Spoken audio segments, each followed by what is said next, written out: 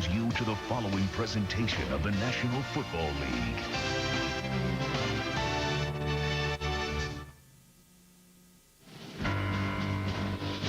Let's go! Attack! Attack! Attack! Satellite! Satellite! Satellite!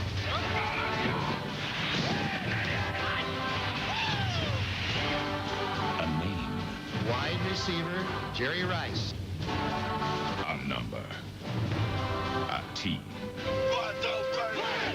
A day for celebrating a special kind of destiny.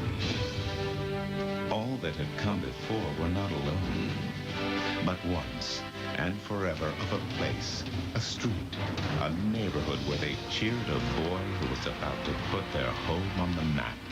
A place where his triumphs were theirs.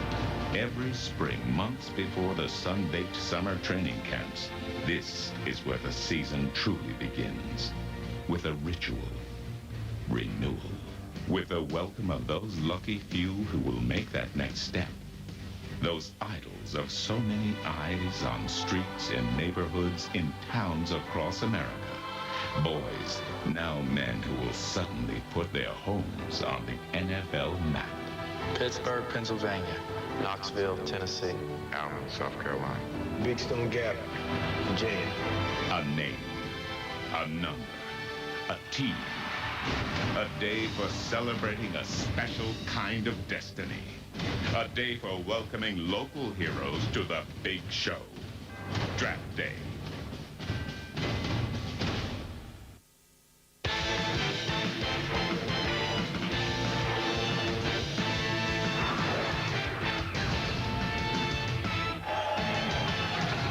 Welcome to New York and a view of the Statue of Liberty. For years, a symbol of hope, a symbol of dreams of a new life and new fortune. And never could that be truer than this weekend annually in April, when the likes of Courtney Brown, defensive end of Penn State, and his Nittany Lions teammate LeVar Arrington, the linebacker, and the big tackle from Alabama, Chris Samuels, and the speedster from Florida State, Peter Warrick, and the classy running backs from Virginia, Thomas Jones. That's just the tip of the iceberg of those young men who will begin their professional career officially here in the coming hours. The Jets in New York. They've been talking New York, New York. Never before has a team had 4 first-round picks. But before the Jets get the pick, the Giants had 11 of the pick right before them, and they are here, as are fans from the Dog Pound, the Cleveland Browns, who, of course, are on the clock in their second year of existence. Here we are in New York for the 65th annual National Football League selection meeting. We got to say it. Joe Theismann, Mel Kiper. Oh, by the way, I'm Chris Berman, and welcome back for our 21st coverage of the NFL Draft. It has become an event. I mean, just listen to the crowd. It's almost like week 1 in the NFL is starting right here. And certainly in Cleveland, they've been anticipating this day since the Browns finished their inaugural rebirth season with a bye in week 17. They've been on the clock. They knew they would have their choice of great players, players who they hope, along with Tim Couch, the #1 pick last year, will be cornerstones of this new franchise for the next 10 or 12 years. And when you say cornerstone, how fitting is it that a guy named Brown, Courtney Brown, looks to be the first draft pick of the Cleveland Browns in the new millennium? Is he signed yet? Let's head out to Lake Erie and join our Susie Colbert. Hi, Suze. Hi, Chris. Well, for the second year in a row, the Browns do get their man before the draft begins. Carmen Policy told me just minutes ago that he does know that they have come to terms, but he hasn't gotten the official call that Courtney Brown is signed. But here's what we do know. One of the stumbling blocks was terms. The Cleveland Browns wanted 7 years. Courtney Brown wanted 6 years. The Browns gave in. And while he won't make as much as Tim Couch did over the long term, he will make more over the first 3 years. And that's a little more expensive than what they expected to pay for a non-quarterback. Now the question will be asked, why Courtney Brown over LeVar Arrington when LeVar Arrington was actually rated a decimal point higher on the board in the war room? Well, Chris Palmer told me yesterday that while he certainly likes LeVar Arrington, he loves Courtney Brown. He pointed out that last year they were a league-low 25 sacks. Courtney Brown is just so fast to the quarterback. A record at Penn State, 33 sacks. That's what they're expecting. Chris? All right, Susie, we'll be going to you early and often in these 2 days as the Browns have a total of 14 picks, of course, including number 1. To open proceedings officially, who else but the Commissioner of the National Football League, Paul Tagliabue. Good afternoon. Welcome to the first NFL college player draft of the new millennium. We appreciate all the fans who are here with us this afternoon. We thank you for being here. We appreciate the millions of fans who are watching on ESPN.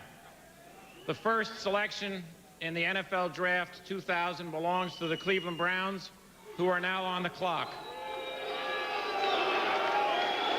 All right, Commissioner, thank you. We'll be seeing him often and visiting with the Commissioner after the first round is over to ask some questions about where the league is headed in the new millennium, as he points out. Well, we have never before, in our continuing expansion of the coverage of the draft, been in all 31 sites. Either reporters, teleconferencing, war room cams. We're everywhere. When we say we're everywhere, we're not kidding. We're probably at cities that don't even have teams yet. We're located there as well. And in this Y2K, we try to move with the times here at ESPN.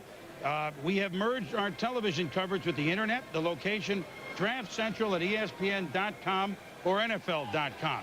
It's your opportunity to watch and participate in our draft coverage.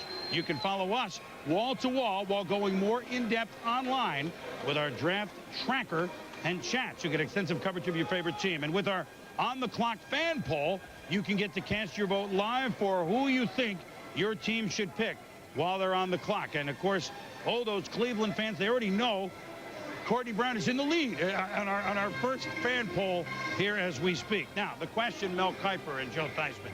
The question, Mel, is you're the general manager, not of the Browns, because they have a good general manager in Dwight Clark. They got a good president in Carmen Policy. If you're making the first pick in this draft, is it Courtney Brown or LeVar Arrington from Penn State? It's LeVar Arrington for me, Chris. I've had him as the #1 player since back in December, January. One team ecstatic right now, the Washington Redskins. In order to have a successful draft, Arrington had to be part of the Redskins equation. Brings an attitude, a passion to the game, elevates the performance of everybody in that front seven on that defense. And LeVar Arrington, a special player, not just like Courtney Brown. 70 career tackles for loss for Courtney Brown. He has the ability as a pass rusher, as a defensive end, almost 6'5", 270 pounds, to elevate that Cleveland Browns defense. They talked about the ability of a defensive end to get after the quarterback. It's exactly what Courtney Brown will bring to that Cleveland Browns defense. You see the size, that 270, 275, where Arrington has that ability to go out and just dominate, intimidate, play the game with so much passion.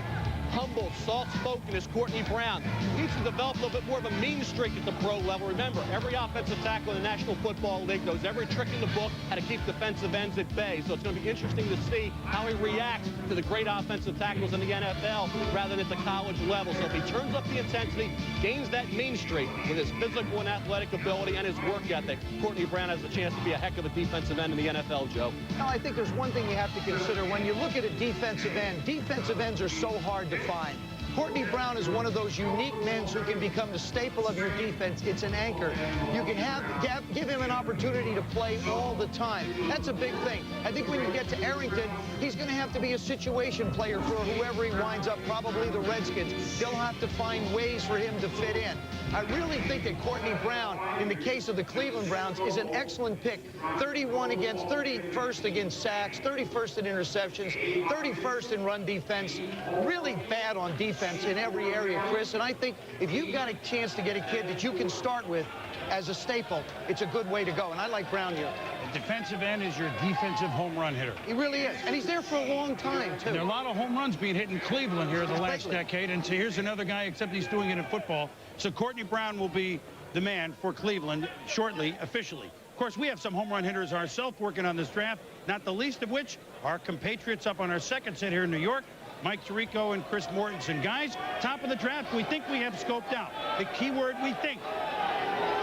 That's right, Chris. Let's look at the next level of the draft. Mort, with Washington sitting at 2 and 3 because of the Ricky Williams trade last year. That's New Orleans pick at number 2. Will Washington be happy if they get LeVar Arrington and Samuels, the offensive tackle from Alabama? They will be ecstatic. In fact, they have refused to even bite on nibbles in terms of trying to trade up to the #1 spot, make sure they get LeVar Arrington. In fact, I'll tell you an interesting story is yesterday there was a bump in negotiations between Courtney Brown and Marvin Demoff, in the Cleveland Browns. In fact, what happened there, the Browns then tried to call Kevin Poston, the agent for LeVar Arrington, as they did last year, playing Akili Smith against Tim Couch.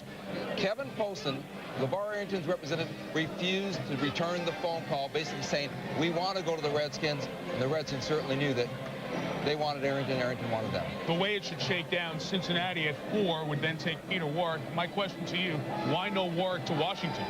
Well, you know what I was told at the owners' meetings? It's all because of Desmond Howard. If you remember, Desmond Howard was taken, I think, the 4th pick in the draft a few years back. Desmond Howard was a bust. Redskins fans haven't forgotten it, and they really needed a left tackle in this draft. They wanted a premier one. The premier one's Chris Samuels of Alabama.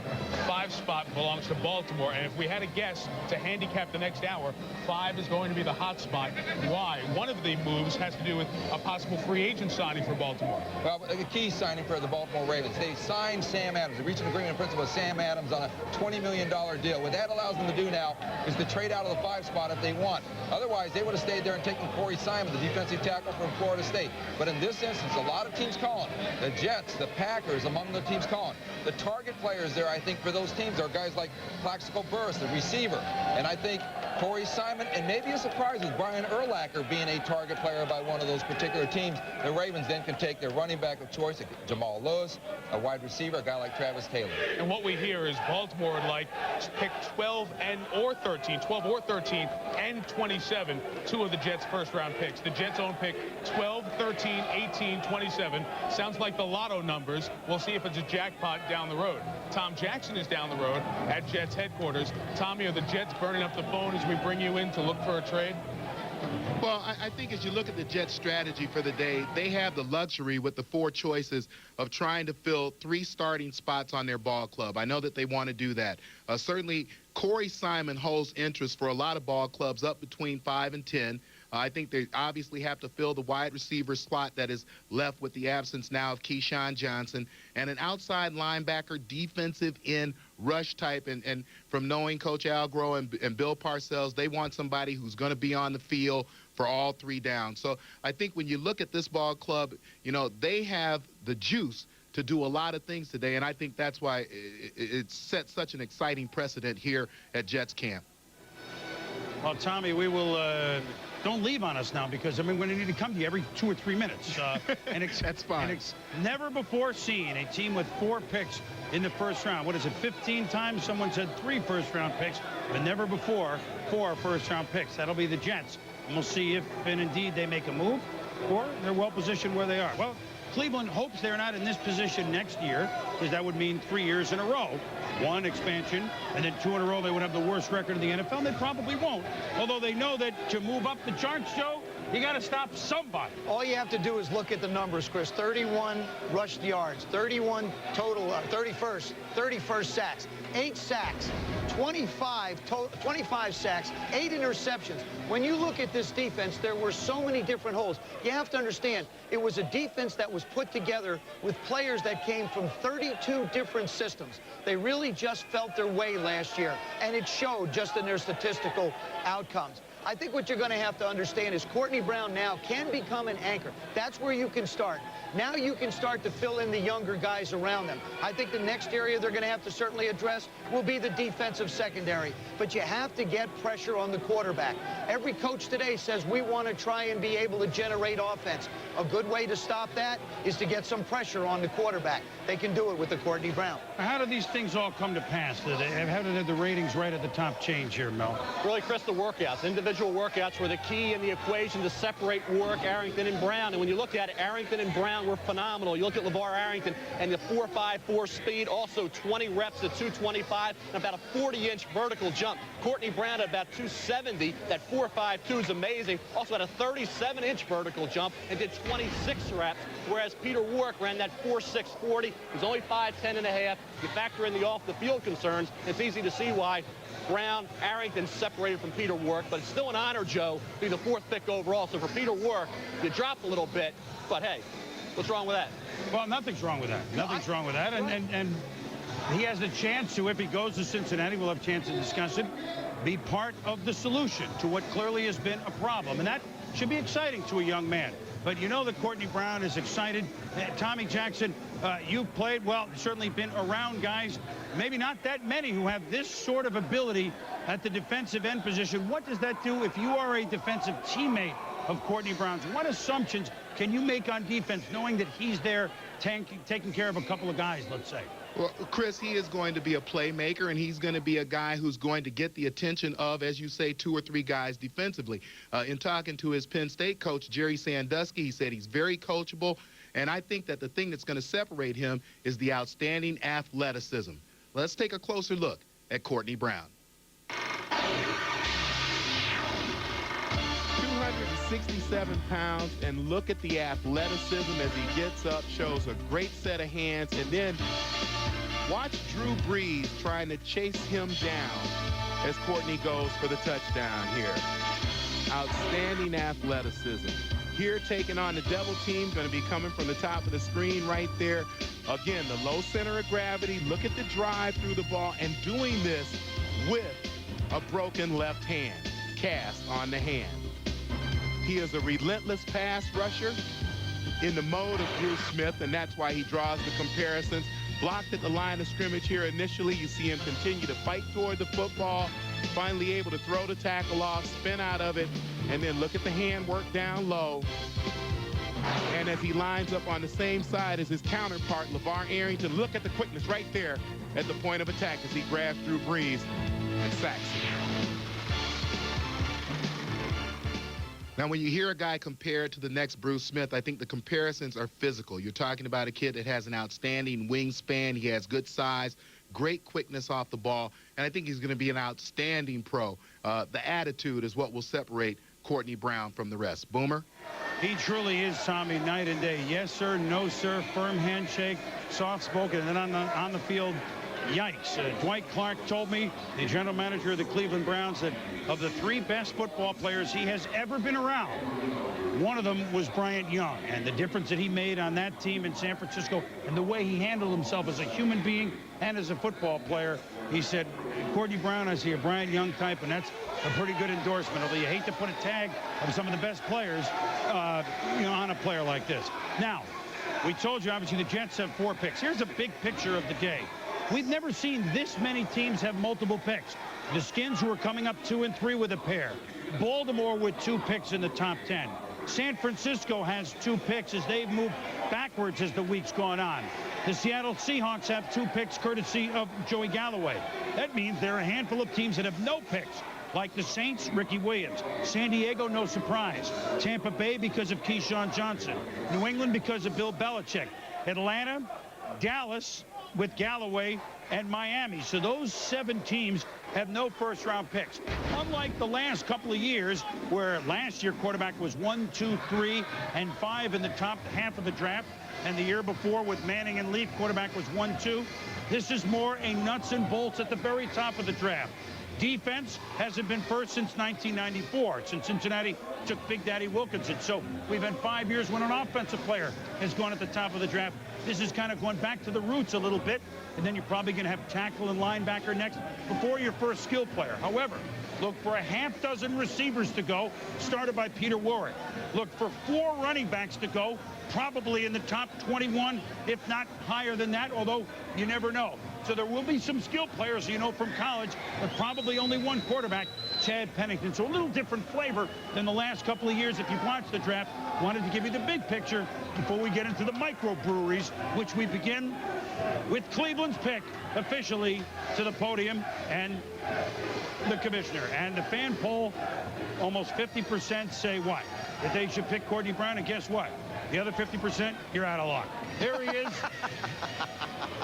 There he is, and to Cleveland he shall be. The first choice in the NFL Draft 2000, the Cleveland Browns select Courtney Brown, defensive end, Penn State.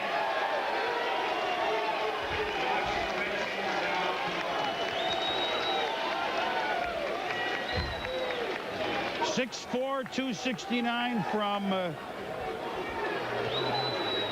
Alvin, South Carolina. A lot of his family's up. I met a couple of his young nephew. They're all so polite. They're all so excited. And then they should be. What a great day this is. You've worked hard, and you talk about a hard worker. Here he is. Chris, I think you bring up a great point. Here's a young man that's really earned this opportunity. He has worked hard. He did outstanding things at Penn State.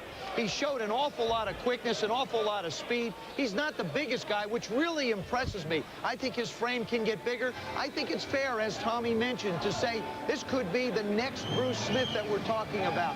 Maybe doesn't have the length of the arms, maybe doesn't have the size up front. I think the big thing for him, he's going to have to learn to take on double teams.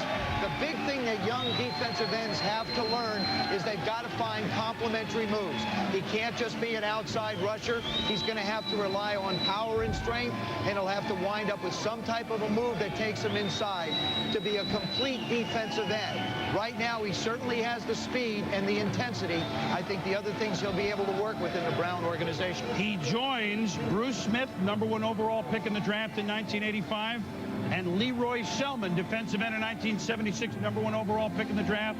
Bruce Smith will be a Hall of Famer. Leroy Selman is a Hall of Famer. Too Tall Jones was also a #1 overall pick. So at defensive ends, there's some pretty good pedigree. You picked one at defensive end, you turn out pretty darn good for a decade. You really do, Chris. I think with Courtney Brown, you look at all that ability, and it's such a nice kid and such a humble young man. The intensity, I think that's something he needs to pick up. Talk about Bruce Smith with the fire, the determination. Once you get into the NFL and you're going up against those bookend tackles with the great technique, that's what's going to be interesting to see if he can pick it up. Arrington already has it. Brown needs to develop it in the National Football League. That's Tim Couch, who you saw up there, who last year was in Courtney's spot. It's a nice touch by the Browns. Well, it really is, Chris. But in regards to what Mel said, you know, I've been around some guys that really could knock you down, and they were nice. But when they put that uniform on, they all of a sudden found a nasty streak that you wouldn't see generally. I think Courtney Brown, when he puts a uniform on, becomes the Dr. Jekyll and Mr. Hyde of football. He plays with such great intensity.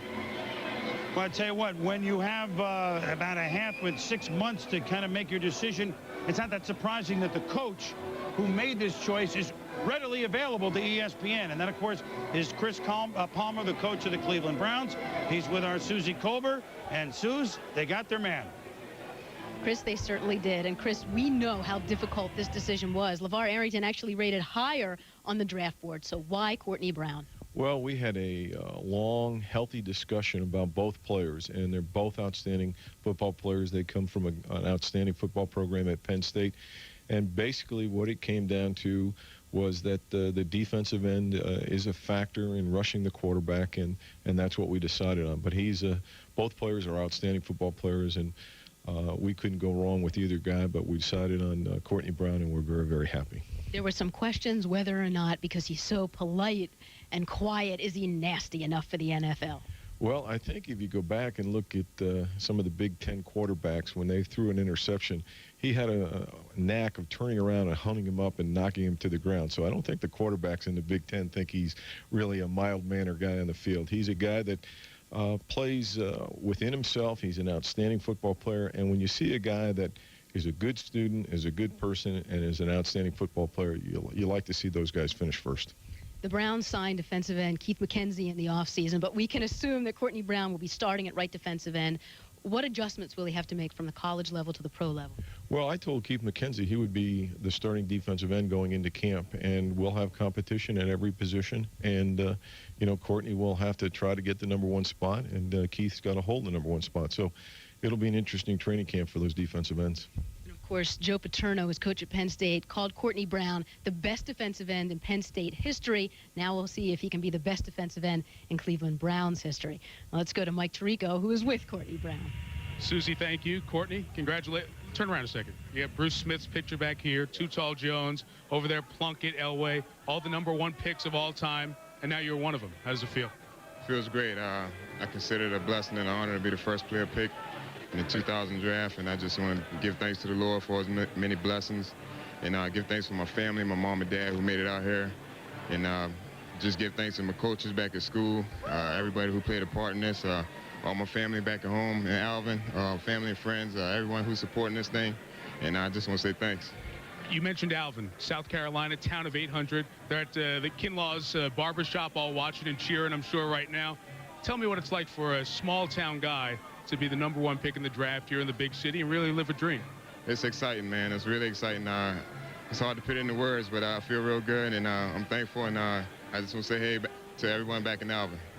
Congratulations, Courtney. Courtney Brown, #1 pick. Tim Couch handed the jersey, somewhat symbolic.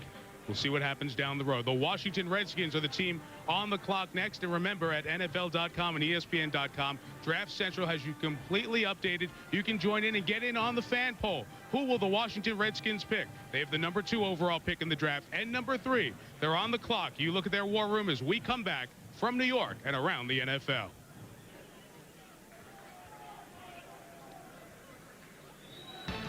This is a celebration of performance, athletic performance, and Pontiac performance. As an official sponsor of the 2000 U.S. Olympic team, Pontiac invites you to the Pontiac Performance Experience. Get 2.9% APR on Bonneville SE. Pontiac owners get an additional loyalty offer. You'll also get a chance to win a trip to see the 2000 U.S. Olympic team compete in Sydney. Just log on to Pontiac.com or call to enter and you could be there. Hey, your opportunity to experience exciting performance is here.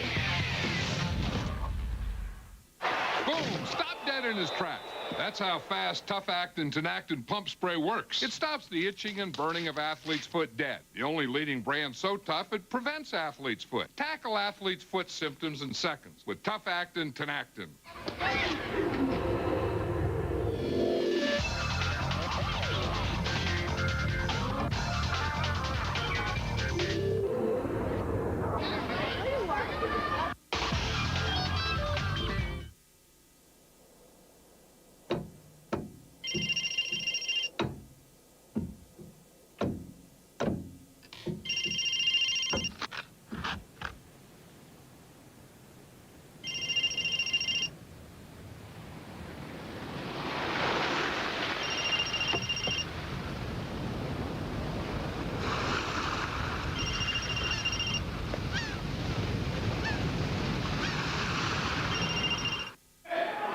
Welcome back to New York. So Courtney Brown, defensive end, Penn State, the first pick.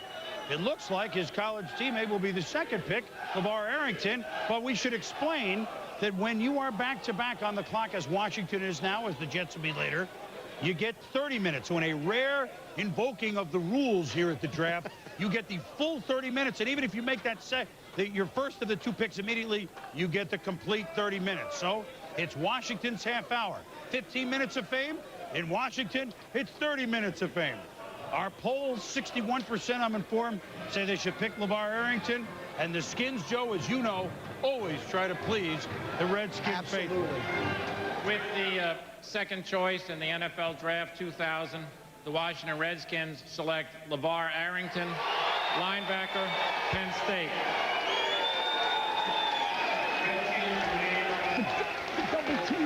Double teammates. Chris, I think when you look at LeVar Arrington, you're talking about a situation with the Washington Redskins where you need desperately help at the outside linebacker position. You need an attitude in the front seven that he will provide. I credit Vinny Serrato, Daniel Snyder for not playing games here and making Arrington the third pick, not creating a disharmony with negotiations early. Make LeVar Arrington the second pick overall. He deserves to be the second pick. He wanted to be a Washington Redskin all along. And I'll tell you what, when we look down the road 3 years from now, back when this draft, and you see a Lawrence Taylor Jr. Sayhow type, LeVar Arrington playing for the Washington Redskins, maybe developing and being the factor behind the Redskins, maybe representing the NFC in the Super Bowl this year. What a pick this could be. We talked about the nastiness of an attitude. You said Courtney Brown may have to develop it. When you have a young man like Arrington, he's a guy, there you see him coming out. He's a guy who's just really excited to be a Washington Redskin. He's coming to an organization that is bound and determined to build themselves a championship right now. That with the signings they've had, to be around a Bruce Smith, you almost have a situation where you get like Leonard Marshall and Lawrence Taylor were when you have an Arrington and a Bruce Smith playing next to one another. The thing that he's going to have to do is he's going to have to learn to play a bit more disciplined in this defense. He does have the opportunity to have someone like a Mark Carey behind him and a Sam Shade, veterans as safeties, so he will be able to be cut loose and go after the quarterback. The Redskins wanted a playmaker on defense. They got one. Joe, you were right. They did get a great linebacker, and I'll tell you what, you see LeVar Arrington bouncing around, the attitude, the emotion. I tell you, he gets you fired up. There's no question about that. Look at the size, 6'3", 250, chiseled frame, tremendous speed and athleticism. You see all the production, the block kicks, the LeVar leap. Remember, this is a guy with a great running back in high school, scored 72 touchdowns at the prep level, was recruited in terms of basketball by the likes of Georgetown, UMass, and North Carolina. So the athleticism that he had at the high school level translated into all those sacks with the Nittany Lions of Penn State. You see him here. Watch this play. The LeVar leap into the backfield to nail the running back for a tackle for a loss. An incredible play here against Purdue. He got after Drew Brees, as Courtney Brown did that afternoon. Here against Pittsburgh, this is late in the end. The LeVar leap again, blocking the field goal. And you see intimidation in his game, not just on a game basis in the big games. Every week and every time he puts on those pads, he goes about his business in a very workmanlike, very serious manner. Here he drew a penalty flag, took a seat on the sidelines for a while, but when you look at LeVar Arrington, that's what he brings you, that attitude and the emotion and a passion for the game that really, I think, in this draft, you guys, is second to none. I think you see here the causing the interception. This is the A&M game where Jerry Sandusky, defensive coordinator, his last game, LeVar Arrington, Courtney Brown set out to win one for Jerry Sandusky. They shut out the Aggies of Texas A&M. Arrington was the key guy there, and for me, I tell you, it wasn't hard to say, okay, who's the best player in this draft? In my opinion, there's no doubt LeVar Arrington is that player. So what a proud moment, of course, for Penn State. Now, a few years ago, we had 1-3 go in the draft at the top of the at the 97 draft when Orlando Pace and Sean Springs went 1-3 from Ohio State. But as far as 1-2, that's a different story. It's only happened twice. In 1984, Irving Fryer was selected by the Patriots, Dean Steinkuhler on the offensive line by the then Houston Oilers. 1967, Bubba Smith selected 1 by the Baltimore Colts. Clint Jones from Michigan State selected 2 by the Minnesota Vikings. Since the common draft, this now is only the 3rd time that college teammates have gone 1-2. It's not often that the Washington Redskins or any team that has serious Super Bowl aspirations get to pick not only once, but twice this high in any draft. So 2 and 3 puts them in a position where, well, their young owner, Daniel Snyder, feels they have a distinct Super Bowl possibility. Ed Werder is in Washington, and it's got to be excitement, Ed. Yeah, in fact, it was interesting. All along they've maintained that Courtney Brown and LeVar Arrington didn't make any difference to them which one was left. But when the Browns chose Brown and left Arrington for the Redskins, there was not raucous celebration in the Redskins war room, but there was certainly a definite reaction. They were very happy that LeVar Arrington was left for them. There was no real drama in who they wanted. They wanted Arrington all along, and then the only difference was whether he'd be the 2nd pick or the 3rd. I think they were pretty enlightened about the fact that they didn't want to start what they view as a long partnership with a potentially great player off on an acrimonious note by putting him, for negotiating purposes, behind an offensive lineman like Chris Samuels and in front of a Bengals pick for negotiating tactic purposes. I think they got some assurances that this will not be an acrimonious contract negotiation, that there will be an understanding he'll be in camp on time, Mike, and then also that he will accept deferred money as part of his signing bonus. Ed, that is all important down the line to LeVar Arrington, but right now the important thing is being selected and being with family. I've never seen a larger family turnout at the draft. What do you have, 30 people here? About close to 40. Yeah, it's a lot. For you, what is this moment like? You thought about it all night, and there was some talk you might be number 3, you might be number 2. Did it matter? Did it send a message from Washington to you that you were the guy they really wanted since they took you number 2? Well, I think they really want me and Chris, but I really just feel like, you know, we've been in close contact through the whole process, and I mean, look, you know, it's just, I think we developed a great relationship before the draft even came around. So I was pretty confident that that things would go this way. All right, a chat with you at NFL.com, ESPN.com, Draft Central. We'll visit with you a little bit later. You have some family to hug and some people to talk to on the computer. Can I just say one thing? I have a whole lot of family at home in Pittsburgh. Grandma, I know you wanted to be here. I love y'all. Hey, we did it. We're going to get it done. All right, and peace to all my people in Pittsburgh. Why don't you throw it to Chris Berman since you're taking over the show? Hey, hey, Chris, we're going to give it back to you. Unbelievable. Go ahead, He's already auditioning. You know what they said is he's infectious. We met him yesterday for 5-10 minutes. It is infectious, and he's already learned something about this business. The value of what we call a segue. That means moving seamlessly from one subject to another subject. He wanted to welcome his family members who couldn't make the trek here to New York.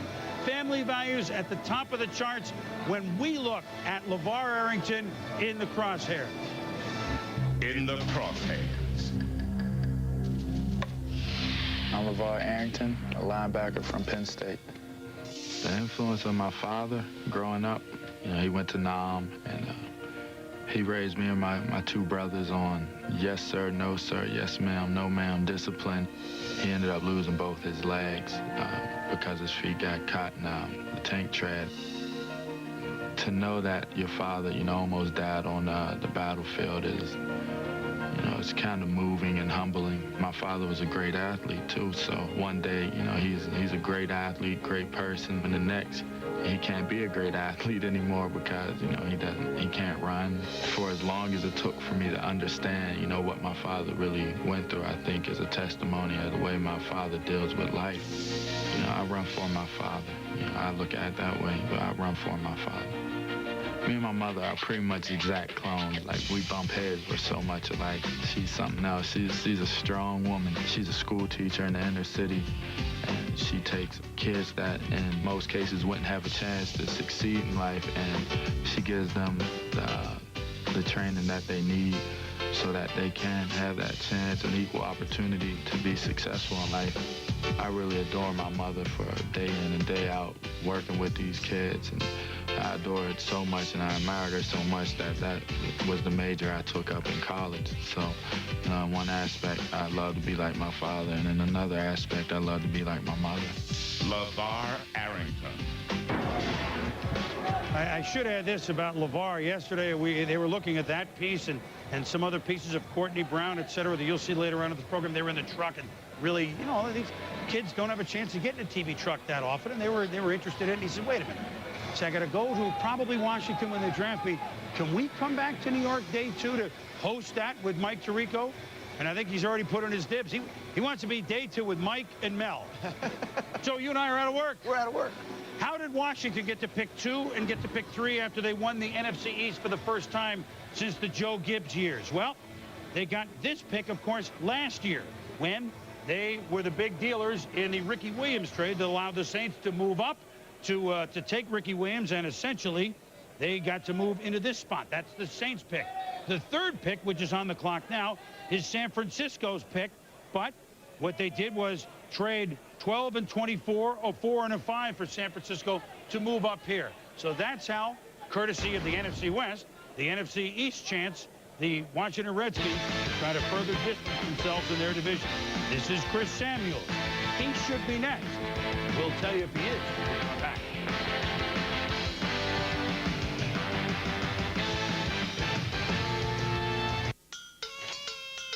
The Supercut, it's the I'm the Proud Grandpa. The I'm proud, but don't call me a grandma. The I'll always be cuter than you.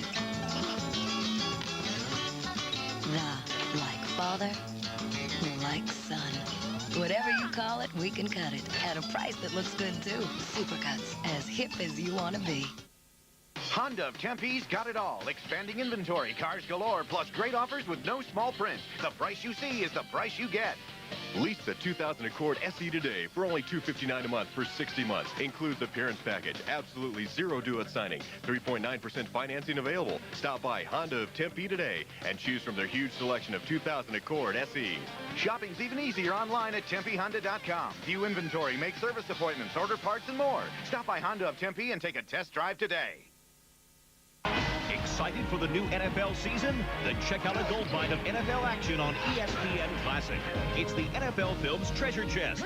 We're digging up 9 straight hours of NFL nirvana. From classic gridiron greats to battles in the trenches. No one ever took you closer to the game than NFL Films. They're killing me, Whitey. They're killing me. The NFL Films Treasure Chest, Saturday, April 22nd at 9, only on ESPN Classic. To get ESPN Classic, call 1-800-CLASSIC today. You're looking live now. That's the ESPN zone. Some of the current NFL players. Tony Gonzalez, a #1 draft pick a couple of years ago, and a Pro Bowler. There's #1 draft pick a year ago, Damian Woody with the Patriots. And that's some NFL players who are chatting now at the ESPN zone, so you can get on the computer if you know how to do that. Some of us don't, so we rely on television. I figured out how to do it. I can do that now. The Washington Redskins. Yeah. This is a team that won the NFC East for the first time since Joe Gibbs. Right. This is a team that almost beat Tampa Bay in Tampa Bay, who then almost beat St. Louis in St. Louis. Therefore, if you do a little math, you figure they're not that far away, perhaps, from the Super Bowl. However, this was a team, Joe, that was in some serious turmoil for a lot of reasons. But they go out, and at the end of the season, they add Bruce Smith, future Hall of Famer, who can certainly still play, who may have had his best game of the year, by the way, in the playoff game you did against Tennessee. Right. They add Jeff George to back up Brad Johnson, who had a 4,000-yard season. You see anything that they've done to deter them from that path? I think, first of all, you have to give an awful lot of credit to Daniel Snyder. Here is a guy who's taken his aggressiveness from the business world and brought it into the world of professional football. And you say to yourself, how can a young man who's been a fan so much be able to do so many things? Vinny Serrato, as general manager, has done a terrific job of spreading the money out, so they're really not going to get jammed when it comes to a cap. This football team is not looking to be just victorious in the year 2000. They're looking ahead. That's why when you look at a Chris Samuels possibly, or a LeVar Arrington, and you bring in a Bruce Smith, a Mark Carrier to go along with Sam Shade at the safety position, and then you have a Brad Johnson, whom they brought in last year, which really was the key for Norv Turner to get his offense going. Now you add Jeff George, because you have to have 2 quarterbacks in this league if you're going to be successful. This football team has postured itself not just to be successful now, but down the road as well. You got to like what Daniel Snyder has brought to this football team. It's exciting to be a Washington Redskin fan again. Well, and to bring it back to the glory days of the Redskins, of which you had something to do with and which you know a little bit about, I think the guys up front, known as the Hogs, were pretty important in the success of the Redskins. Just a little bit. And here's one Y2K style, Mel. It really is. When you look at Chris Samuels and see how he compares to the other great offensive tackles over the years, or of course we're looking at Tony Baselli, Jonathan Ogden, Orlando Pace, their grades. Samuels cut below those 3 in my opinion. I think you wouldn't categorize Samuels right now as a destroyer in run blocking situations. He did start 42 consecutive games at Alabama. Then of course the knee injury late, missed the Orange Bowl, arthroscopic surgery. He's back to 100% right now from the injury. I think when you look at Samuels, outstanding pass blocker. He's not 305 anymore. He's 6'5", 322 right now. You see the size now up to 325. When you look at Chris Samuels, we talked about the pass blocking ability. We're talking about a natural left tackle with great feet. Here's against Alex Brown, who's an outstanding pass rusher at Florida, keeping him at bay. And remember, he's going to be protecting the blind side of Brad Johnson. Andy Heck also in the mix, but the blind side protection of Brad Johnson, who's had some durability problems in the past, he is going to be a key guy. And that's why the Redskins, 3rd pick overall, you elevate because of need at that left tackle position. Chris Samuels, I think, will not be asked maybe right away to be the starter, but it won't take long before he is in that lineup. Andy Heck, kind of insurance. Here again, Alex Brown. See the natural feet and balance and technique that he has, the experience with all those starts, 42 consecutive starts before the knee injury. The other thing, too, Bo, if you get a Chris Samuel and a LeVar Arrington, there's 2 young guys who work against each other an awful lot and get better as they grow. So what are you telling me, that Chris Samuels is going to have a day off when he plays a game on Sunday? Well, you know, in our .com poll, where you fans are participating today, 40% say they like Chris Samuels as the pick here. 40% say they should go wide receiver and the mercurial Peter Warrick. We're not quite mercurial, which is why he may not be the #1 pick. Well, the fans, the 40%, one of you were right. Let's go to the commissioner. With the third choice in the NFL Draft 2000, the Washington Redskins select Chris Samuels, tackle, University of Alabama. The Cincinnati Bengals are now on the clock. Young man from Mobile, Alabama, Chris Samuels. So he becomes the Hogs of the new generation, Joe. And you know, the names Jacoby, Grimm, except of course Grimm was a guard. And actually, as a matter of fact, is the offensive line coach now for the Washington Redskins, Russ Grimm. So he's done a wonderful job with that offensive line. We mentioned Andy Heck being brought in. Andy Heck was re-signed at the left tackle position. It gives Chris Samuels an opportunity to work his way in. You don't necessarily want to throw somebody into the position. It's great to have the latitude to work him in. The Redskins now have got some depth in that offensive line. It helps them an awful lot. This is a football team that is just not built, as I said, for today, but they're building for the future with the two young draft choices that they've made. What a proud moment for Chris and his family.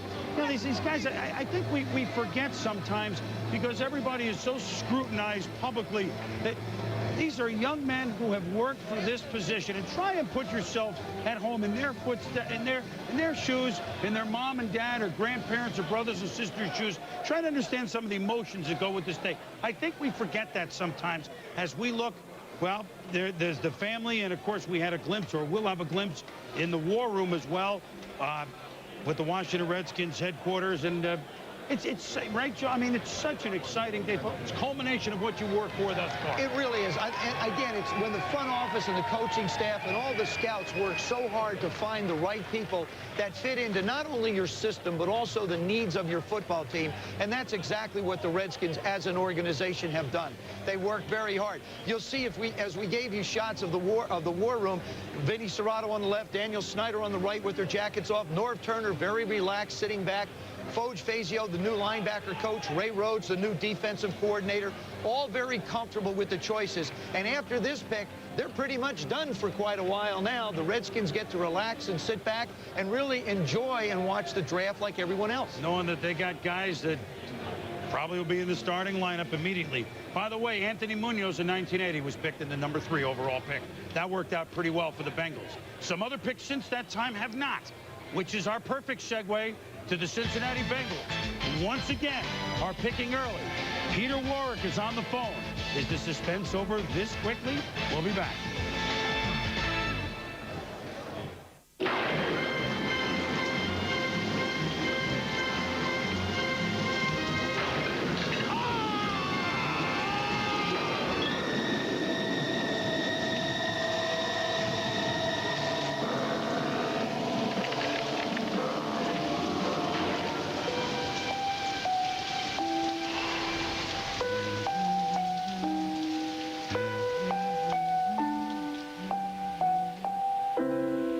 Taco Bell introduces wild chalupas and wild gorditas. Ay, caramba. It's your favorite chalupas and gorditas covered with our hot and spicy wild sauce. Caliente. A chunky, zesty blend of peppers, chilies, and other good stuff that'll really crank up the heat. Just 99 cents for a limited time. Excuse me. And make sure you pick up a drink. Only at Taco Bell. Be careful with it. What is going on? There you go. There it is, guys. That's great. Hold on a second. What are you doing? Okay. Oh, my God.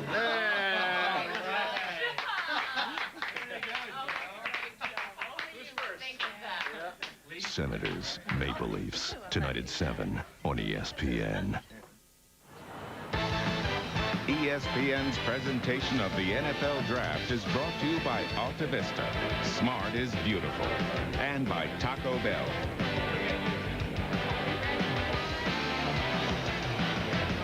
Last last night, a lot of these top draft picks had a chance to sample the zone burgers and other delights at the ESPN zone, where we come from every Monday night and Monday Night Football. I had dinner there last night, too. Well, Norv Turner and the Redskins are now, as Joe mentions, barring a trade, off until the 64th overall pick. They have no second. They got a third-round pick that's pretty high. But Norv and the guys can relax a little bit, so they're beaming. They're with Ed Werder right now, with the coach of the NFC East Division champs. Ed? Well, Chris, and teams that win the Division one year are not supposed to pick second and third the next spring. That's not the way it's designed. It's almost unfair. You look at the War Room, and they were very excited when they made their two picks, and they got LeVar Arrington and Chris Samuels. Norv, did both of these guys come in right away and become starters for your team? Well, that's certainly when you pick players there, that's what you hope to have happen. That's what we plan to have happen. We had it happen a year ago with our first two picks, Champ Bailey, John Jansen. We hope we can have it happen again. Since LeVar Arrington can rush the passer, is that the area where he'll give you the most help initially, and does that reduce the learning curve for a rookie? Well, I think we looked at LeVar and felt he's capable of coming in and playing linebacker, rushing the passer, covering, doing whatever we want him to do. You know, when you look at the two guys, that's why our War Room looked like it did. It's really hard to please an entire room. But in a half-hour period, we pleased the defensive staff with Arrington and then turned right around and pleased the offensive staff, getting Chris Samuels. Now, you were in the wide receiver chase in the free agent market. You went after Joey Galloway to a point. You were interested to some degree in Keyshawn Johnson. Was Peter Warrick a consideration at all instead of Samuels? Or do you look at it like we've got an immobile quarterback who's been injury-prone in his career? We got to get the left tackle. Well, I think Peter Warrick was a consideration for everyone. You know, we felt we did what was best for our football team, and we feel we've got two great players. What expectations for the Redskins now on the basis of what you accomplished last year and what you've done here today? Oh, hey, we've got lofty expectations. We think we're going to be a real good football team. The coach will come out of me. We have a lot of work to do. All right, let's go back to New York and Chris.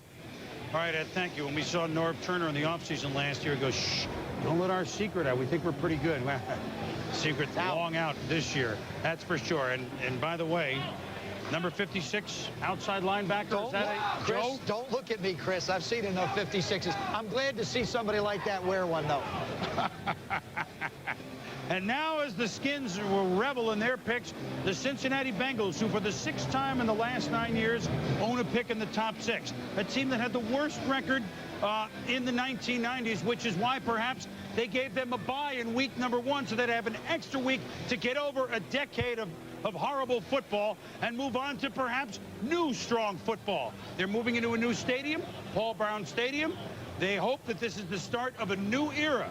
And if they want some excitement, they drafted Achilles Smith, quarterback, first round last year, very high. You might as well get him someone to throw the ball to. And with Carl Pickens' return question, and with running back Corey Dillon's return questionable, why not get the most exciting player in the draft, which is why this card has gone to the podium.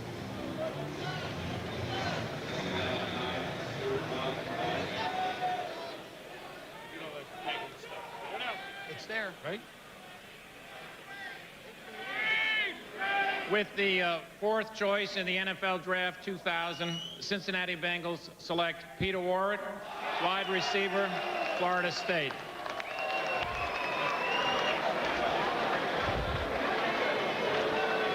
Baltimore Ravens are now on the clock for the choice obtained from Atlanta.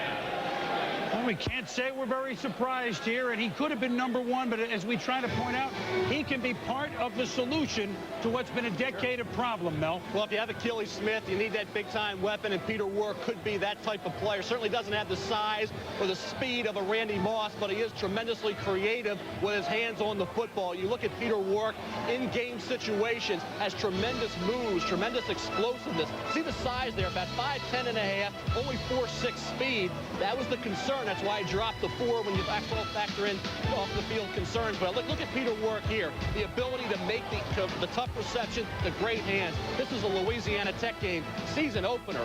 You see Barry Sanders types moves in the broken field here, reversing his field, changing direction, taking it all the way in for a touchdown. That was a close game up until that point. The game 14-7. They rolled in the second half. You see the ability on the short routes to take it the distance. Get his hands on the football, and he will make the difference. I think that's what Peter Warrick has. He's a former quarterback at the prep level, so you see the athleticism. Look at those moves. You don't see that in a lot of wide receivers who are more straight line. This guy's tremendous east and west and knows how to get the ball into the end zone. Look at the ability on the deep route to adjust and the concentration. This is against Virginia Tech, national championship game, Sugar Bowl. This is another punt return, same game, Virginia Tech. He again takes it all the way for the touchdown. There's a reason why I call Peter Warrick a touchdown maker. LeVar Arrington, a touchdown preventer. This guy gets the ball in the end zone. We talked about his ability as a quarterback in high school. They're throwing the touchdown pass to Ron Dugan. They're out of the shotgun, running with the football again, this time against the Florida Gators. Joe, I'll tell you what, he is a multi-dimensional wide receiver. Not only does he have the different dimensions of a wide receiver, you know, there was another guy we talked about in this draft by the name of, I think it was Jerry Rice, who wasn't necessarily very fast, just turned out to be the best in the game ever. But the way I can project him into Cincinnati, you have Carl Pickens as your possession receiver, Darnay Scott as a guy who can go down the field. Peter Warrick becomes the perfect fit for Bruce Coslett and Ken Anderson as the guy that they can use as the move guy. And you mentioned it, Mel. He is a touchdown maker. He knows how to get in the end zone. He doesn't have to be that fast, but when he gets his hands on the ball, he can make people miss and he can make plays. It's an excellent choice for Cincinnati here. We should say something else. I think everyone should root for every kid. Everybody wants these players to succeed. Everyone knows, it's well chronicled, that he had a little problem this past year with a shoplifting incident, okay? I mean, that's common knowledge. But I asked around the league to people who I really trust, and I got the same answer. They're not apologizing. They said, that's not baggage, that's college. Everyone you talk to says he's a good kid. He made a mistake like that. This is not a major mistake. We think he's great character. And I got that repeatedly around the league, so that should be stated for record. Mike Tirico, Chris Mortensen, the Bengals have spoken. Chris, thanks. You talked to his Florida State teammates, and they swear by the guy as well. You saw on the Draft Central, ESPN.com, NFL.com poll, some people thought Washington should have taken Warrick as opposed to Chris Samuels. Why Warrick sliding, quote-unquote, sliding to 4? Well, you think about what the Redskins, that we alluded to this earlier. They took Desmond Howard once with the fourth pick. That was a bust. They took Michael Westbrook with the 4th pick. That's starting to get some results, but that pretty much is it in NFL draft history. Receivers taken in the top 5. It's about a 50-50 proposition for the Redskins, and they really needed their left tackle, and that's what they did with Chris Samuels. That works with the Bengals. They're happy, I'm sure. Interesting how so many of those guys tie into today. Keyshawn Johnson, of course, the Jets trade will be the story in the next hour, and Irving Fryer, he and Dean Steinkuhler in '84, the last teammates taken 1-2 in a draft. Let's fire up our Tinactin video conference and bring in the head coach of the Cincinnati Bengals. That's Bruce Coslett. Coach, we'll ask you first off, did you get many phone calls and entertain any thoughts of trading that 4th overall pick that you just used for Peter? Well, we got a few phone calls, but really, with a player of this caliber, we didn't entertain. They weren't that enticing, but you know, we got a heck of a football player. Can you hear me? Bruce, do you hear us? Apparently we're having some problems hearing Bruce. He does hear us okay, so I'll let you continue on then, Bruce, assuming that the folks at home are hearing. You have Carl Pickens. Is there a trade, I don't want to say imminent, but is that in the plans now that you've brought in Peter Warrick? I can't tell you what's going to happen in the future, but now I have a good problem. I got 3 of them that can play, and we can put all 3 on the field, just much like Minnesota did when they got Randy Moss. And, you know, you saw what St. Louis did to the whole league with their 3 wide receivers this year. So, you know, that didn't really enter into it what our other players. We just took the best, who we felt was the best player and an exciting player. And like Theismann just said, the fun doesn't start until he catches the ball. And you've got a guy to throw him the ball from last year's draft in Achille. In your perfect world, would Corey Dillon, Warrick, Achille, all your weapons, including Pickens, Darnay Scott, all line up for you when the season gets started?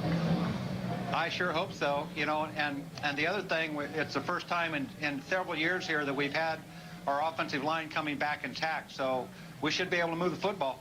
All right, Bruce, thanks. We'll talk to you during the weekend. Appreciate it. Okay, Mike, bye. Bruce Coslett, head coach of the Bengals. The 5 spot comes up next. That belongs to Baltimore. Remember, you can get online at ESPN.com, NFL.com, Draft Central. Who do you think the Ravens should take at number 5, or perhaps a trade? Our draft coverage continues from around the league after this.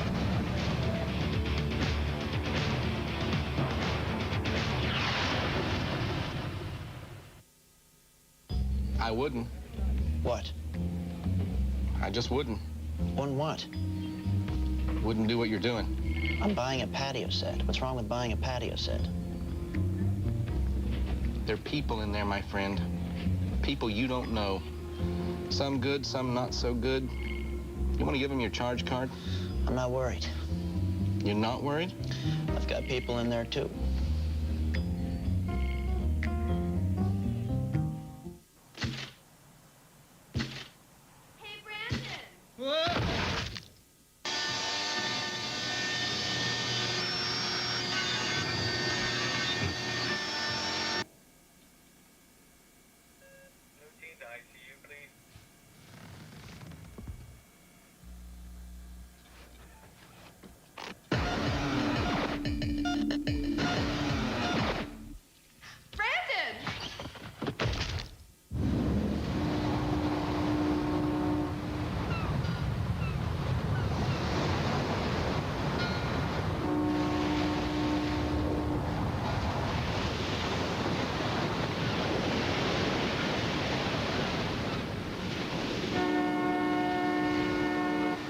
Chevy Blazer. A little security in an insecure world. Blazer, like a rock. Welcome back to New York. 1 hour into the draft, and every hour we'll update you on what's been going on. So if you do tune away for a while or you're outside doing something, come on back in. Every hour we'll get you updated. The headlines of this draft so far. Penn State teammates go 1 and 2 with Courtney Brown and LeVar Arrington being taken with the top 2 picks by Cleveland and Washington, respectively. A new hog joins the Redskins and Arrington as a teammate, as Samuels is taken from Alabama and off to Washington. And a new man to throw it to for Cincinnati at the number 4 spot. The Bengals end up taking Peter Warren. Now the 5 spot, Baltimore. As we've been handicapping, this could be the hot spot of this draft. Let's go to Ravens headquarters and bring in Solomon Wilcox. Sol. Yeah, Mike, you're right. The number 5 spot has been the hot spot. Many teams inquiring with the Baltimore Ravens about possibly moving up to the number 5 spot. Of course, this morning, Baltimore signed defensive tackle Sam Adams. He was at the airport on his way to Green Bay, but they were able to get a deal in principle with Sam Adams. Now they're looking to trade out of the number 5 spot. I'm told that there are some teams that have called this morning, particularly one team that they have not disclosed. They do have a pick in the top 10, and they're looking to trade to move up to the number 5 spot. Of course, there are many teams who are looking to try to get Florida State's defensive tackle, Corey Simon. For more on the Philadelphia Eagles and how it may affect them at number 6, let's go to Sal Palantonio. Well, you're right, Solomon. There's definitely a domino effect, but what happens in Baltimore at number 5 will definitely impact what the Eagles do at number 6.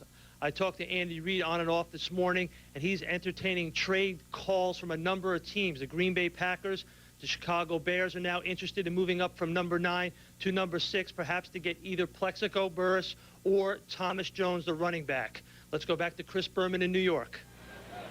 All right, Sal and Solomon, very busy along I-95, that's for sure. This pick, by the way, from Baltimore came last year when Atlanta moved up and in the second round opted for a tight end, Reggie Kelly. He really didn't do much, at least not in season number 1.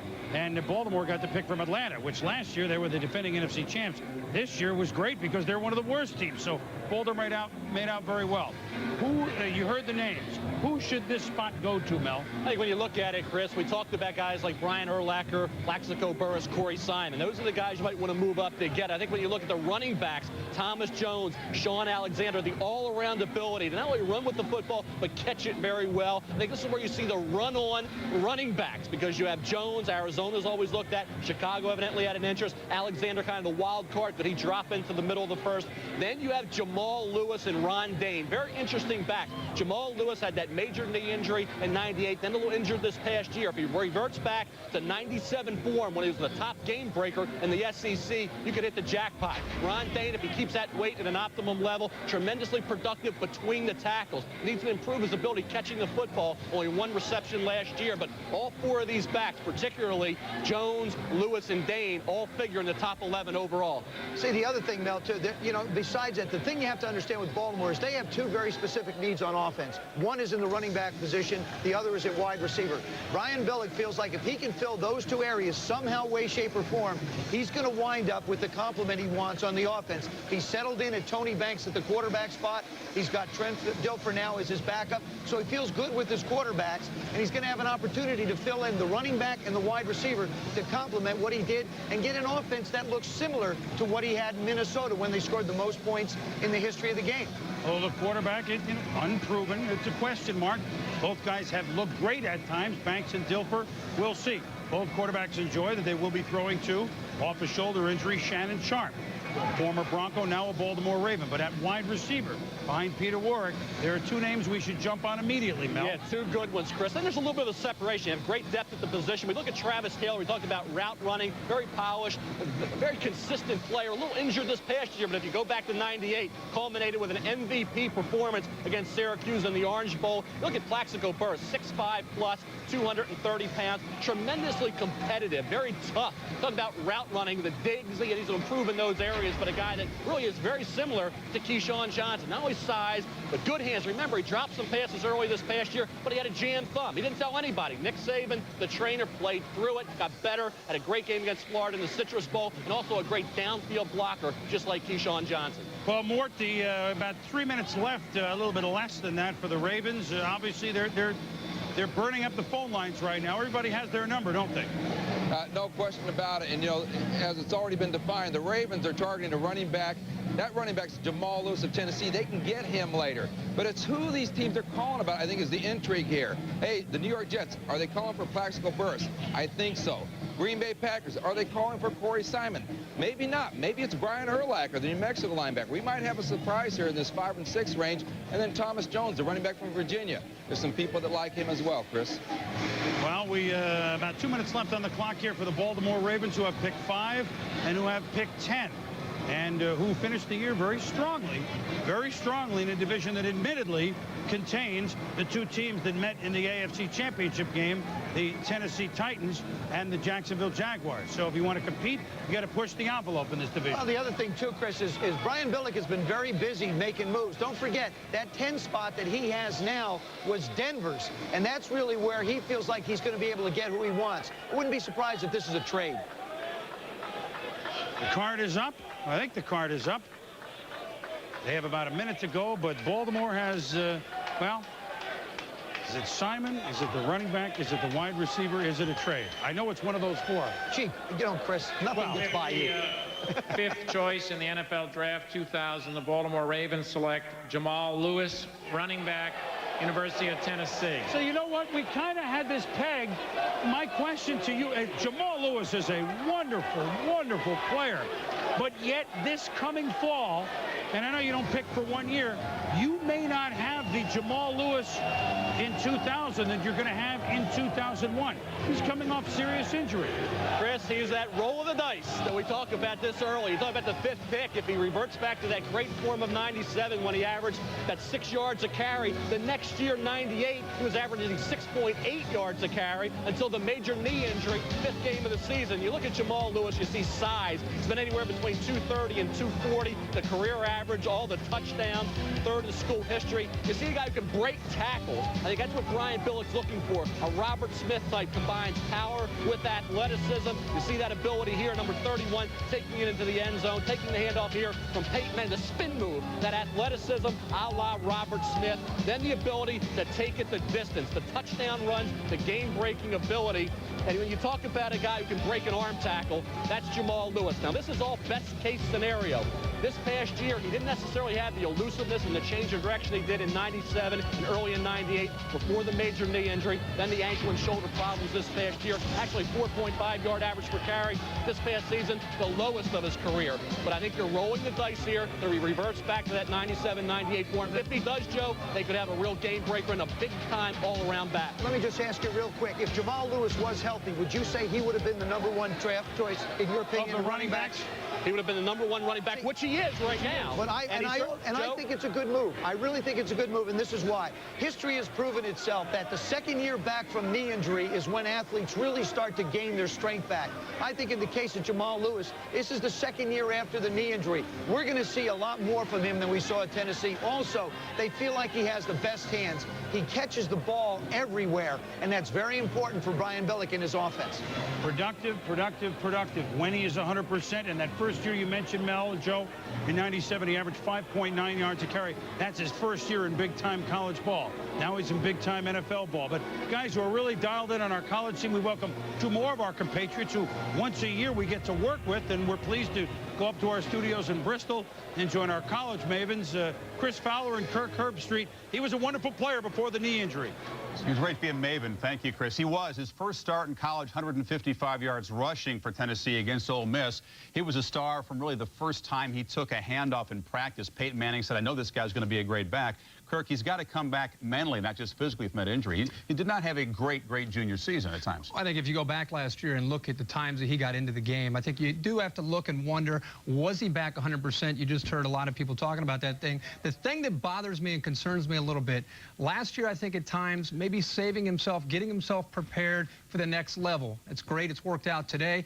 And you got to make sure he gets back to 100% and show that he's got the heart to get it done. Tennessee coaches see a lot of great athletes come through that program. They'll tell you, though, privately, this guy is a freak. Even by the high standards of Tennessee, when he is healthy, he is a rare back. This certainly justifies his decision to come out as a junior, drafted 05 overall by the Ravens. Eagles are on the clock as the NFL draft coverage continues from New York.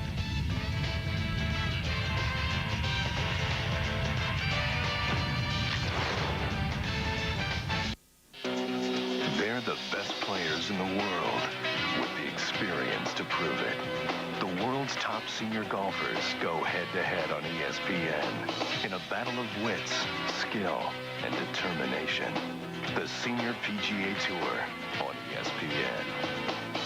Beginning April 21st, watch the Las Vegas Senior Classic as golf's greatest vie for a share of a $1.4 million purse on ESPN and Cox Cable.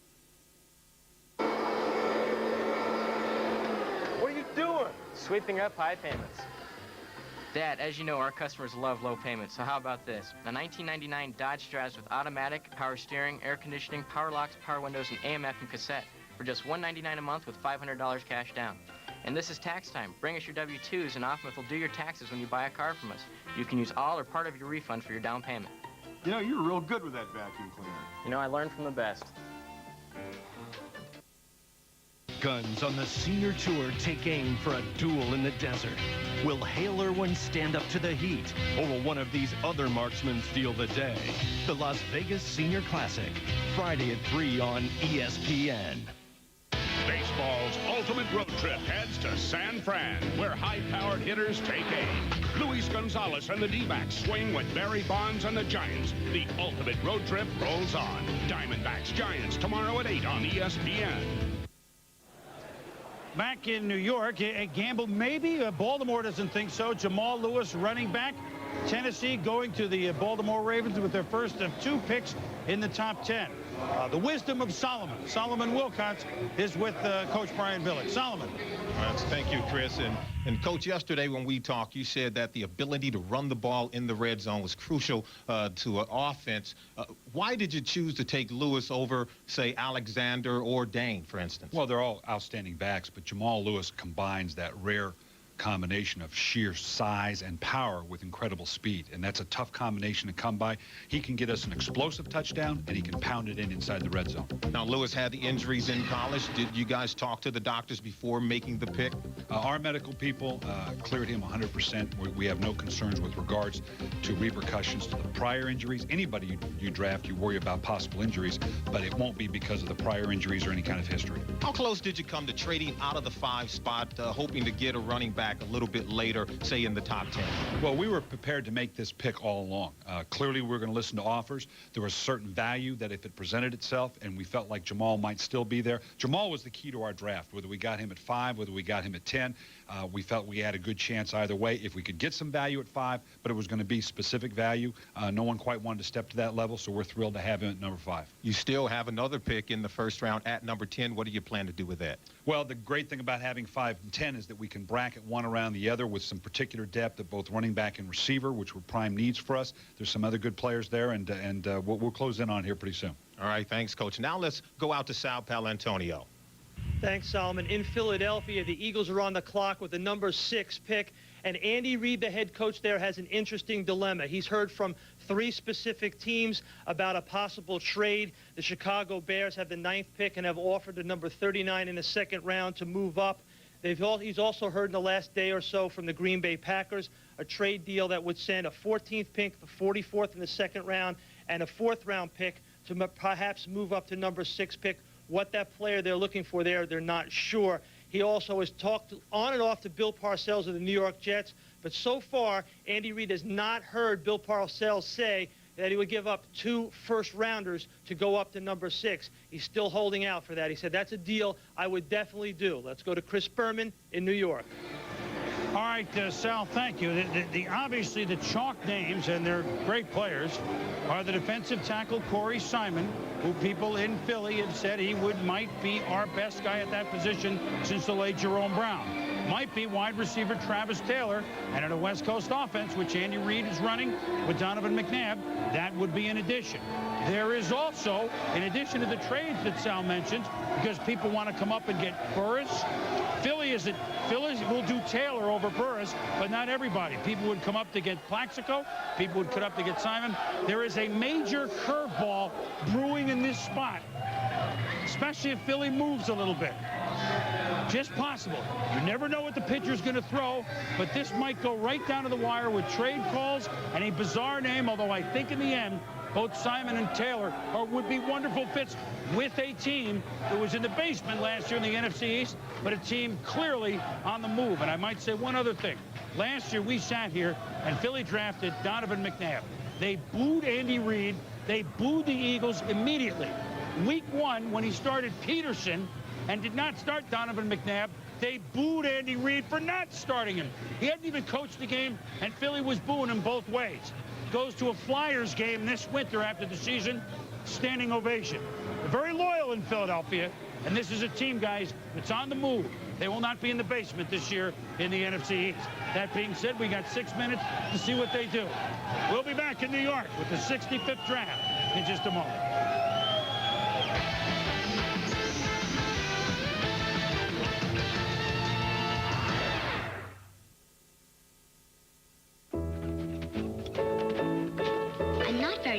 Said the little blue engine. But we must get over the mountains before the children awake. Said all the dolls and toys.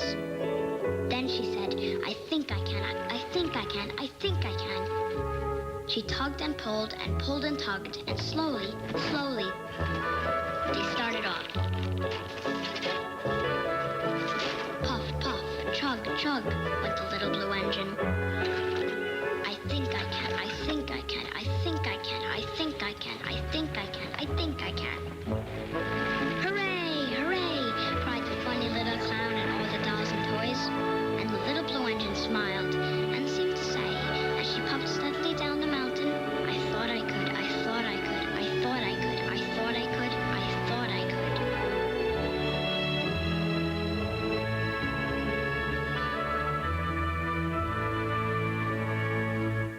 Eyes of a puppy dog, lips made for sin.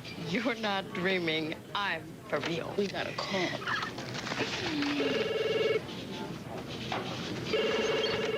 Hello. Louis? Yeah? Louis? Want to get away? Now you can. Fly Southwest Airlines coast to coast for $99 or less when you purchase tickets by May 3rd and travel Tuesday, Wednesday, and Saturday.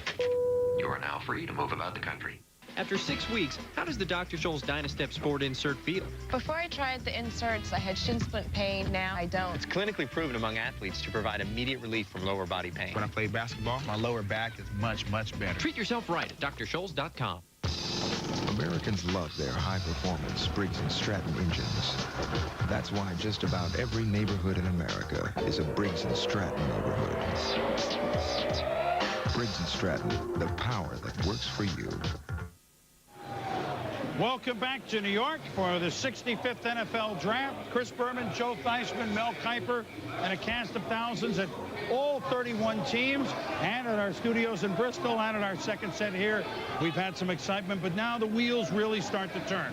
A little more than 3 minutes on the clock with Philadelphia, and Corey Simon was a guy who has been put in most of the publications, for 2-3 months going to Philadelphia, but yet 4 or 5 shoulder surgeries, and that's holding people back a little on him this time, Mel? Well, I think it's a durability question, Chris. At the conclusion of his prep career, Corey Simon had rotator cuff surgery. Then he redshirted in 95, then in 96, 3 games in, underwent season-ending shoulder surgery again at a neck strain next year. Over the last 2 years, though, he's been relatively healthy. Had 21 tackles for loss this past year, set an all-time record at Florida State. We know they've had a lot of great defensive linemen go through this program, like a Peter Boulware, like an Andre Wadsworth. So the durability question, in my opinion, is the only reason there will be any concern about taking Corey Simon at this spot. We know this pick maybe represents a trade, and Corey Simon's a guy, Chris, with a 41-inch vertical jump at 300 pounds. That's amazing. Well, they've also added defensively. They've added Grassmanis. They've added Brandenburg.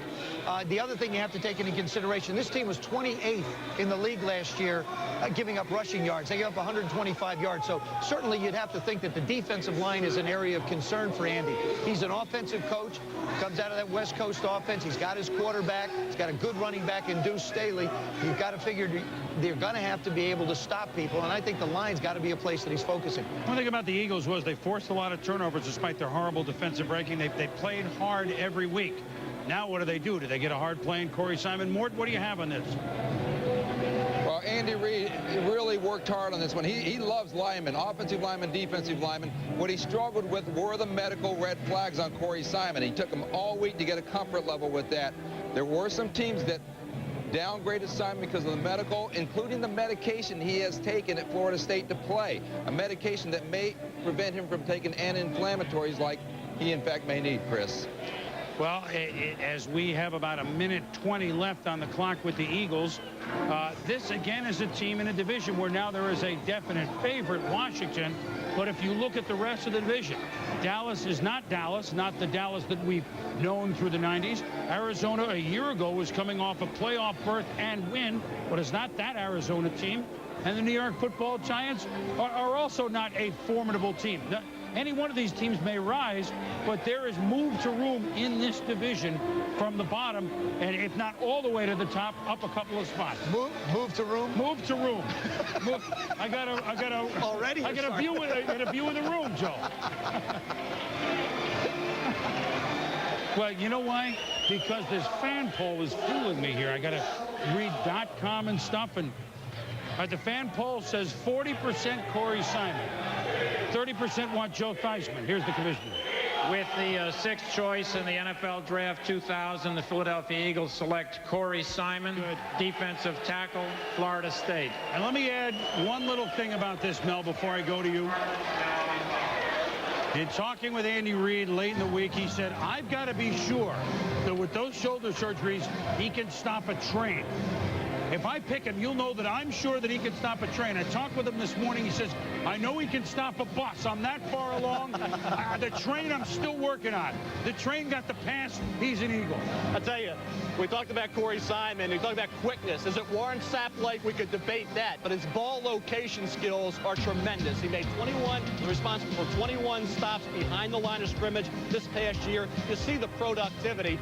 And a guy who brings a great work ethic to your football team. This is against Florida. The quickness off the ball, getting in there, disrupting things. See the ability here to sense things. We talked about ball location, then the ability to close in a hurry. Watch the athletic ability.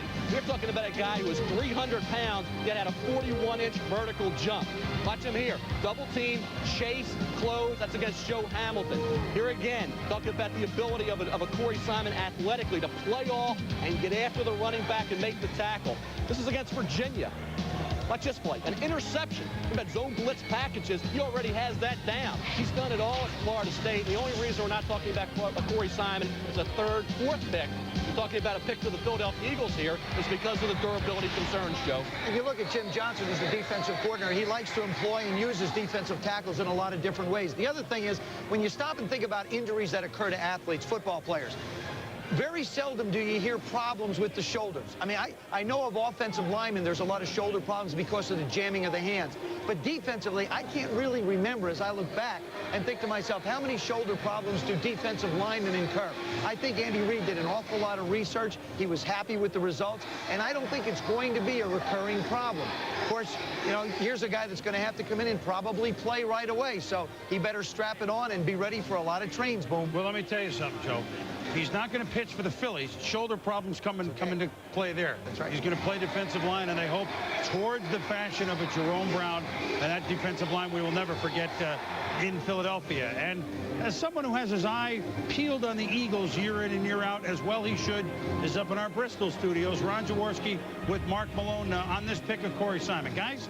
All right, Boomer, thank you very much. And, of course, as you mentioned, Jaws very well connected in Philadelphia, the city of brotherly love. And this defense ranked 24th overall in the National Football League last year. You look at the defensive tackles, Mark Wheeler, Hollis Thomas, not particularly big guys. How has Corey Simon fit into their defensive scheme, Jaws? Well, Jim Johnson, their defensive coordinator, loves to attack the line of scrimmage and attack the quarterback. And here's where Corey Simon fits in. You got a Hugh Douglas and a Mike Mamula, outside edge rushers. Quick pressure on the quarterback, quick penetration in the backfield in the running game. Now you have a guy like Corey Simon, and you look at Jerome Brown. That type of player can stop the run, but also what I love about Corey Simon, his ability to rush the quarterback. If you get the edge perimeter guys, now the rush up the middle, oh boy, it could be a very good defense. You mentioned Jimmy Johnson, and of course I go back to the time he was a defensive coordinator with the Indianapolis Colts. They went to the AFC Championship game, had a great job on defense, moving people around. This is a risk-taking defense, isn't it? Yeah, it really is. It's attack the quarterback, attack the line of scrimmage, and create problems. This team, the Eagles, love to get after everyone. I mean everyone. The running game, the pass game,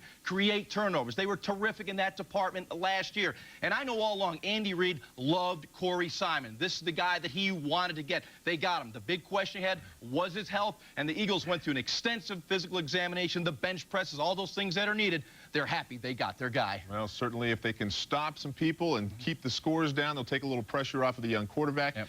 Donovan McNabb. Well, we take a look now at Thomas Jones, the running back from Virginia, as he looks on the telephone. Will he go next? The Arizona Cardinals are on the clock now, and they're expected to take a running back.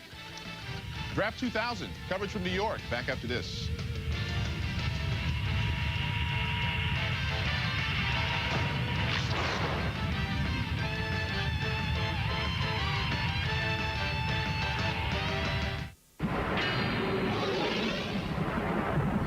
See Oscar De La Hoya in action. Enter the Metrex Total Knockout Sweepstakes.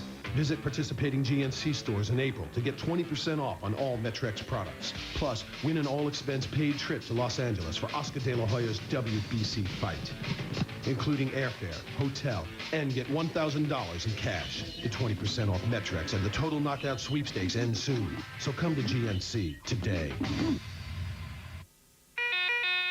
Good morning.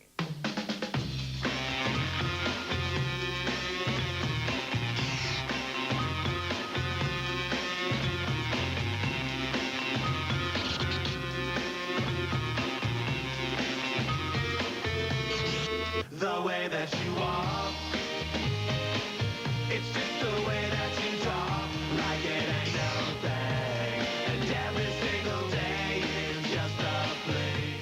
The long-standing battle between law enforcer and lawbreaker has undergone a revolution. Trace the history of today's crime-fighting techniques, from walking the beat to cruising with speed and technology, dusting for fingerprints to analyzing DNA, underground dungeons to maximum security prisons. Explore law enforcement's evolution. 911 Week on Modern Marvels begins Monday, April 17th at 10 p.m. on the History Channel. Welcome back to New York, and you heard Chris Fowler mention it. Thomas Jones is on the phone, and we can only assume it's with Arizona. And if we assume that Arizona needs a running back with, after a season in which they ranked 29th in the NFL in rushing, in which their quarterback struggled through injury, Jake Plummer, and struggled just period, and which their guys who get hurt and their returning backs, none of them gained 300 yards, Thomas Jones comes without any questions, without any injury questions, Mel and Joe. And you talk about a solid kid, graduated UVA in 3 years, but played his 4th year as eligible as a grad student. I don't know. It's a slam dunk for me. What about you guys? Well, I'll tell you what, the improvement the last 2 years, he averaged 3.4 yards a carry back in 97. 98, 99, 5.5, 5.8 a carry. And I tell you what, talk about competition in the ACC. Florida State's the national champion, had 164 against the Seminoles. So he put up the big numbers against everybody. And also, the Redskins wind up with Adrian Morrell, so you really don't have a proven running back. The problem you have is Michael Pittman just hasn't been able to stay healthy. He could be an answer, but they aren't waiting and aren't taking a chance. I agree with Chris. I agree with Mel. I think Thomas Jones right here is an ideal situation. As a matter of fact, the board has gone pretty much the way we expected it to, and I'm sure the way each team that has picked so far is very happy with the people that are still available. Well, there may be a question of phone calls into Arizona for teams that covet a Plaxico Burress or teams that maybe covet linebacker Brian Urlacher, who Arizona also likes. We got to think running back, but they got to be answering the phones. Ed Werder, you're in Washington. What do you hear lately? Well, I just talked to the Cardinals, and there were two considerations for them here. Running back best available, or go linebacker with the defense and take Brian Urlacher. And I think the decision they've come to is they like Thomas Jones just a little bit better than Sean Alexander because of Jones' ability to run between the tackles and break tackles. All right, Ed, thank you, and we shall see what Arizona does there as well. About 7 minutes left on the clock. Now, there's good news, bad news. We had this discussion with Philly and with Arizona. But the bad news is that they're drafted this early, which means they come off a season which in Arizona's case was 6-10. Right. The good news is they're a year removed from a playoff berth and a road playoff win over the Dallas Cowboys. So, year 3, Jake Plummer. What do we expect? I expect him to be able to step up this year. I think it's very critical for Jake Plummer to be able to step up and say, I am the leader of this football team. He's got to play better football. He's really got to make better decisions. He will have a running game. Mark Trestman, with the receivers he has, will be able to give him an opportunity to throw the football the places he wants. This is the year that Jake steps up. It happened for Elvis Gerback last year. It happened for Steve McNair. Cordell Stewart was a disappointment. He, again, will have an opportunity to step up and be the quarterback of the Pittsburgh Steelers. But it's Jake Plummer's team to lead, but he's got to get some help in the running game. It would be a mistake if they took anything but a running back. I tell you what else as we go to Mike Tirico in a moment. Arizona was snake bitten. I don't say that to be humorous with where they're located, but car accidents, injuring players on the offensive line. Lately, David Boston. They've had a rough season, really off the field in addition to on. Mike Tirico, what? Word? Well, Chris, as we wait and ponder and see what Arizona is up to at the bottom of every hour, we're going to take you around the league, find out what's going on at the draft headquarters, where we have reporters, and we start with Susie Colbert, who's in Cleveland. Susie.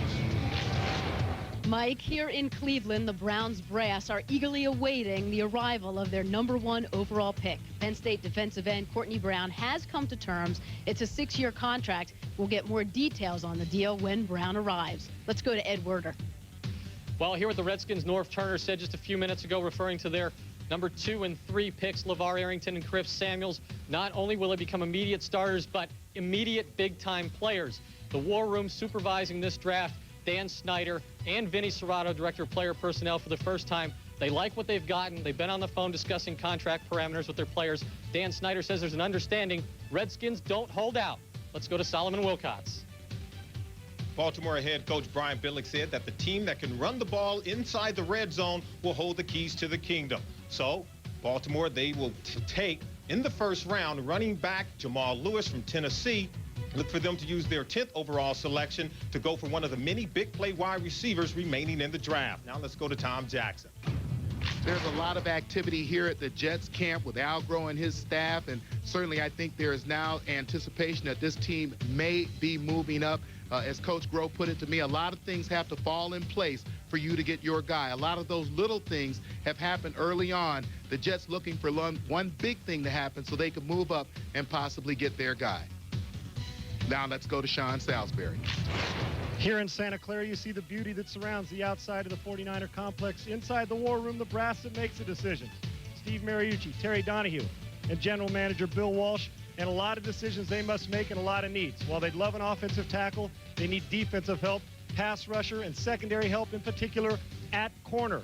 Remember, this team gave up 36 touchdowns via the pass last year, last in the National Football League. Let's go to Hank Goldberg. Well, in St. Louis, the beauty's in this room. No, not me. It's the Vince Lombardi trophy over my shoulder. That's what you get for winning the Super Bowl. What you also get is the last pick in the first round. And while all jobs here are filled, the Rams do need some depth in their offensive line. Unless an outstanding cornerback would follow them, or perhaps a big-time defensive lineman, that's the direction that they're going to go with their first pick. And at least two, they're looking ahead to see where their unrestricted free agents come up in the next year or two, and at least two of those will be cornerbacks. That gives you a clue. Let's now go to Sal Paolantonio. Here in Tampa, after trading their 2 number 1s for Keyshawn Johnson, the Bucs don't pick to number 57 in the second round, but look at their starting lineup.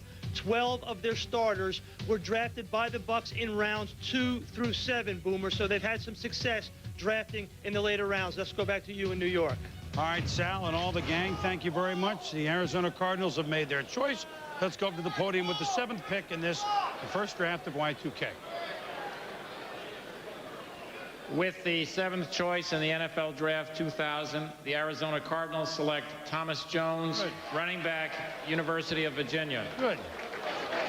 That's the correct pick. Now, let me ask you a question, Mel and Joe. And again, I'm asking coming out of college. Because I think a good comparison might be Fred Taylor. 2 years ago was picked, what, the 9th pick by Jacksonville. Thomas Jones, Fred Taylor coming out of school, because we know how productive Fred has been for Jacksonville. Where would you rate the two? Remember, Fred Taylor kept climbing and climbing that senior year. He didn't really go into a senior with a high grade and kept moving up. You look at Thomas Jones, he's been there pretty much all year, projected to go to Arizona back in December when I started to do those projections of round 1. You watch Thomas Jones over the last 2 years and the elusiveness and that game-breaking ability. We talked about the average per carry going from 3.4 yards to 5.5 yards. And you watch the ability here, the vision. That's the key for Thomas Jones. And then to smell the end zone. This is against Florida State, national champion. 26 carries, 164 yards, 6 receptions out of the backfield, as well as a touchdown. So he did it against everybody. You see the ability here catching the football. Finished his career at Virginia with 71 receptions out of the backfield. That was the key here. He chips away at the blitzer. He does it all in terms of the running back position. A guy that has that all-around ability. And for Arizona, talked about Jake Plummer. Boy, can an all-around back like Thomas Jones assist to Jake Plummer, allow him to really live up to all the hype that has surrounded Jake Plummer throughout the early stages of his career. So Arizona, we feel, has done the proper. Well, let's go quickly to Ron Jaworski up in Bristol. Jaws? Well, thanks, Boomer. You know, when you look at this running back, Thomas Jones, you see a guy that has a complete package. Patience. He really has a game that is set up for the pro game because of the running style that they used at Virginia. You know, deep in that I backfield position. You know, a good vision, good instincts. Here we'll take a look at him running the counter tray, a pro-style run. You'll see that the line will try to get everyone moving to the right, and they'll come back to the left side. The guard will pull. The fullback will pull. Thomas Jones will set this up, moving to the right. Outstanding job of being patient, allowing the fullback and the guard to clear out. He explodes up in there for the touchdown. Here, follow the leader, the ISO Bob, a real staple in the National Football League. Follow the fullback on the backer. Oh, what happens? The linebacker crashes to the inside. Read and react. That's what Thomas Jones does. Bounces to the outside. Quick feet, good moves, good vision, and explodes down the sideline. Good acceleration, does get caught from behind here, but a lot of guys do in the NFL. But what I love right here, the quick feet, this is what it's all about in the NFL. Making people miss with that quick stutter move right there. Bounce to the outside. Again, once again, a good Florida State football team that he runs by, Boomer. This guy will fit nicely into that Arizona offense. And also, he caught 71 balls last year. Plummer's got to be happy, Boom. No question about it, Jaws. 36 rushing touchdowns in his career at Virginia. That stutter move is, well, that can freeze a linebacker or two. We'll be back because this is a hot spot for Pittsburgh. We'll be back.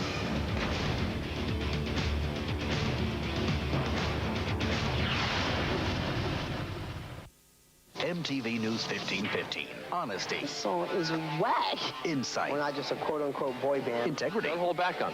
We take you on the road, behind the scenes, and on stage with all the hot bands of today. We go pro-social, covering the events that affect you most, so you can make sense of this crazy world we live in. I won't go back to Kansas the same person. MTV News 1515, where you hear it first. Fridays, get the latest music and information on MTV and Cox Cable. The all-new Vulcans are here at Kelly's Kawasaki. The styling of the Vulcan 1500 Drifter takes you back to another time.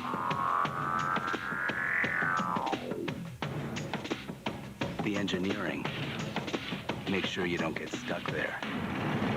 Vulcan, only from Kawasaki. Kelly's Kawasaki, your Vulcan headquarters at 817 South Country Club Drive, Mesa. Lately, it's been questioned whether 3-play from ESPN.com is a form of gambling and therefore detrimental to America's youths. With me today is Atlantic City pit boss, Freddie B. Is 3-play a form of gambling? Kids, pay attention. No. There you have it. 3-play from ESPN.com. It's free. It's sports. Give me the briefcase. It's money. It's a significant amount of money. Presented by 1-800-CALL-ATT. Welcome back to New York, where the Pittsburgh Steelers are on an intriguing spot on the clock. But let's go elsewhere in the Keystone State of Pennsylvania and join with our Tenacton video conference, the head football coach of the Philadelphia Eagles, Andy Reid, and we welcome you to our program. And Andy, a year ago they were booing you here. I heard cheers today. What are you doing? Well, I don't know, Boomer. It's those cheesesteaks. We mentioned on the air a little conversation that you and I had about Corey Simon, and you said if you drafted him, you would be sure that he would be able to stop a train with that shoulder. This morning you said a bus, no problem. A train, we're looking into it. What convinced you in the end that he's no problem medically? Well, I'll tell you what, Tom Odrak and his group did a great job at targeting Corey from right from the beginning, and we knew we had a fine football player there. It was a concern with the shoulders. We had 9 doctors look at him on his visit up here, and we felt that he was the guy. Obviously, you picked defensive tackle in the first round, but as you look at your football team, maybe just on the first few picks, what is it that you have to change overall? You've already addressed a defense that gave up a ton of yards, albeit you made a lot of turnovers. What must you improve on to make a move in your division through this draft? What do you got to do? Well, you know how I'm always going to look at the lines first, and we did that. Now, you know, who knows what we go with next? That's kind of the surprise, Boomer. Doggone it. Donovan McNabb, talk about his progress as the year went on last year. Well, he did a nice job. He's a very diligent worker. You do all this homework and on what kind of character you get, and he turned out to be tremendous. Well, you're on your way in Philadelphia. Go back in there, and Corey Simon's your man. The train can come through Philadelphia safely. That's right. Thanks, Boomer. All right, Andy Reid has done a good job in his first year as coach of the Philadelphia Eagles. And now we move to the Pittsburgh Steelers spot. The great in debate. which, and a great debate is going on, I think, in the Steelers war room right now between, if you're going to pick a quarterback in this draft, there's one in the first round, Chad Pennington Marshall. Plaxico Burress, wide receiver, Michigan State, a huge look. Well, there's Pennington. Is this too high for him? I don't think so. I think you really have to take a look at what the Pittsburgh Steelers need. They were very disappointed with Cordell Stewart last year. They will give him a chance to be the quarterback. They brought in a Kent Graham. But you take a look at Chad Pennington's numbers. He's 45-6. That means he can win as a starter. 3 MAC championships. The question really you start to ask yourself is, okay, what's the level of competition? He played in the MAC conference. So did Randy Moss. I rest my case. Matter of fact, Chad Pennington had a chance to throw the ball to Randy Moss. I think Chad Pennington has a lot of the intangibles. He moves well. Doesn't necessarily have the strongest arm, but really I discount that now. The way the systems are set up with the short drops, the 3 and the 5-step drops, he's okay with an arm strength that he has. He has the ability to win. That's what coaches are looking for, and he possesses leadership. I think it would be a good choice if Pittsburgh decided to go for Chad Pennington here. Mel, where does he rank with the 5 guys that won in the first round last year? He's right there, Chris. 25-1 over the last 2 years. He wins football games. Talking about a cerebral approach like a Peyton Manning, the effortless motion like a Joe Montana. To me, it would take about 2 seconds to send the card up to Paul Tagliabue. But I'll tell you what, here's the bigger question. if they take Chad Pennington with or Cordell Stewart, should they take a quarterback, or can Cordell Stewart regain the confidence in his teammates and Pittsburgh move forward with him? And should they therefore draft someone who could help them, like Burris? I don't think they can wait for Cordell Stewart to try and move forward. If he does work out, that's fine. I think if you can get yourself a Chad Pennington right now and you're the Pittsburgh Steelers, it helps you. I personally think the wide receiver would be better for this offense. So, to me, I would go with the wide receiver. But if you feel like you need it, if you're in that room and you say, we need a quarterback, Chad Pennington would be a good choice here. Well, that's a big debate for Pittsburgh, and it's larger than just which kid ranks higher on the board. Mort, what's Pittsburgh thinking about with Pennington? Is this a real shot here, or is this kind of a smokescreen? Well, I think it's a real consideration here. They have got to get an impact receiver, or they've got to go ahead and make the quarterback move here. If they take Chad Pennington, does Cordell Stewart now become their impact receiver project? That's something that they have been discussing, whether Cordell Stewart accepts that, and whether or not they just take Plaxico Burress here. I know we're about to find out. That is a huge issue right now with the Pittsburgh Steelers. All right, Mortimer, I'm going to guess the wide receiver, but a little suspense here, maybe for the first time this afternoon. To the podium.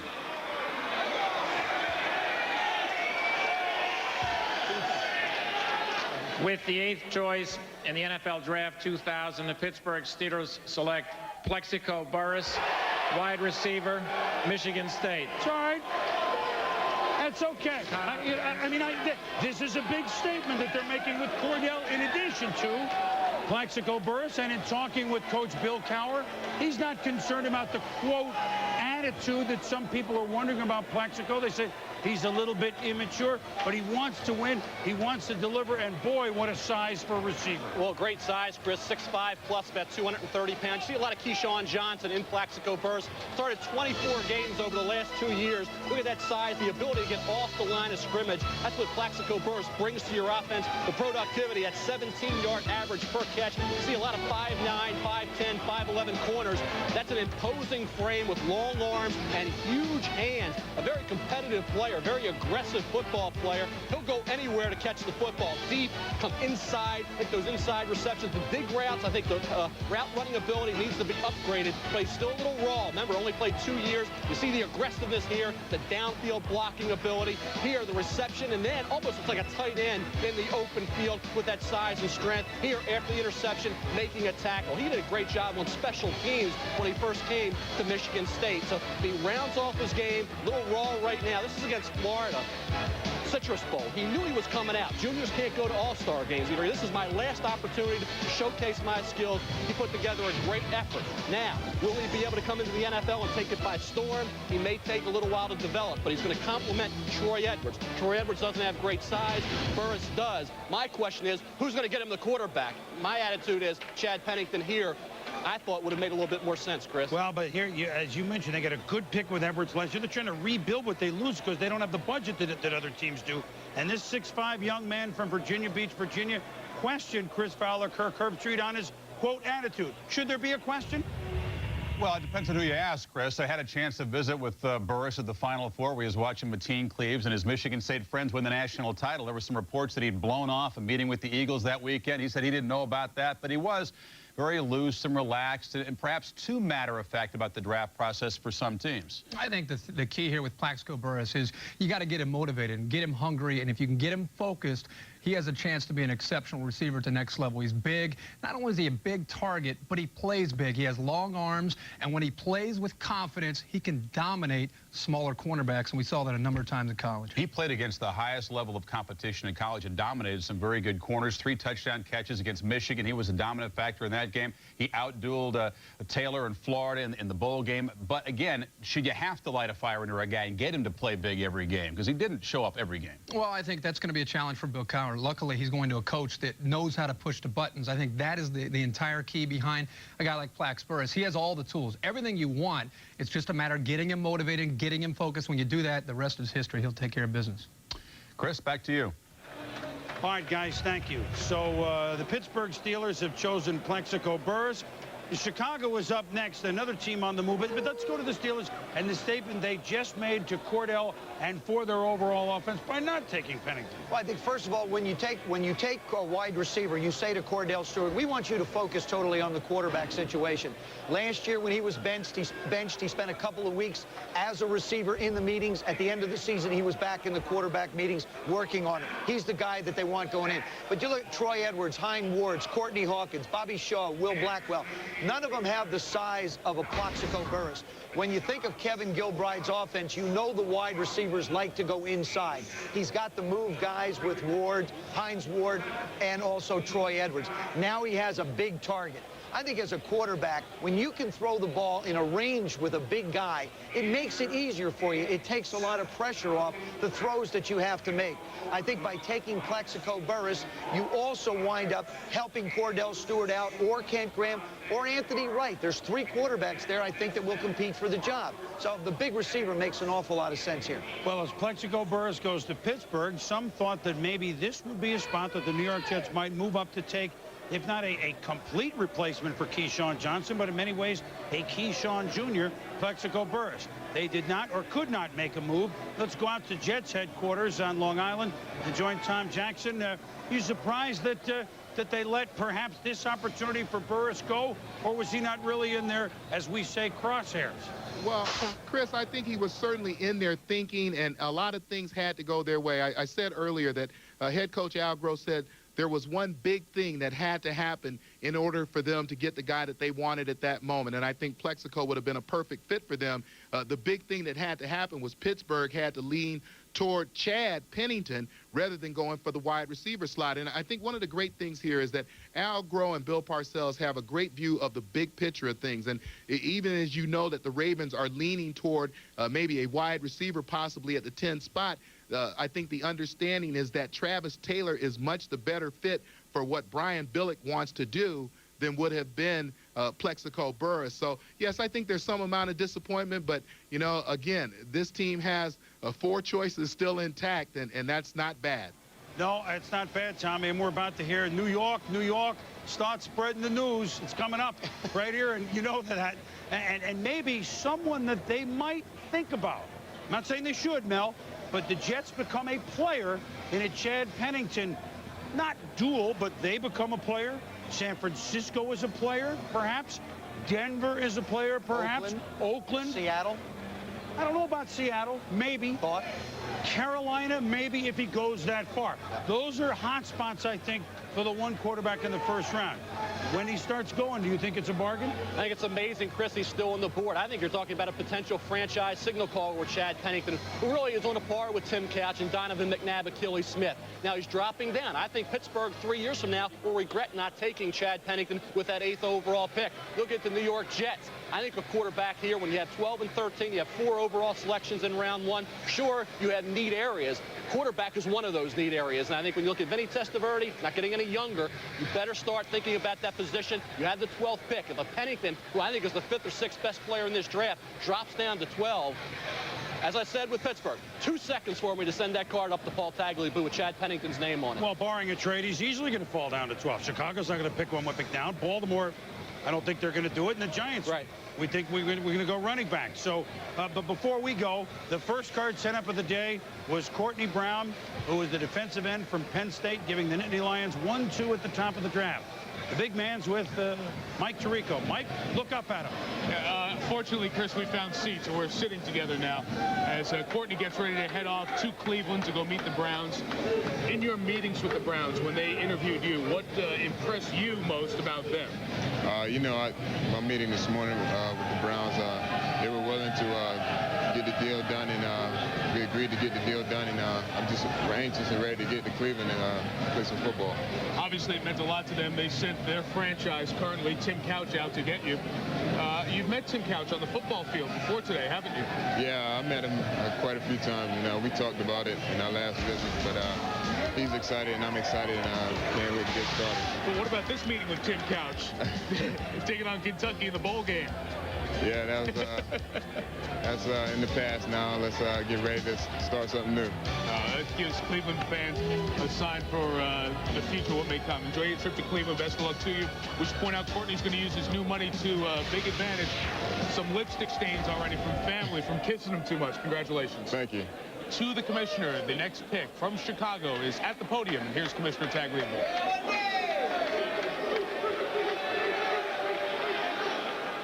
With the 9th choice in the NFL Draft 2000, the Chicago Bears select Brian Urlacher, linebacker, New Mexico. I'm going to tell you, Joe and Mel, this has gone the first 9 right down the middle of the fairway. No big deal. I mean, they're not hitting drivers. This is 3-wood. That's right. This is placement, placement, placement. Yeah.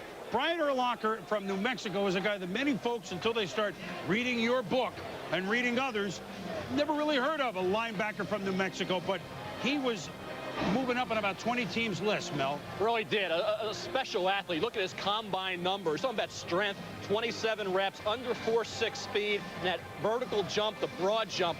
Tremendous athleticism. Now, we're talking about Brian Urlacher, not heavily recruited out of the prep ranks, only recruited by New Mexico and New Mexico State. Weighed 218 pounds early on at New Mexico, became a linebacker, middle linebacker, then a rover over the last 2 years. That gave him that freedom of going forward, really attacking. And from that rover position, he made an awful lot of big plays, had 154 tackles this past year, 90 of which were solos. You see the ability here, instincts, vision to locate the ball, and then that chase ability and the speed. And when he arrives on the scene, he hits like a ton of bricks. And I think that sideline to sideline ability as either a middle linebacker or an outside linebacker is going to be key. Here's against Air Force. Last game of the regular season, returned 3 kickoffs.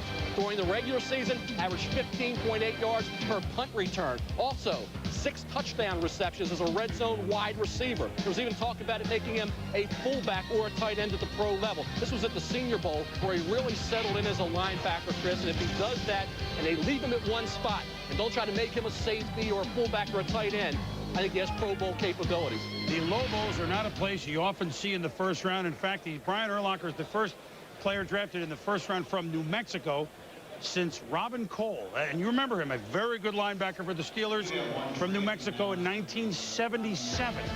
So if he plays well as Robin Cole, it's a pretty good pick from the up-and-coming Bears. We'll talk with Bill Cowher when we return. Eyes of a puppy dog, lips made for sin. You're not dreaming. I'm for real. We got a call.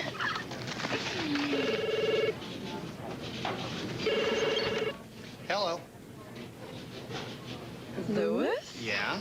Hey, Louis. Want to get away? Now you can. Fly Southwest Airlines coast to coast for $99 or less when you purchase tickets by May 3rd and travel Tuesday, Wednesday, and Saturday. You are now free to move about the country. Hi. Oh, yeah, hi. You seem a little slow there. Well, I was stunned by your beauty. Buy you a Miller Lite, it tastes great. Sure, but I like it because it's less filling. Huh? Well, opposites attract. That's a good one. You want to go someplace in town? Yeah.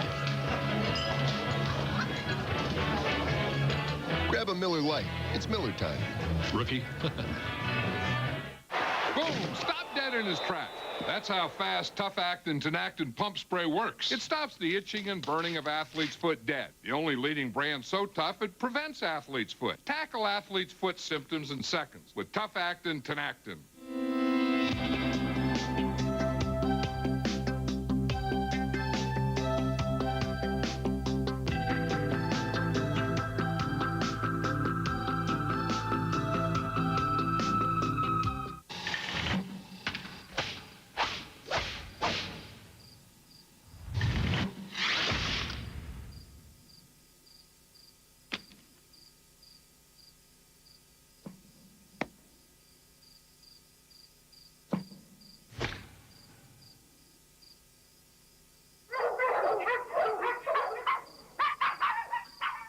FogDog.com, your anytime, anywhere sports store.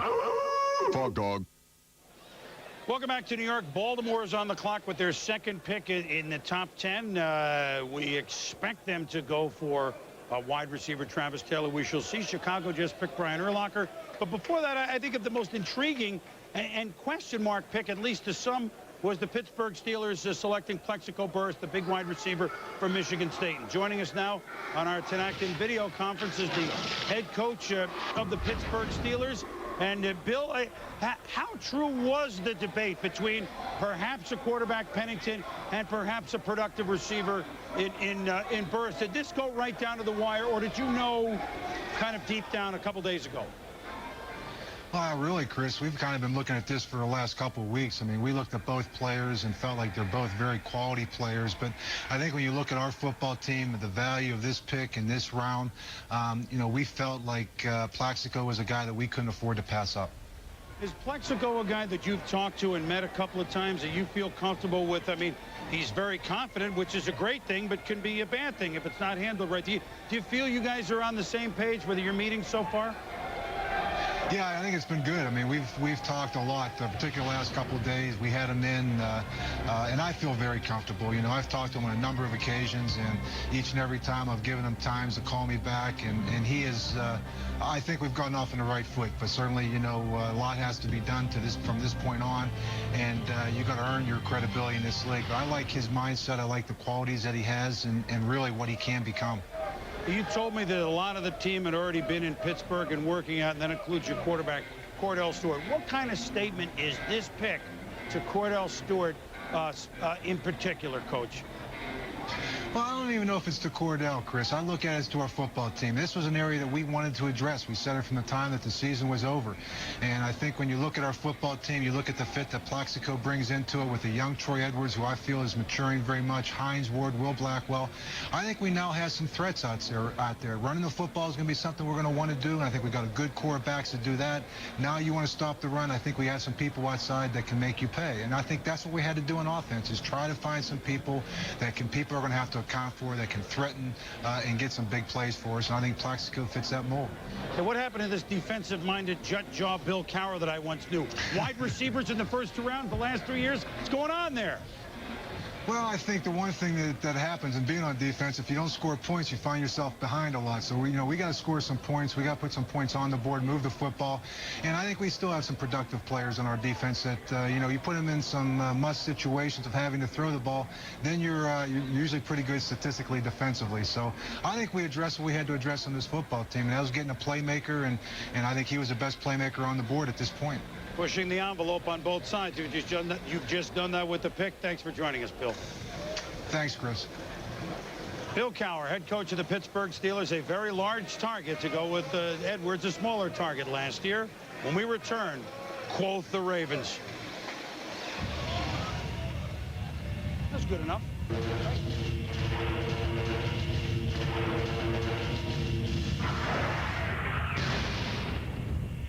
You know? Oh, that's fine. Have you got him yet? Just about got him. Bring him down. Show the folks what we've got. Dad, the folks are going to love this. How about a Chrysler Sebring convertible with automatic, air conditioning, power steering, power windows, and power locks? And remember, it's a convertible for $199 a month and $500 down. And this is tax time. Bring us your W-2s, and Offmet will do your taxes when you buy a car from us. You can use all or part of your refund as your down payment. I like that idea. Just like pulling down prices. It was all my idea. Right. Honda of Tempe's got it all. Expanding inventory, cars galore, plus great offers with no small print. The price you see is the price you get. Lease the 2000 Accord SE today for only $259 a month for 60 months. Includes appearance package. Absolutely zero due at signing. 3.9% financing available. Stop by Honda of Tempe today and choose from their huge selection of 2000 Accord SEs. Shopping's even easier online at TempeHonda.com. View inventory, make service appointments, order parts, and more. Stop by Honda of Tempe and take a test drive today.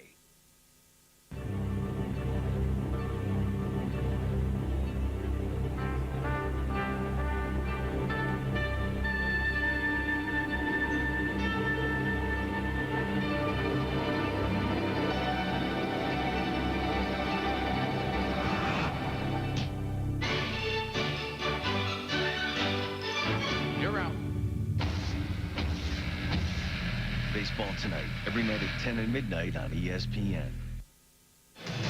Just after 2 Eastern, let's update you on the 2000 NFL Draft with Baltimore on the clock.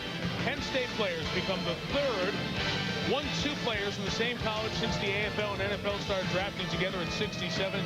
Chris Samuel starts the new generation of Hogs in Washington. Baltimore has the 10th pick of the draft, but 2 running backs have already been taken in the top 7, starting when the Ravens took Jamal Lewis. Thomas Jones of Arizona completing that. The Ravens' second first-round pick is number 10 overall. The clock is stopped. That means the commissioner has the card, and here is their selection.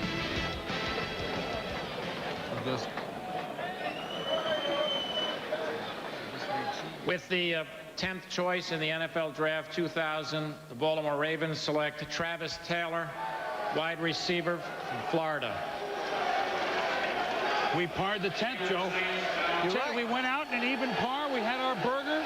And this is Travis Taylor to Baltimore, and it's kind of what we expected them to do. Everybody has the envelope, right, offensively. Everybody has filled needs. You look at Baltimore, they got the running back they wanted.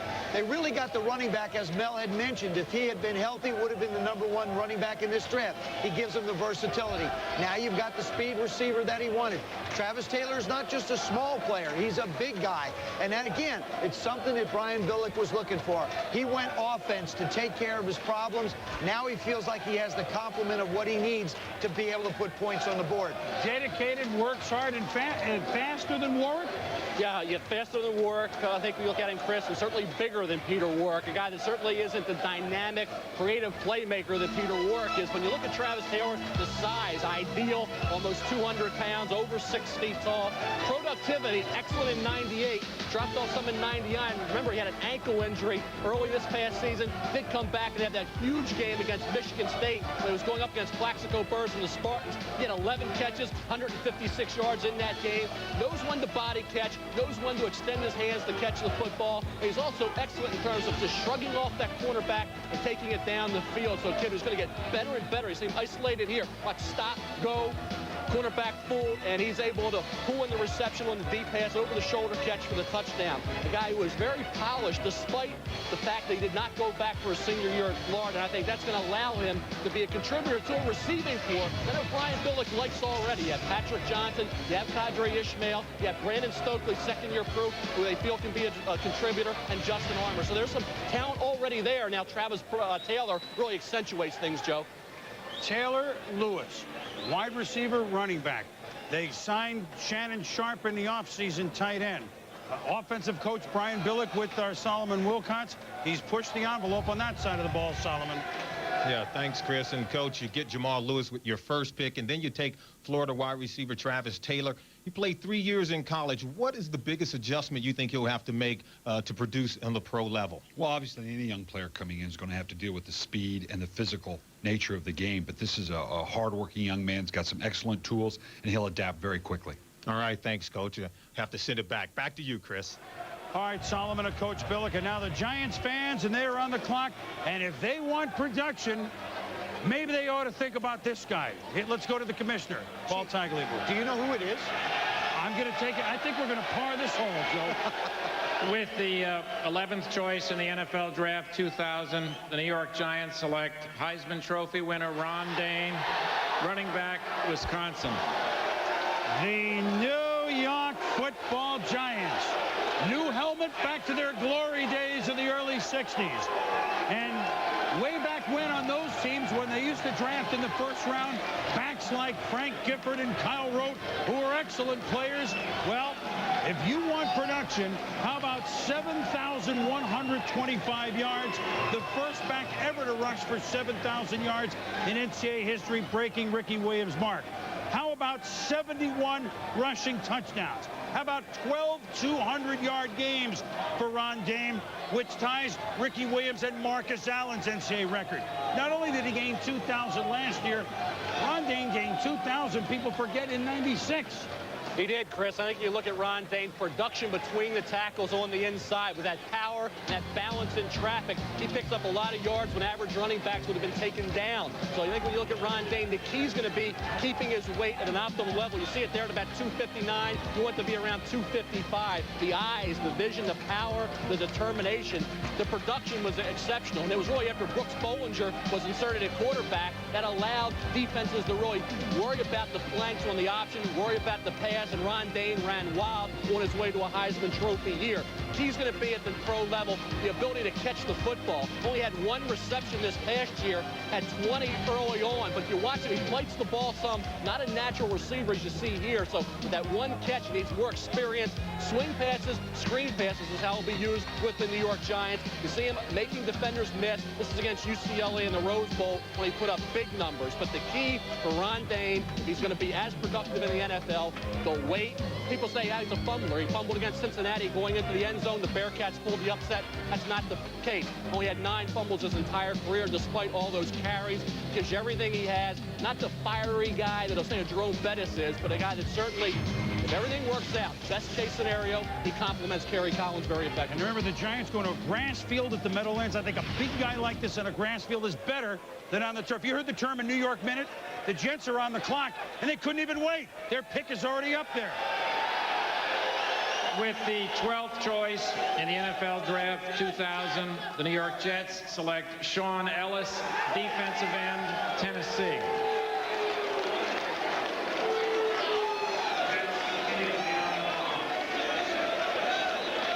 You know what? I think that's a par also with the way the Jets have gone. And we'll get back to Dane, and we shortchanged the Bears a little bit too as well. But the Jets now have the 12 and 13 picks. So even though that pick came up in 2 minutes because they know they want him, they have 28 more minutes to make a lot of phone calls. They can take 28 minutes to take this next pick. Hey, look, the Jets 2 years ago went to the championship game against Denver with a defensive line that had no household names on it. Last year, when the offense had the injuries, they, of course, couldn't play, although they played tough defense. But this is obviously an area of need for the New York Jets, and this is no surprise, Mel, is it? Well, I'll tell you, look at Sean Ellis, Chris. He's going to have to be a pass rusher supreme at the pro level, and that's what he showed over the last 2 years at Tennessee. You look at Sean Ellis, size 6'4", 280, very athletic. I like tackles for loss more than sacks. I always believe sacks are very overrated. With Sean Ellis here at number 93, you see the athleticism, the ability to chase. This is against Eric Crouch, quarterback from Nebraska, who's got outstanding speed. He chased him down. Here again, left defensive end position, coming off the edge, hitting Quincy Carter. The thing that concerns me with Sean Ellis is a little bit of inconsistency. I think he needs to pick it up a bit on a game-to-game basis. The technique will improve at the pro level, but he does show natural pass rush instincts. This early, I think it's still a little bit of a roll of the dice, Joe. I just don't agree with that. I think when you look at the Jets and you consider the picks that they have, you've got to get what's there. Certainly, I think the Green Bay Packers wanted Sean Ellis. You had him rated very high, right behind Corey Simon, right? So, I mean, he's right. Not quite this high. Not quite that high, but in that area. And I think if you're a football team that has specific needs, you have to take the time to be able to go out and get the players you want. With as many choices as the Jets have, you take the people you need right now that best suit your needs. Defensively, they certainly were there. 30th in sacks, 25th in rushing touchdowns allowed. An area of need for the New York Jets. When you get to the later picks, now you might be able to make a few moves. Well, the Jets, in no particular order, areas of need: defensive end, wide receiver now, obviously, tackle, tight end, and do they pull the trigger somewhere in here for the quarterback? They are now on the clock for quite a while. That was a New York minute. Now we have a New York red light. But we go out to Long Island and join Tom Jackson. And, Tommy, that first pick did not take long. They knew about him no matter what would happen at this spot, didn't they? Well, yeah, I think the Jets were very high on Sean Ellis, had him rated behind Courtney Brown. And this fills one of the needs that they have. Obviously, they missed on the wide receiver just above them at 8, but they come back. They get the solid defensive end. I know that Coach Groh and Bill Parcells talked to me about getting a pass rusher, one of the outstanding pass rushers in this draft. He's going to start for this football team. And what we know with these next 3 choices and the next choice up is that he's looking for 3 starters in there, and there's certainly the possibility of 1 project. Tommy, by saying that, does he entertain phone calls now? You think that's what he's doing a lot at this spot? Because he comes back and picks, what, 18, 5 places down. He's pretty sure who he's going to get there. Do you think he trades this pick, or does he keep it? What do you think? Well, I don't necessarily think he trades the pick. I think it's a wait-and-see situation. I was just up in the war room, and, they made that pick with Sean Ellis and made it pretty quickly. And I think that as it was put to me, now we're just going to wait and see what happens right at this moment. All right, Tommy, they hope Ellis gets to the quarterback as quickly as they made that pick. Let's go up to the gallery gods and Mike Tirico. And what a surprise, Mike, the Jet fans are vocal. Yes, your people. I'm with your people. Well, do you guys want the quarterback next? Would you like Chad Pennington pick?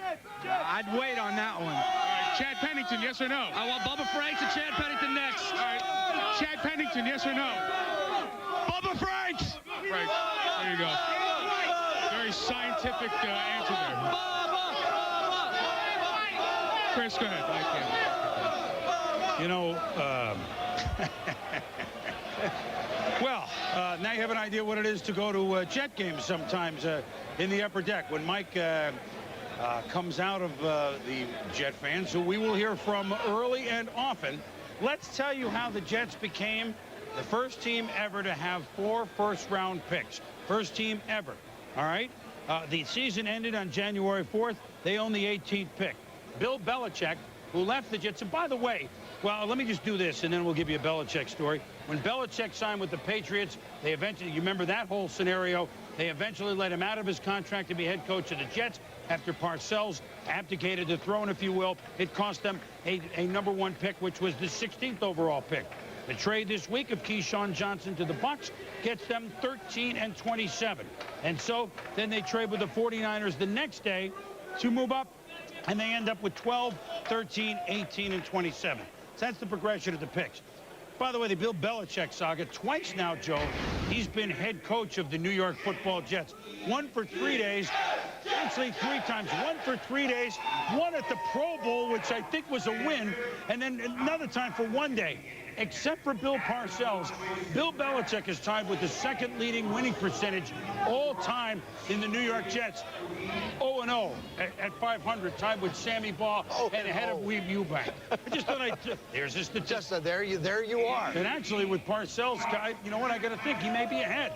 When you look at the Jets and you look at the areas of need, I think Bubba Franks is a good choice here. Remember, they brought in Eric Green last year. It didn't work out for him. And when Bill Parcells signed Vinny Testaverde, one of the things he pointed out that Vinny really didn't get a chance to work to was the inside part of his passing game. Didn't get a chance to work to a tight end when he was in Baltimore or in Tampa Bay.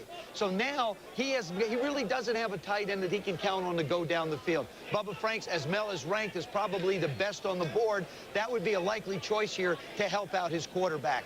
And as far as the needs go, certainly strong safety might be another area for him. And offensive line with the retirement of Jumbo Elliott. So there are different needs in different areas. I like the tight end here. Where do you think they go, Mel? Well, I think Bubba Franks. There's another tight end that's all creeping up the board is Anthony Beck, tight end out of West Virginia. He's very consistent. He's about 6'5", 270. So he has the size. Blocking ability, not exceptional, but certainly very good. So I think when you have Bubba Franks and Anthony Beck clustered right there together in the middle of the first round, the concern is the next pick. Who's going to be there at 18? Do you roll the dice that it's one of the tight ends, that it's Pennington? It's going to be interesting debate here. That's why they need the extra time. All right, Mortimer, let's go up to you and get your thoughts on the Jets. They can go a lot of different directions, that's for sure. Well, I mean, you guys have covered this tight end issue here, and if the Jets should take a tight end, is it Bubba Franks or is it Anthony Beck? Because the West Virginia tight end on some boards is rated as a higher tight end. What's interesting about this is the Green Bay Packers are sitting right behind the Jets. And the Packers clearly, because of the Mark Chmura incident, and even before that, because Chmura had a health concern, have talked about a tight end, and then you would look at a Bubba Franks scenario there as well. So this is kind of a tight end spot here in the draft. Could be, or they could wait till 18. I mean, we shall see. When we return, the Jets, of course, have just under 20 minutes on the clock. New York, New York, New York. Just like I pictured it. We'll be back.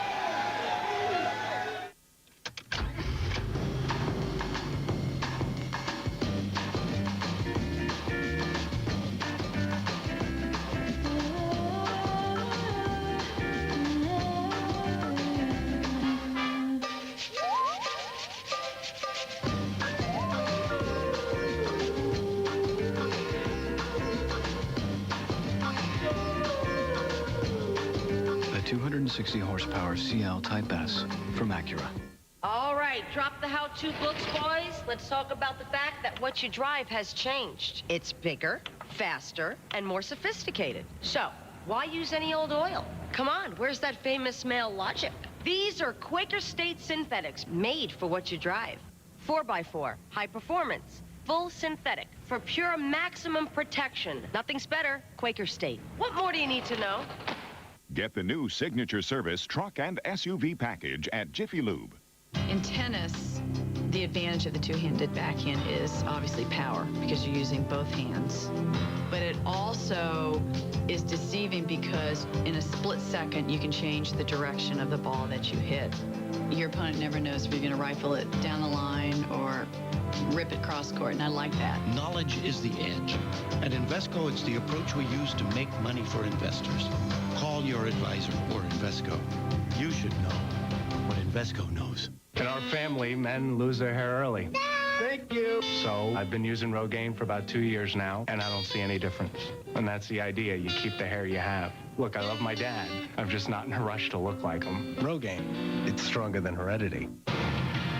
This weekend, Enterprise Rent-A-Car announces special low rates from just $9.99 a day.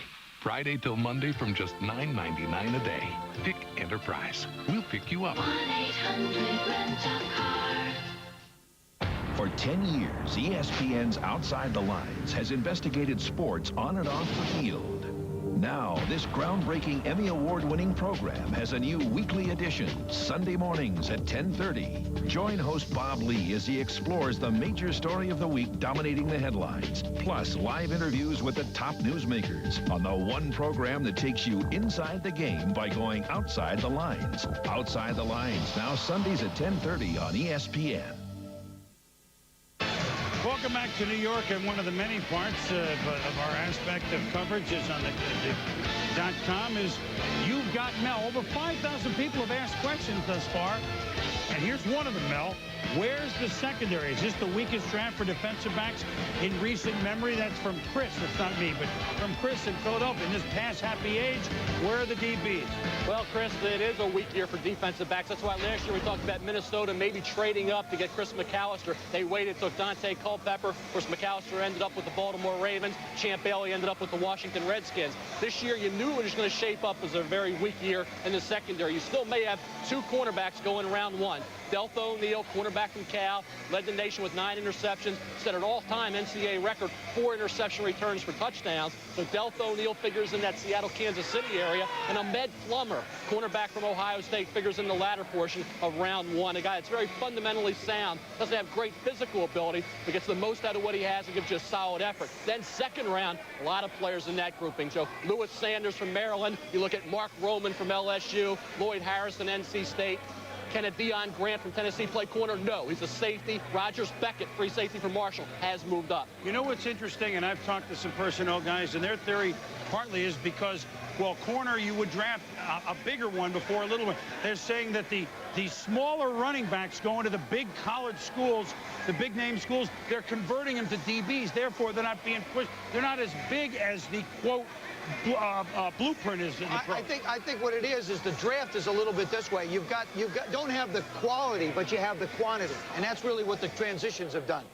We look at the running back situations for the Giants. Well, that's been very, very populated. Well, populated, yeah. Here are the draft picks in the 90s. By the way, there in that upper left-hand corner is that old yet new New York Giants logo that you'll see on the helmets.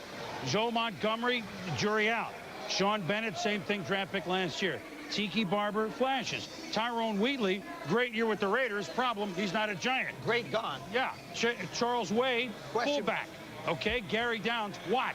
Gerard Bunch, big disappointment. Of course, Rodney Hampton was a classy pro.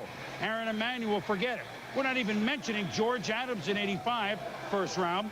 Butch Wolfolk, 82, first round. Not been a traditional great spot, but Mike Tirico in Ron Dane, they have a hell of a shot to break a bad run from Hampton on. And speaking of the run, Ernie Accorsi and his team was 24th ranked as we fire up the Tinactin video conference, bring in the vice president, general manager of the Giants. Ernie, this was obviously an area of the team you've addressed, not just in free agency with the offensive line, but getting a guy to run behind them in Ron Dane. What were the deciding factors that led you to Dane over any of the other available backs? Well, Mike, we felt pretty good after Chicago picked that we were going to get one of the two. Obviously, we were going to get one of the two. And we felt naturally that we picked Dane ahead of Alexander, so we obviously felt that he was the one we wanted. I think the more we studied him, Mike, the more we saw a back that had great quickness. In the beginning, my impression of him as an underclassman was I thought he was more of a power back.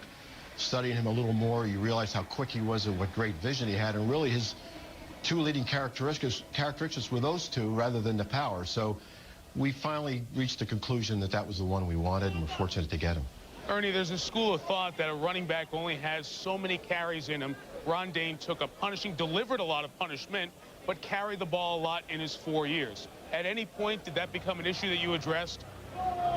Like, I think Barry Alvarez will attest to the fact that he did not get beat up and was not a punishing runner. I think that he would rather make you miss than run over you. I mean, people look at somebody that big and just assume that it's a power back and that he would run over people rather than try to elude them, and that's not him. It's tough to get a clean shot at him because the first thing he's going to try to do is make you miss him. So I don't think, considering that he averaged under 30 yards a carry, was spelled a lot this season, I think he's well preserved. I think he's in pretty good shape. Boy, and when he beat up teams as the game went on, he busted some big runs late in the game. Ernie, we'll talk to you folks during the rest of the weekend. Thank you for your time. Mike, thank you. Ernie Accorsi with the Giants. Chris Mortensen, this Giants selection. It's interesting. A Jim Fossil offense that you thought of passing and passing, they've picked up 3 different players via free agency on the offensive line, including Lomas Brown, Dusty Ziegler in there as well, and now a running back behind them. Kind of tells you they need to address that area in their game. No question about it. And they had targeted a running back here at all times. Ron Dayne being it, but they talked to some teams about moving up to take Thomas Jones as well. And right now, Sean Alexander is the one running back left on the board. Kansas City, which is looking for a running back, they're way down at 21. They're not high on Alexander. Cincinnati is high, and you have Corey Dillon hanging out there, possible trade. Right now, though, will Alexander last at 21? That is an issue, and so Green Bay sitting at 14, they would take calls if somebody wanted to move up to take a Sean Alexander. Before we close the book on the Giants and Ron Dayne, the man who won the Heisman Trophy, it was handed out on ESPN just down the road. Chris Fowler and Kirk Herbstreit at the Downtown Athletic Club. They weigh in on the Badger back. Chris. Well, Mike, I think Dane's going to be delighted to play for the Giants. He'll actually be playing his football games in his home state. He's from Jersey, but he might arrive in training camp, Kirk, with a little bit of a chip on his shoulder. He seems like a quiet guy, and he is a quiet, classy guy, but he is not going to be thrilled to be the 3rd running back taken in this draft as the Heisman winner. That'll help, I think. Well, he's very quiet, but you're right. He will be excited to get in there and get an opportunity. A couple things about Ron Dayne you're going to see physically. You've been hearing a lot about his vision, and you can see that when he comes through and accelerates through the hole, but also the athleticism. He has such great feet for a big, powerful back. Now, at Wisconsin, a lot of zone blocking, which means he would get wide, pick his hole, and then go through. Now, I assist here to Jaws. He's going to be going to the Giants, a lot of man blocking, so he's going to have to accelerate through the hole. No more dancing around.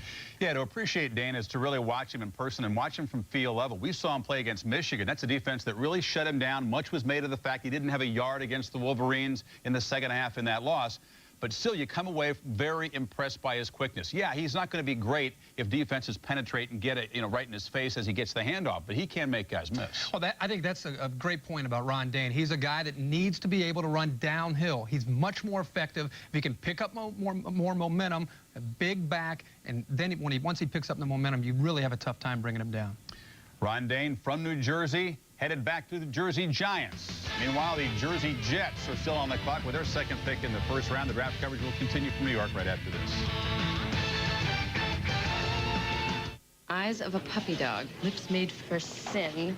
You're not dreaming. I'm for real. We got a call.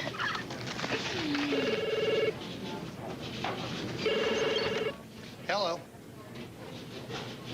Louis? Yeah? Hey, Louis. Want to get away? Now you can. Fly Southwest Airlines coast to coast for $99 or less when you purchase tickets by May 3rd and travel Tuesday, Wednesday, and Saturday. You are now free to move about the country. I spilt my beer, my gal, my dear. She left and ran away. I need some help to get me through my day. But I got my dog, we'll have our fun. We don't need love from anyone. I need some help to get me through my day. Tender and satisfying pemmican beef jerky. Pack your pemmican and you'll survive the day.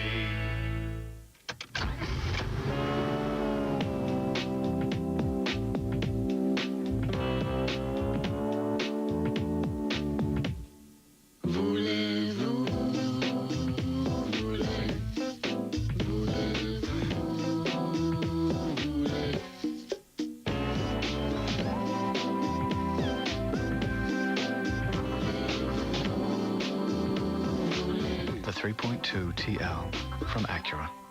Baseball's ultimate road trip heads to San Fran, where high-powered hitters take aim. Luis Gonzalez and the D-backs swing with Barry Bonds and the Giants. The ultimate road trip rolls on. Diamondbacks Giants tomorrow at 8 on ESPN. The winding roads of Long Beach demand quick reflexes and perfect precision. Which driver will push his car to the limit and be victorious on Shoreline Drive? The Toyota Grand Prix of Long Beach tomorrow at 5 on ESPN. ESPN's presentation of the NFL Draft is brought to you by Southwest Airlines. Log on for low fares at www.southwest.com, a symbol of e-freedom. And by Pemmican Beef Jerky. Need some help to get you through the day?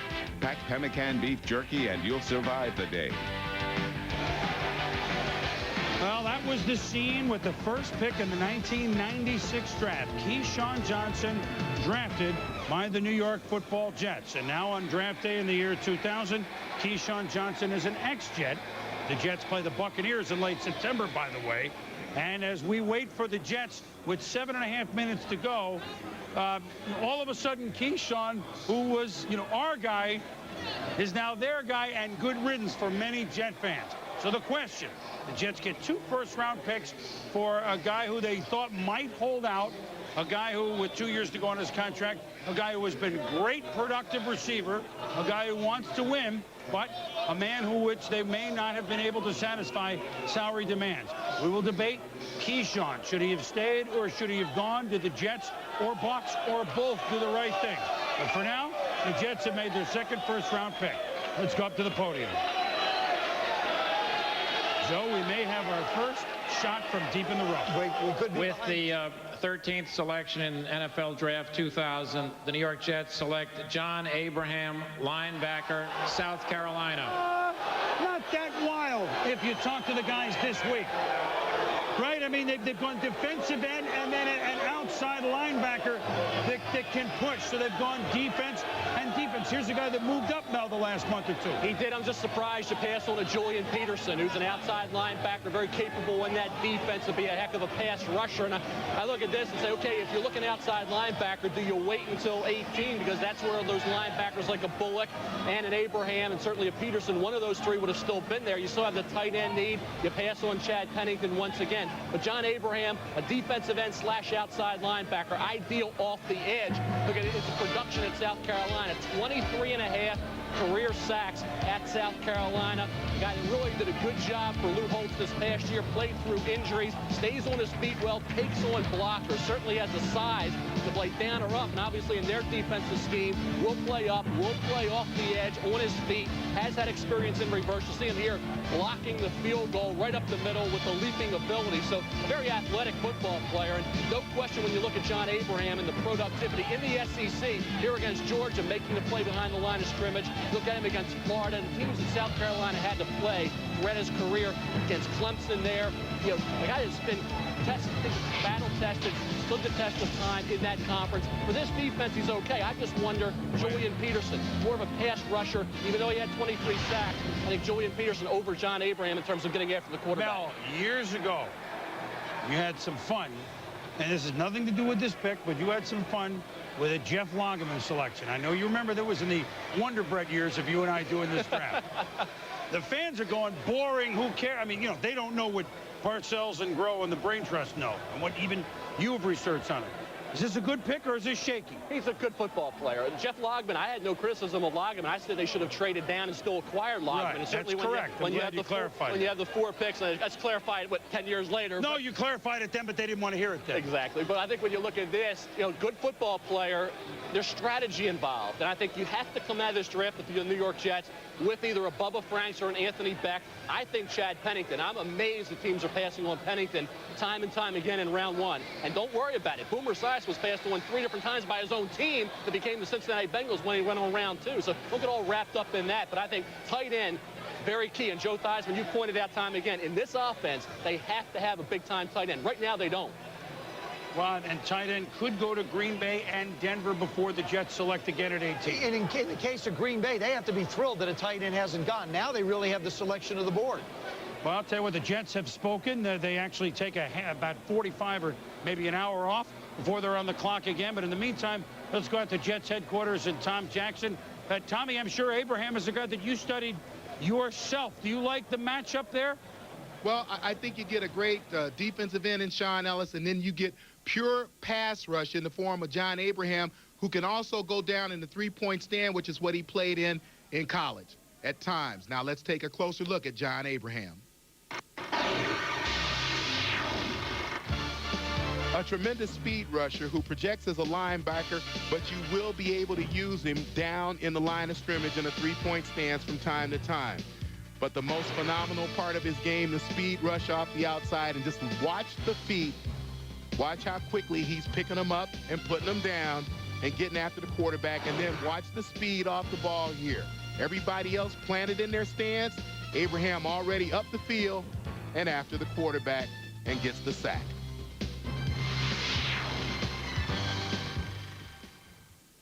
You know, one of the great things is when you get the guys that you want. Are these two guys that you wanted, Coach? I've got Coach Al Groh here. Very definitely, Tom. These are the two players that, if we stayed in places 12 or 13, they're the two players that we wanted to take. Now, there was a lot of maneuvering around or potential maneuvering around where we might have gone someplace else, but in those cases, the cost was too rich to do that. And these are two players that fit in the same mold, Tom, and that is they are both players that bring speed and power to the defensive front. And they're both players who have a long-term career playing regular, but they're also third-down players for us, too. Was there real disappointment in the fact that you didn't get Plexico Burress, or do you look at the multiple choices and say, we kind of can't go wrong here? Yes, we think that this is a power pack selection for us with these two guys. And then we've got these two more first-round selections, and we could do some maneuvering with those things, too. So our aim was to collect a lot of good players for our team, and these two guys are obviously going to be very good players. Was there interest in Chad Pennington? No, not at this particular level of the draft for us. Okay. Well, the Jets have made their first two choices in the first round, and they've got two more in the first round. Chris? All right, Tommy, thank you. Here's the reaction thus far in New York by the Jet fans, who are noticeable by their quiet. Green Bay on the clock, and we return.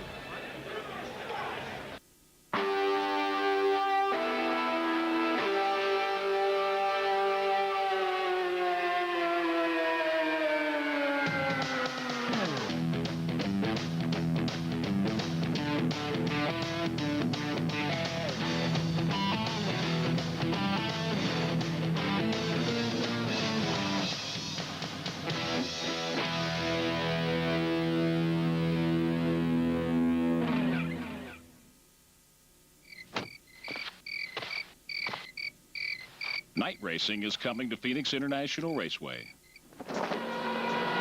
See Porsches, BMWs, Ferraris, and more attacking PIR's twisting, turning road course. The Sun Automotive 200 presented by AZCentral.com and Cars.com. Grand American Road Racing, April 21st and 22nd.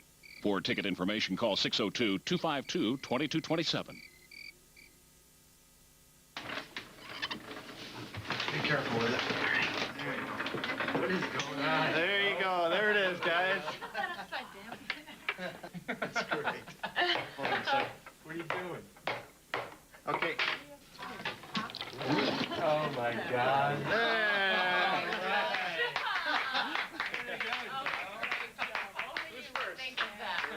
Senators, Maple Leafs, tonight at 7 on ESPN. Tonight on ESPN. At 7, the Stanley Cup playoffs continue as the Senators take on the Maple Leafs in Game 2. And at 10, baseball tonight. On On ESPN2 at 7, the NFL Draft continues. At 10, a recap of today's motorsports action on RPM tonight. And at 11:30, NHL tonight. And on ESPN Classic at 7, a star-studded ACC clash between the Heels and the Terps. And at 9, Steve Alford leads future champs into action. Do you have all the ESPN networks? Welcome back to New York, our live ESPN coverage, which continues later on ESPN2 of the National Football League Draft.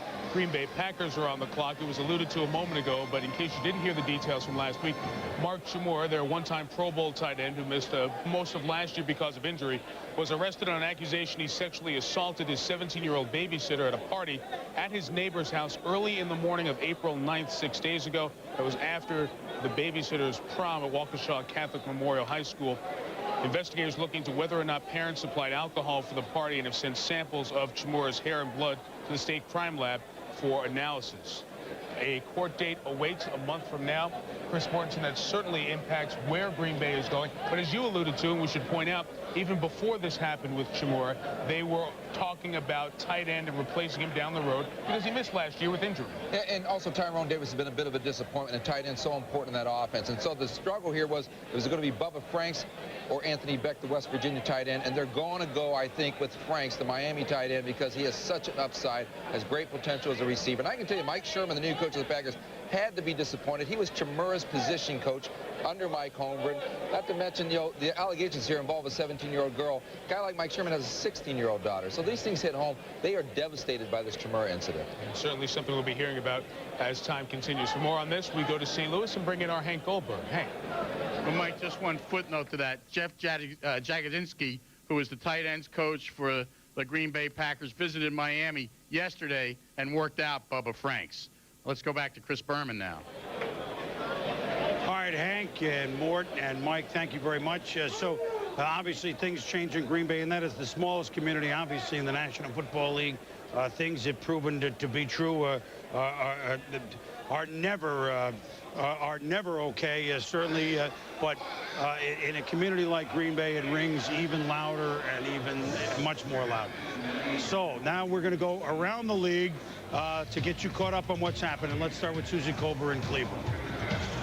Chris, with the #1 overall pick, the Browns greatly upgrade their 31st ranked defense. Penn State defensive end Courtney Brown came up with a school record 33 sacks. But now with the attention off #1, the real work begins for the Browns brain trust, choosing a player at pick number 32, the first pick of the second round. Let's go to Ed Werder. Well, LeVar Arrington was so determined to end up here with the Redskins that when the Browns' lead contract negotiator called Arrington's agents last night, Arrington's people refused to call back.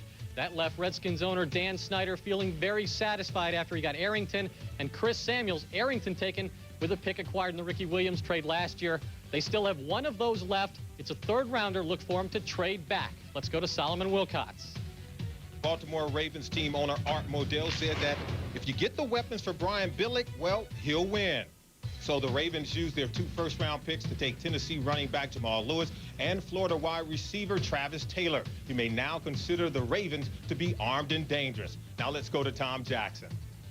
Well, here for the Jets, it's all about filling needs. They've done that with the 12th and the 13th pick, defensive end Sean Ellis from Tennessee, and John Abraham, an outside linebacker who also plays in a three-point stance from South Carolina. Obviously, they wanted the wide receiver somewhere up above the 10th spot, but let's remember they've still got 2 choices, 18 and 27, to do just that. Now let's go to Sean Salisbury. Here in Santa Clara, the 49ers have many glaring needs, in particular on defense, where they gave up 40-plus points in 5 games last year. But quarterback Chad Pennington is still on the board, and there's that ever-increasing possibility that quarterback Steve Young will not be back in San Francisco next year. Remember, this great franchise is built around wonderful quarterbacks. Let's go out to Hank Goldberg. Well, the Rams have 10 picks, starting with the last one in the first round. Remember, a year ago, they made a trade for Marshall Faulk, who helped bring them a Super Bowl. They're probably enjoying watching the Jets picks as they take Tampa Bay's picks in the first round, remembering they gave up a 2nd and 5th round pick for Marshall Faulk. Now let's go to Sal Paolantonio. I'm in a very quiet Bucks practice facility, appropriately named One Buck Place, and we're about 1.5 miles from the Super Bowl site, the next Super Bowl site at Raymond James Stadium, and there's many people in this organization who believe that the distance they have to travel to get to that Super Bowl just got a lot shorter with the acquisition of Keyshawn Johnson for the 2 picks in the first round. Let's go to Chris Berman in New York. All right, Sal, thank you. So the Green Bay Packers are on the clock. The pick is up, and we would think it's a tight end. Let's go up to the podium. With the 14th choice in the NFL Draft 2000, the Green Bay Packers select Bubba Franks, tight end, University of Miami.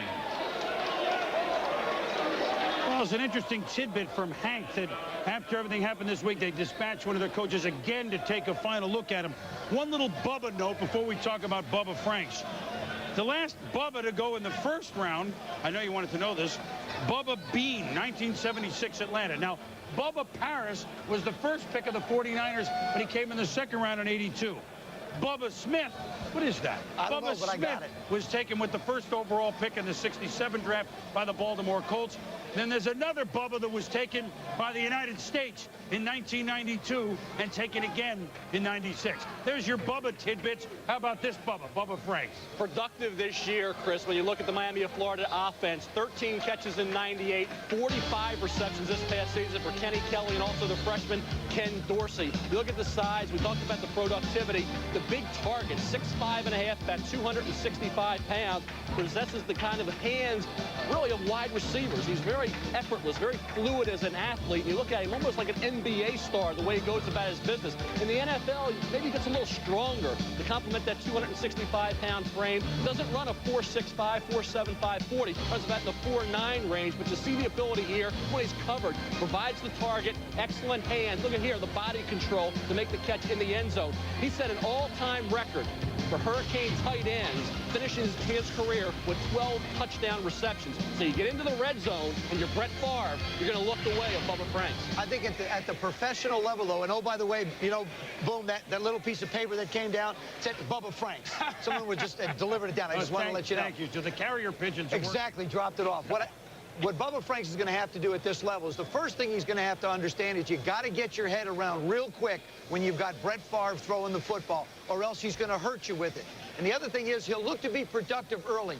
This offense likes to get the ball to the tight ends. Mel alluded to it, especially in the red area. That's where this quote-unquote West Coast style of offense has its most productive aspect for the tight ends. It's the possession part of the game. It's the red area part of the game. He's a young man who brings the right kind of size in. He won't be asked to go down the field with the big, deep plays, but he will have to be able to maneuver in between linebackers, take a pounding after he makes the catches, things he's proven he's been able to do at the college level. Well, one of my best scouts and sources said, you know who he reminds me of? An old-time football fans will remember this. Bubba Franks reminds me of Riley Odoms, an old-time tight end.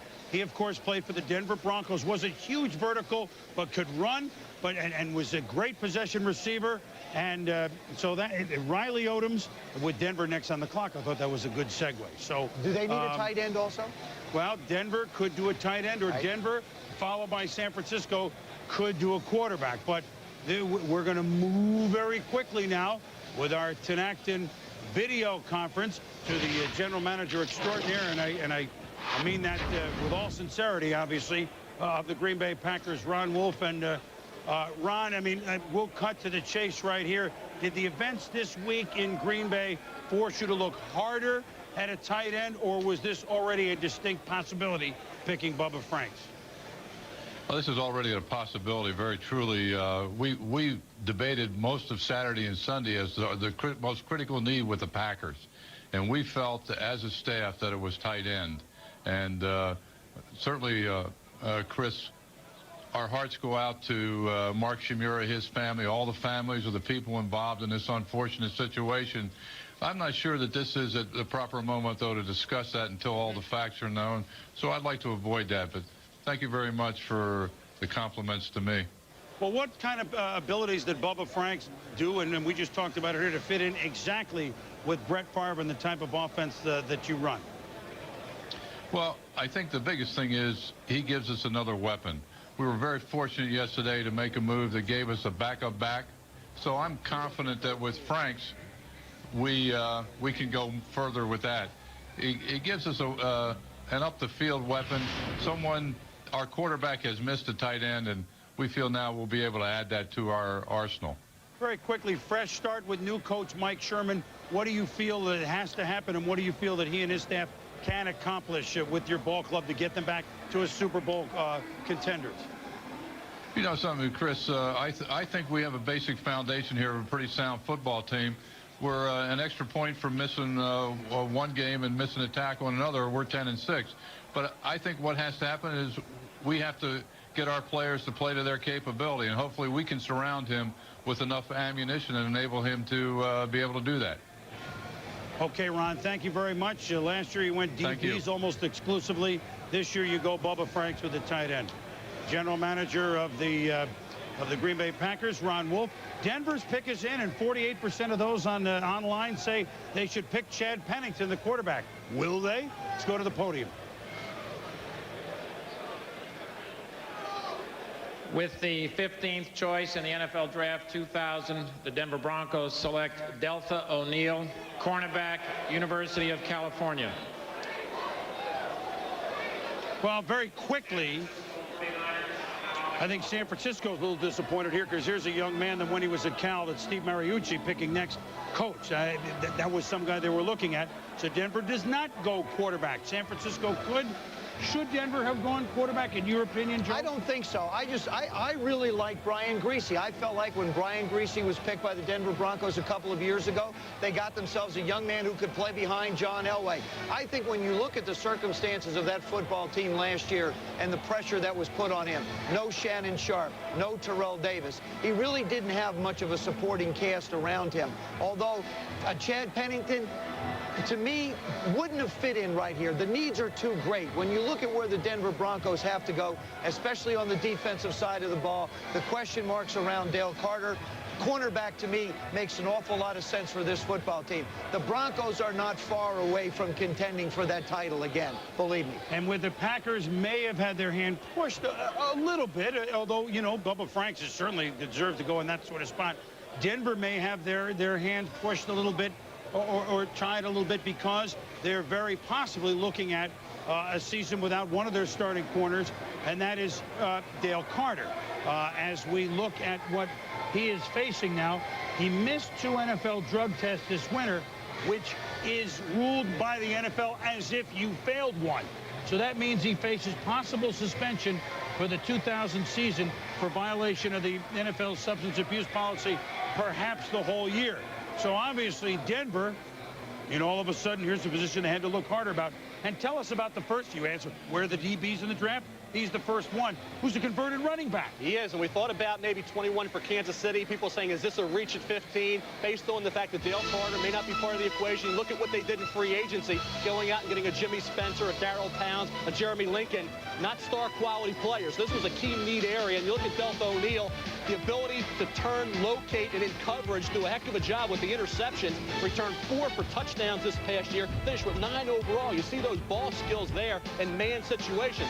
He is a first-round punt kickoff returner. Did a heck of a job for Cal. This past season averaged 29.2 yards per kickoff return, 10.2 yards per punt return. So he's going to give you a dynamic there. You see the ability, when he gets his hands on the football, he gets the turnover with the interception, then he can take it up the field and give you a good field position or take it to distance. So reach, no. That's a temptation here, Chris. But at 15, when you know he was going to go around 20, you desperately need a corner. He's the best corner in the draft, and he's certainly the best return man in the draft as well. And so now the San Francisco 49ers are on the clock, and they're looking at this draft totally different than they have in drafts for, about 20 years now. We will elaborate on a little bit more on all the players that they need. They need actually warm bodies. Now, they could pick the quarterback, Chad Pennington. They may be looking at Julian Peterson. Those are 2 of the guys they're thinking about. But let's go out to 4949 Centennial Boulevard and check in with Sean Salisbury. And good morning, Sean. It still is, isn't it? It still is morning out here, Boomer. Good morning to you. You talk about Pennington, but no, it's going to be the outside linebacker, Julian Peterson, from Michigan State. And you're right, this team is just looking for somebody who's got a pulse. They have so many needs. They're trying to find 5 starters on the team, 4 of them on defense. They believe this guy can come and be an impact player right away. He's got nice frame, about 30 tackles in the backfield last year. They're going to go with Julian Peterson. They need depth at the linebacker position, and this guy will be penciled in from day one as a starter. Well, Sean, you know what's interesting is that in talking to Bill Walsh this week, he said they don't realize it right now, but there are guys sitting in frats and sitting in sports bars on college campuses who will be in the huddle week 1 for the San Francisco 49ers when we kick the ball off. We just don't have players. We only got 15 defensive players signed. So they're looking for 5 starters immediately. Here may be one of them.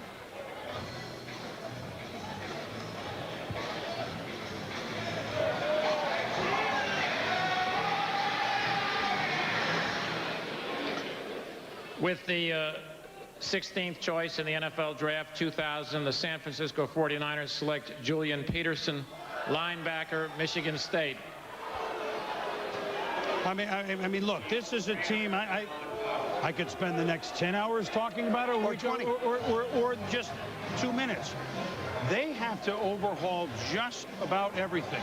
And on defense, Steve Mariucci told me a couple weeks ago they couldn't have even had a mini camp because they only had 15 guys. They couldn't even do that. So players, you like this pick in this spot, Mel? I really do. I talked about it for the New York Jets. I thought it would be a better fit than Abraham, even though I like Abraham. I think Peterson is a great pass rusher. Had 40 sacks during his JUCO career at Valley Forge Junior College. Came to Michigan State, became a very multi-dimensional linebacker. As a defensive end early on. In the highlight package, you're going to see sack after sack after sack. That's what Julian Peterson does. And this came, obviously, in the Big Ten here against Ohio State. Not only getting in there for the sack, but causing the fumble. So he gets on the scene, he creates the turnover. And I think when you look at Julian Peterson, the question you always have with those great pass rushers, how do they do in reverse? How do they do in coverage? We know they get after the quarterback like he did here against Penn State. But in coverage, that's where he really started to excel this season, culminated with an outstanding week of practice down in Mobile at the Senior Bowl. Then a big interception in that game. Here you see the IN to the hit here in the flat. A guy that really, I think, at 6'3 1/4", 235 pounds.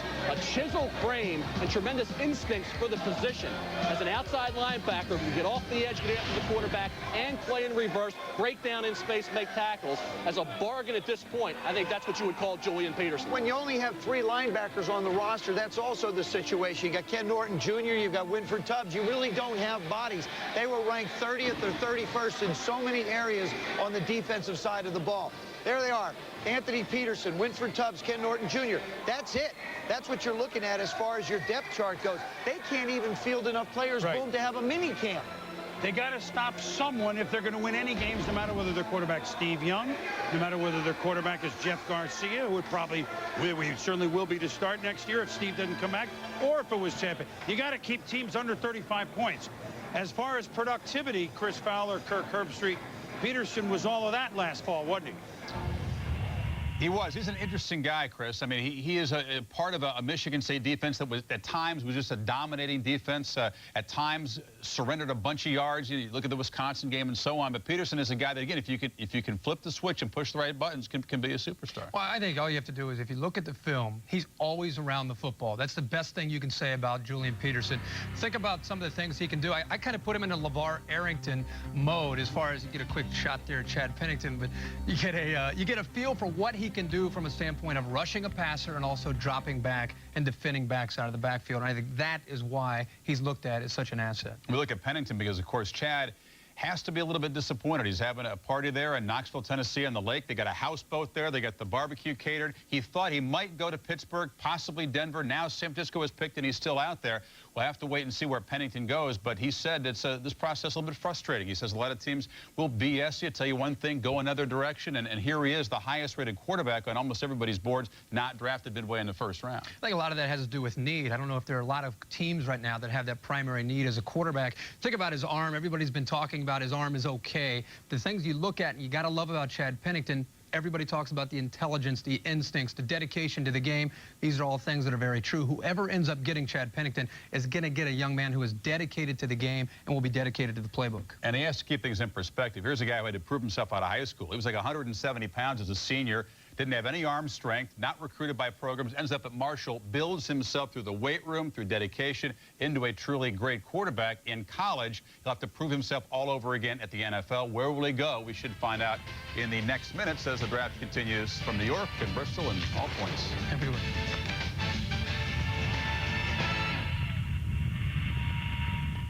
After 6 weeks, how does the Dr. Scholl's Dynastep Sport insert feel? Before I tried the inserts, I had shin splint pain. Now I don't. It's clinically proven among athletes to provide immediate relief from lower body pain. When I play basketball, my lower back is much, much better. Treat yourself right at drscholls.com.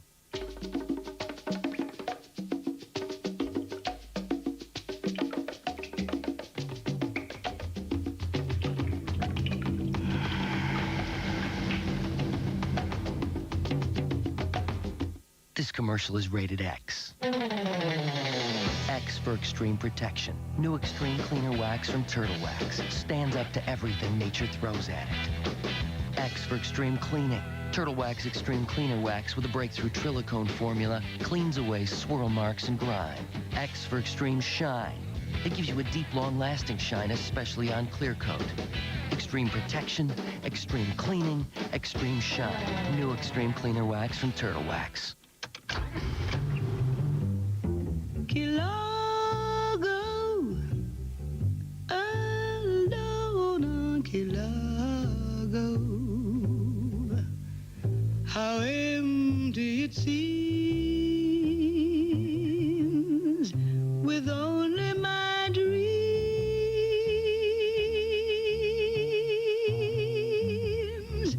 Introducing the 3.2 CL from Acura. Spectacular. Brings me back. Had one years ago. Classic, when the word classic really meant something. Not for the masses, this one. I envy you. It's a rental.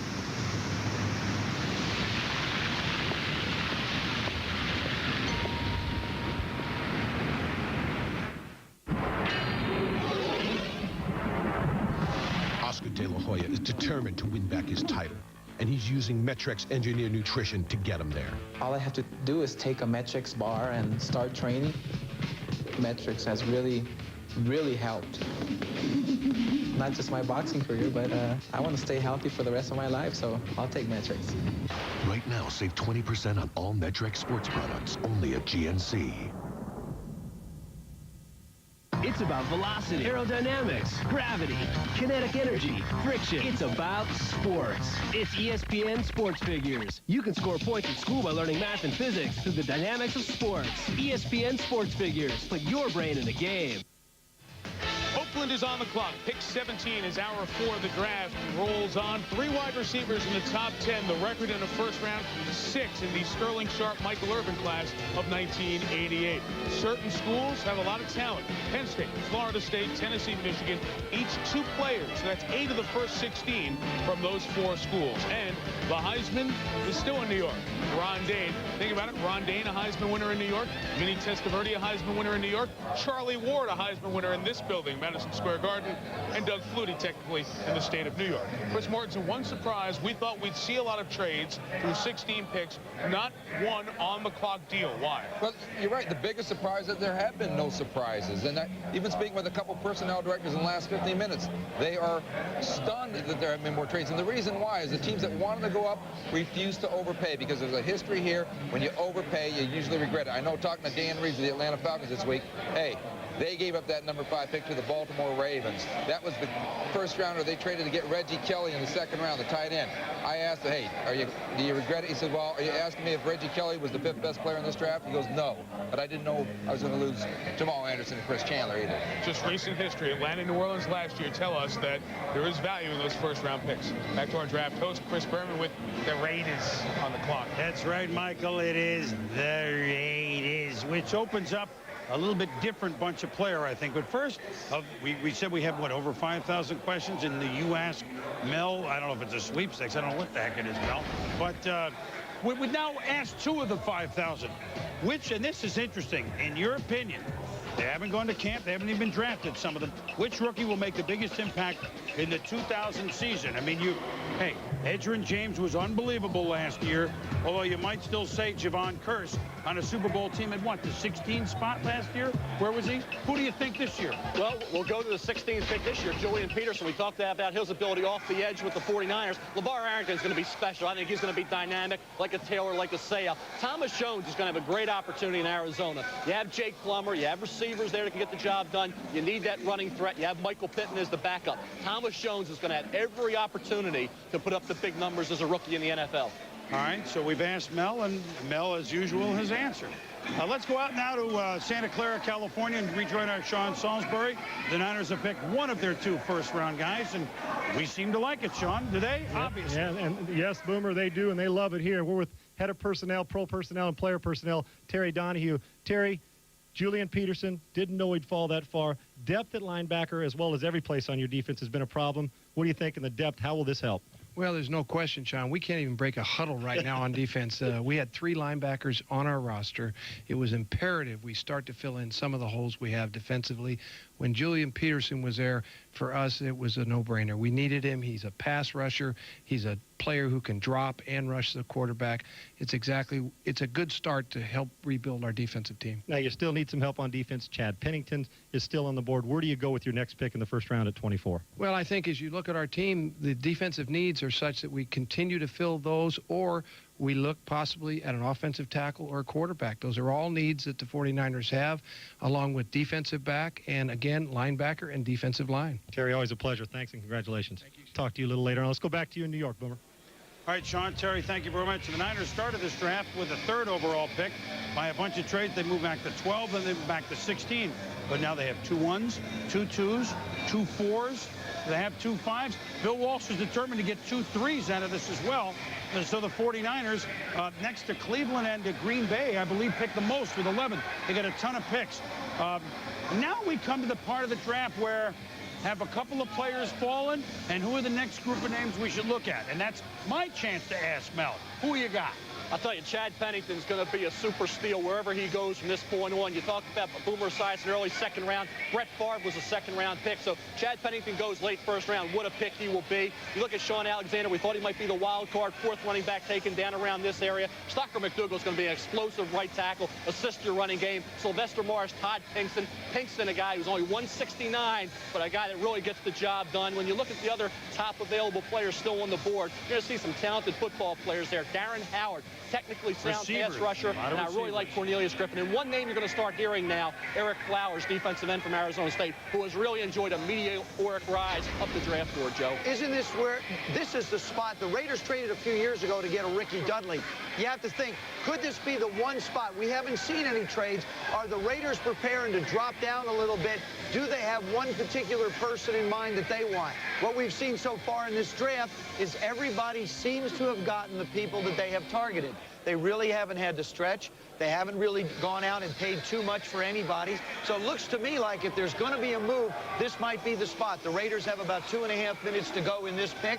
I think they're listening to some opportunities. And as Mel went through, there's still quite a bit of quality.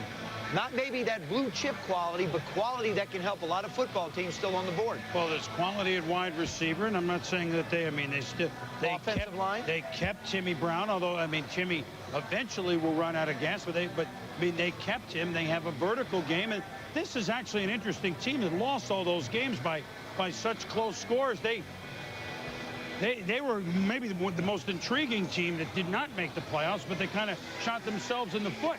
Certainly they made a great deal to get Rich Gannon. Rich Gannon really helped out. Of course, he became a Pro Bowler, did what John Gruden wanted. Maybe this is the time that you go get that young quarterback. Maybe this is the spot where Chad Pennington works in. Certainly John Gruden will give him an awful lot of an opportunity to learn behind Rich Gannon.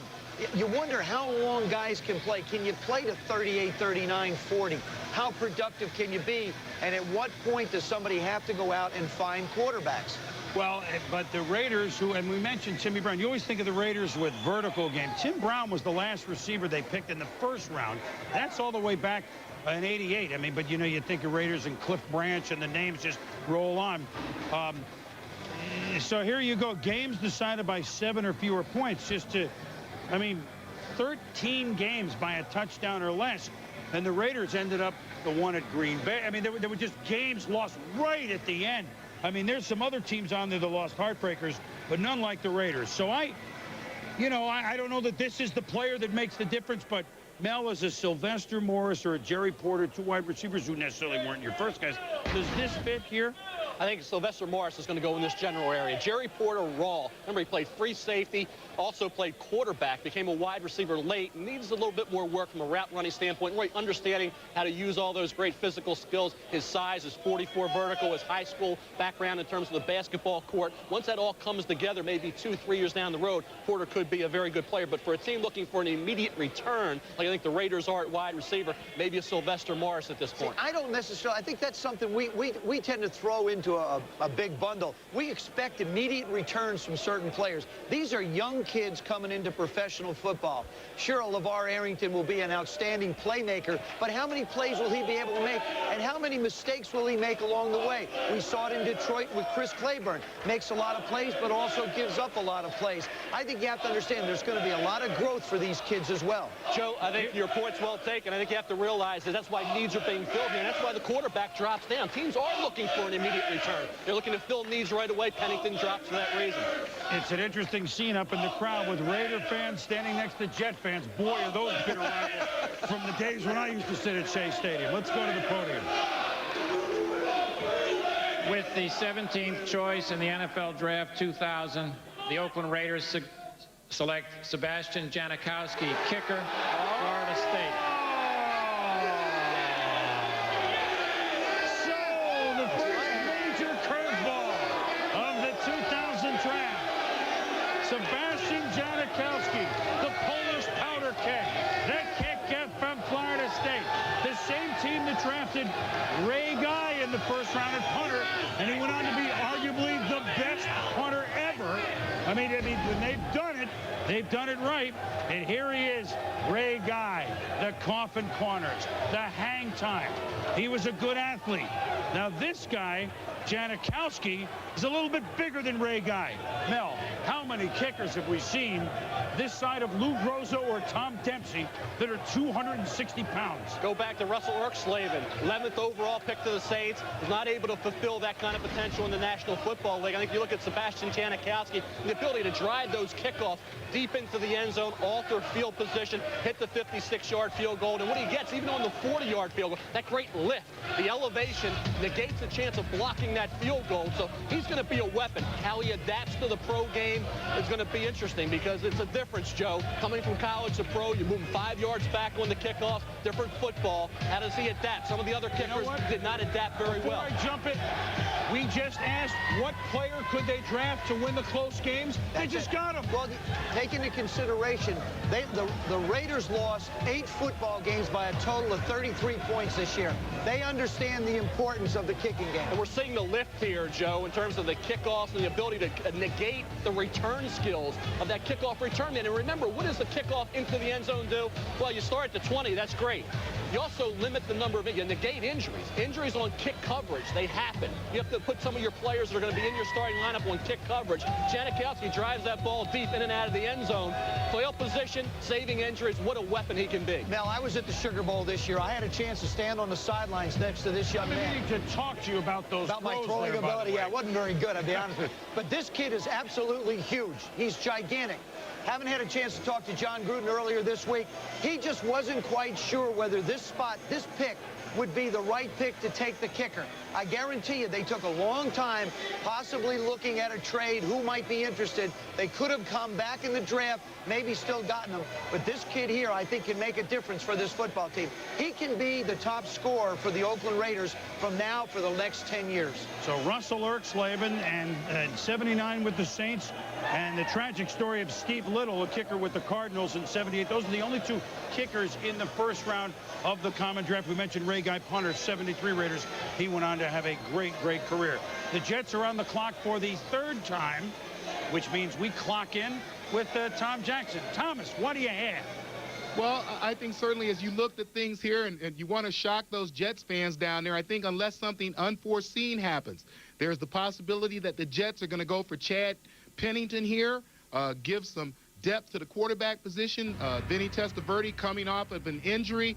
Ray Lucas certainly a solid number 2 guy here, but Chad Pennington would loom as the future of this ball club, and the Jets certainly may take him here in the 18th spot. Well, Tommy, that would be interesting. You mentioned at the beginning of the show the Jets wanted 3 starters out of the 4. That's correct. This is the pick. this would fill in after Denver and San Francisco passed.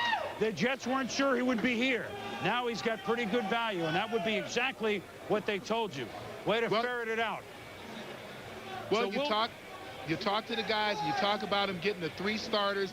I think that we guessed that there might be a project in there. Chad Pennington would be the guy, and yet they still have that 1 wide receiver slot to try to fill. You know, do you do that with the 27th pick? I don't know, but certainly there's that possibility. Nobody maybe as high as they wanted, but if they take Chad Pennington, you know, they've got 3 players that they want in this draft. And Tommy, as you pointed out, and we just looked at Mel's board, there should be a lot of value receivers still available at the bottom of this draft for the next pick of the Jets. But they haven't picked Pennington yet. We'll see. 10.5 minutes ago. Thank you.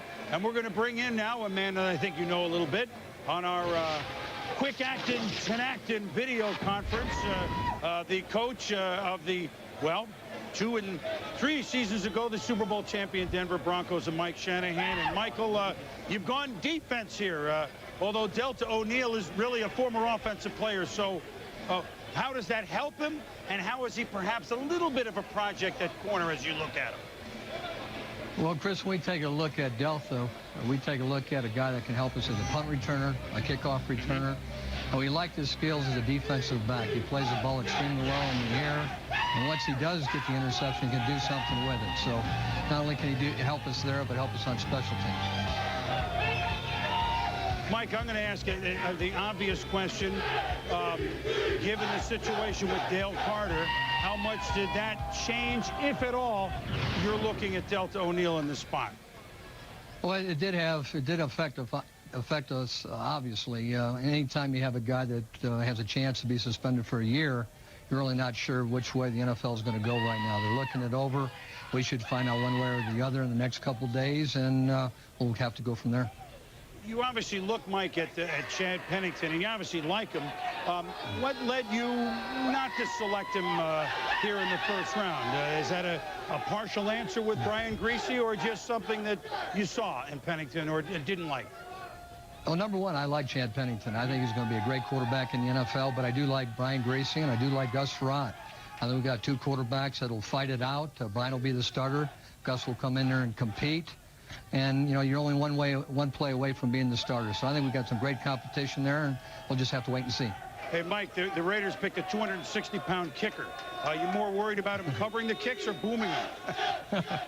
Well, I'm not sure if O'Neal will get a chance now to return on kickoffs. So that's one of the downsides of the Raiders picking him, but he's a great player. Well, that'll be a duel we'll watch for the next decade, the kickoff from the Raiders to Delta O'Neal. Thanks for joining us. We'll see you later on. Okay, Chris. Mike Shanahan, a team that even though they were in the basement last year, feels that they can win that division with everybody back, with Terrell Davis and a healthy squad, and why not? They feel they're right back in the hunt. Jets are next. What makes you stronger? What keeps you up? How willing are you to be surprised? The power of J.P. Morgan. Wealth management online.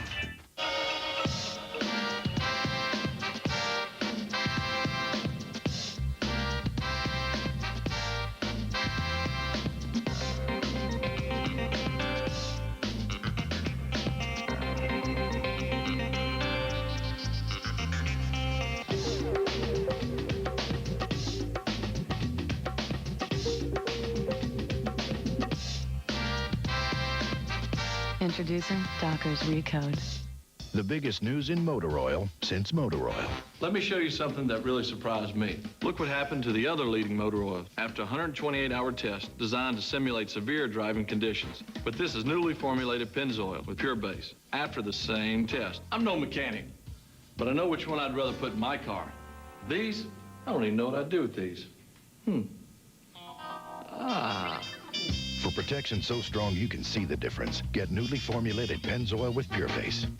In the zone, you play one level up.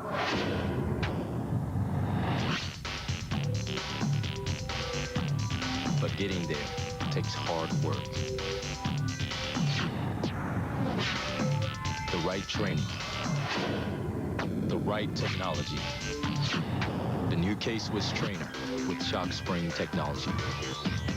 and support your hard work while you focus on getting there. 7 days a week, every day of the year. Count on the Home Depot for the guaranteed low price on over 50,000 home improvement items. And even if you do find a lower price, we won't just meet it, we'll beat it by 10% every day. Because at the Home Depot, we're committed to giving you the lowest price possible. No mail-in rebates, no gimmicks, no hassles. The Home Depot, where low prices are just the beginning. What do you know? What don't you know? How do you propose to find out? The power of J.P. Morgan. Wealth management online. 4 first-round picks. That'll be the Jets. With the 12th choice in the NFL Draft 2000, the New York Jets select Sean Ellis, defensive end, Tennessee. He's going to have to be a pass rusher supreme at the pro level. I want Bubba Franks and Chad Pennington next. With the 13th selection in NFL Draft 2000, the New York Jets select John Abraham, linebacker, South Carolina. Not that wild. These are two players that fit in the same mold, Tom, and that is they are both players that bring speed and power to the defensive front. Which brings us to the podium. Gene Washington, the NFL Director of Football Operations, pinch hitting for the commissioner for the Jets' third first-round With pick. the 18th pick in the first round, the Jets select quarterback Chad Pennington from Marshall University.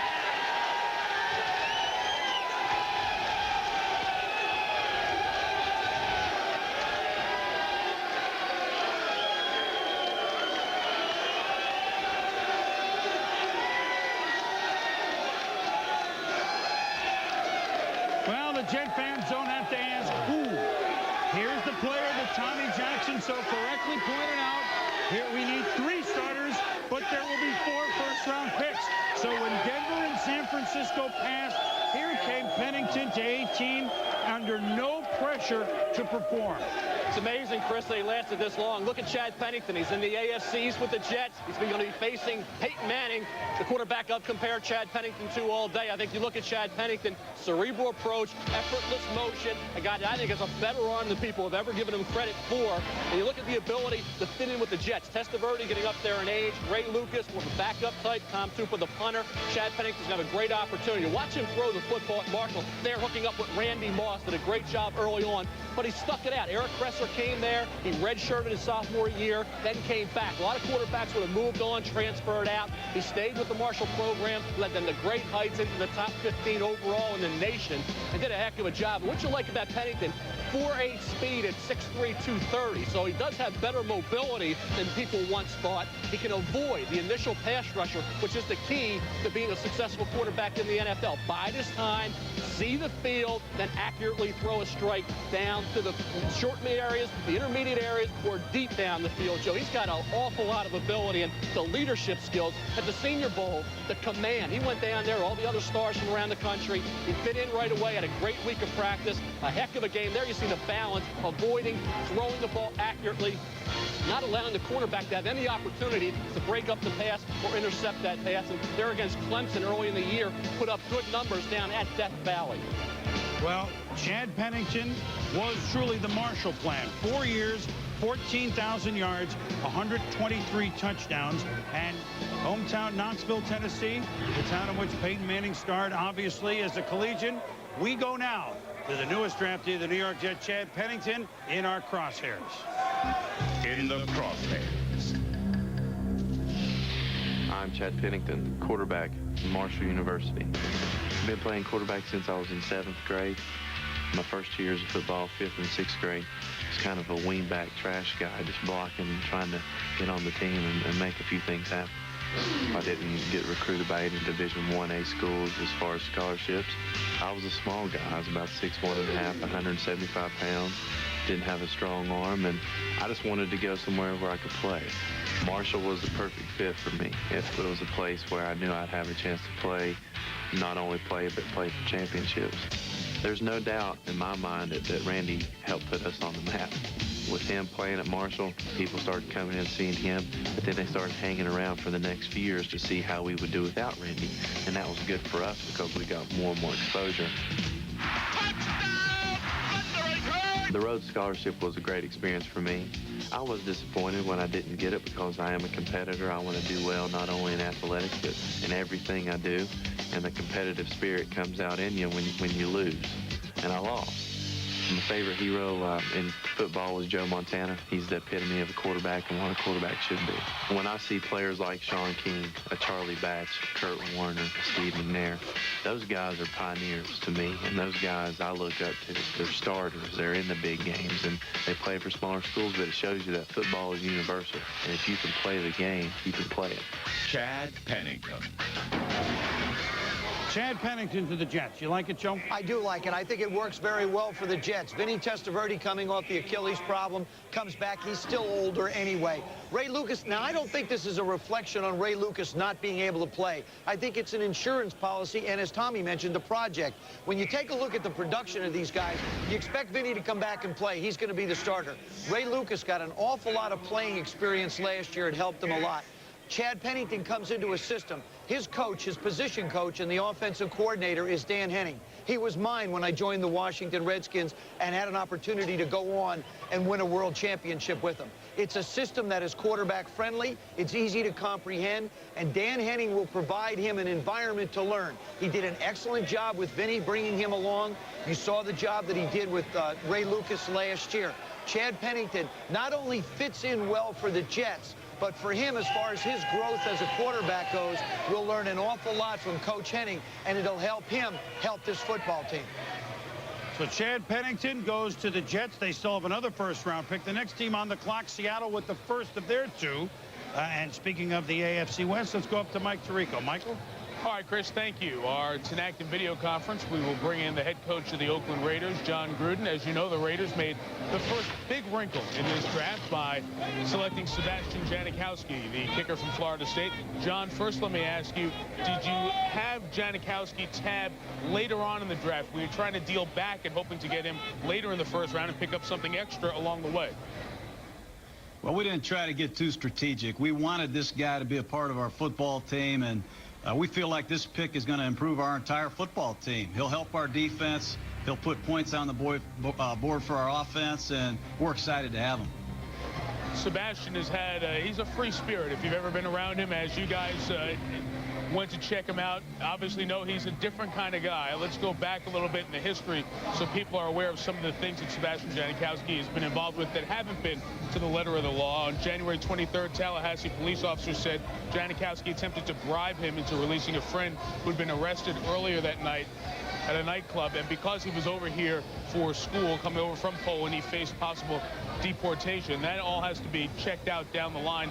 John, when you sat down and talked to the guy, did you get the feeling that the transgressions involving Janikowski were those of a youth making a mistake in judgment?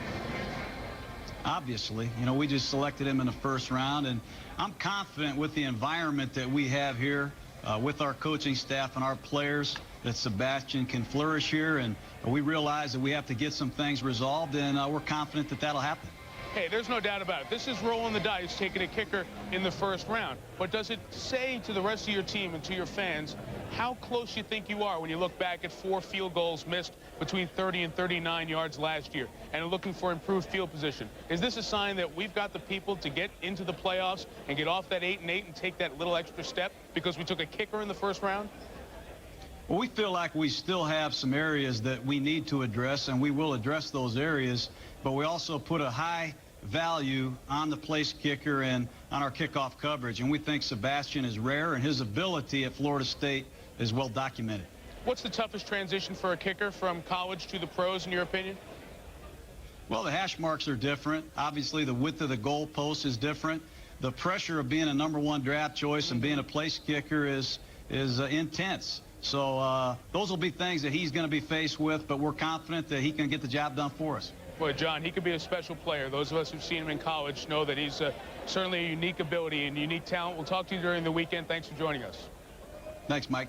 Obviously, we're covering all the teams. If you want more on your team, Draft Central, NFL.com, ESPN.com, complete coverage of what your team has been doing and will be doing. As Draft 2000 continues, the Seattle Seahawks are on the clock. We're back from New York and around the league in 2 minutes. A cool grand. That's what you'll get from Volvo on Camelback if we don't give you the most value at the best price on your new Volvo. It's our $1,000 Platinum Price Policy. Choose from a great selection of 2,000 Volvo S40s and V40s. Your choice, just $249 a month. The most value at the best price on any new Volvo. Or you get a cool grand. It's our $1,000 Platinum Price Policy at Volvo on Camelback, 2143 West Camelback Road in Phoenix.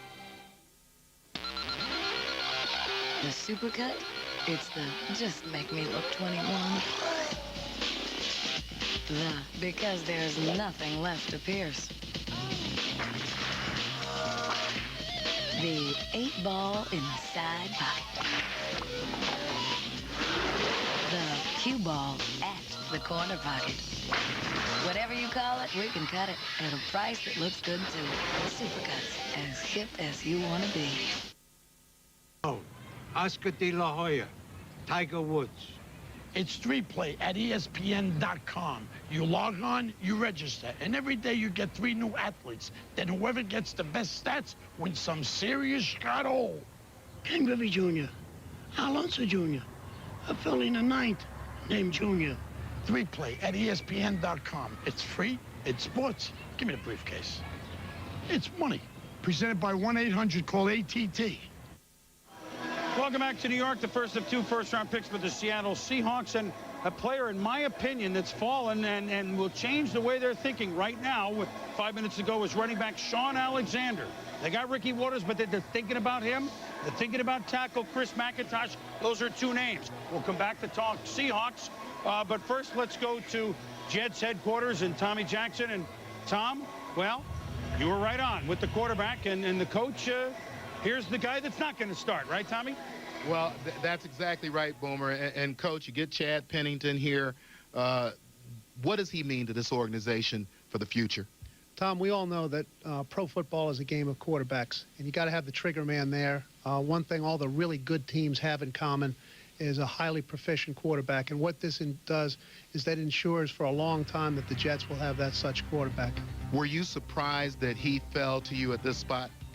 Yes, somewhat, and it was a very fortuitous fall for us because usually you get this type of quarterback, you have to use your first-round selection to get him. But we've already taken 2 players that will really help our team, and yet we were also able to get a first-round selection quarterback. Still looking for that 3rd starter now in the next spot? Very definitely. Yes, we thought this was a draft that certainly could bring us 3 immediate starters and more starters for the future, and so we've done 2 out of those 3 things now. We've got 1 more to go.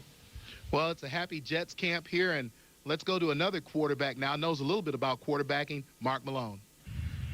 All right, TJ, thank you very much, along with Ron Jaworski, who probably knows a little bit more about quarterbacking than I did. At least he played in the lead a little bit longer than I did. And we look at Chad Pennington, and a lot of people would question his arm strength. But as you broke him down on film, Jaws, there are other aspects of his game that allow him to make up for that lack of arm strength. Yeah, Mark, after studying Chad, one thing you notice, he understands the passing game, and he likened his game to Joe Montana. That means he's accurate throwing the football. Doesn't have the big arm, but he can place it very well. As you'll see right here, the design of this play is to attack the double zone. These 2 safeties will split. The guy you must occupy is that middle linebacker. He's responsible for that deep area. Well, you go the play action. Hold that linebacker, and here, make the throw within 20 yards before those safeties collapse and make the play. Great anticipation on the throw. From the end zone, ball fake, good head around. Again, watch the release. High release, the guy's 6'3", good balance, good stride. He's got it all, and the arm strength is there. He sticks that ball between the safeties, and it is accurate. The throw is on the body. That is very important. The one thing that I have noticed, though, with Pennington, I don't see a lot of deep balls. But what he does make up for the deep throw is anticipation, Mark. That's critical. And we found in this league with guys, especially like Joe Montana, that if, in fact, you get the ball out on time and you're accurate, you can have a very successful career. Let's send it back to New York and Chris Berman. Seattle close to making a pick, Boomer. All right, Mark and Jaws. I don't know, Jaws is all fired up because the Raiders took a Polish kicker. But don't worry, Jaws. If he somehow, and let's hope it doesn't happen, gets deported, as Mike talked about, Al will move the team to Poland, and they can play there. No problem. No problem. He's ready. We have this one scoped out. Now, the Seattle Seahawks are a team that won the division at 9-7 last year, although they kind of really stumbled from early November on. The Seahawks, in their first 5 picks, need, in no particular order, a wide receiver to replace the departed Joey Galloway, a defensive lineman inside. Remember, Sam Adams is now gone. He's a Raven today. A right tackle, a linebacker, and a defensive back. The defensive back they got last night in a trade, they got Fred Vinson, second-round pick last year with the Packers. They traded Amon Green. I think, Mel, the running back, falling to them here is something they got to look at, Alexander. We talked about wild cards. He does drop down to the Seahawks. I think when you look at 5'11 and a quarter, 218 with 4.5 speed, bigger than I think a lot of people think, a little faster. He veers away from defenders in the open field, worked through the ankle injury, and had huge games at Florida, at the Swamp, and then late in the year, bowl game against Michigan. He was outstanding in the big games. I mean, it's not someone that they were going to look at originally, but he's fallen to him. Let's see if that's what Seattle and Mike Holmgren decide to do.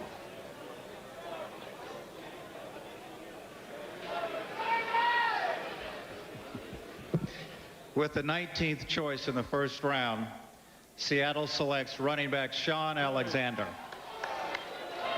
That's a good job. Detroit is on the clock. And that's a good job. They got Ricky Waters there, who had a good season and who is still very capable, but this kid is you know exactly what you get with this kid. You do, and we had him rated as one of the 4 top backs. The big thing about it, too, is you have to remember Detroit and Kansas City were picking next. Detroit still, even though they made the deal for James Stewart, I think would look for a running back. Certainly Kansas City, even though they run by committee, would like to have somebody they can rely on. This is why I think it took so long. The conversation was, who should we really go after? When you look at the age of Ricky Waters, you figure at some point in time, you have to be able to bring in a young guy. Mike Holmgren in his second year has done that. And he decided that Amon Green was not that young guy, and here he is, Mel. You look at Sean Alexander, we talked about the size and the 4.5 speed, so a little bigger, a little faster than I think a lot of people thought.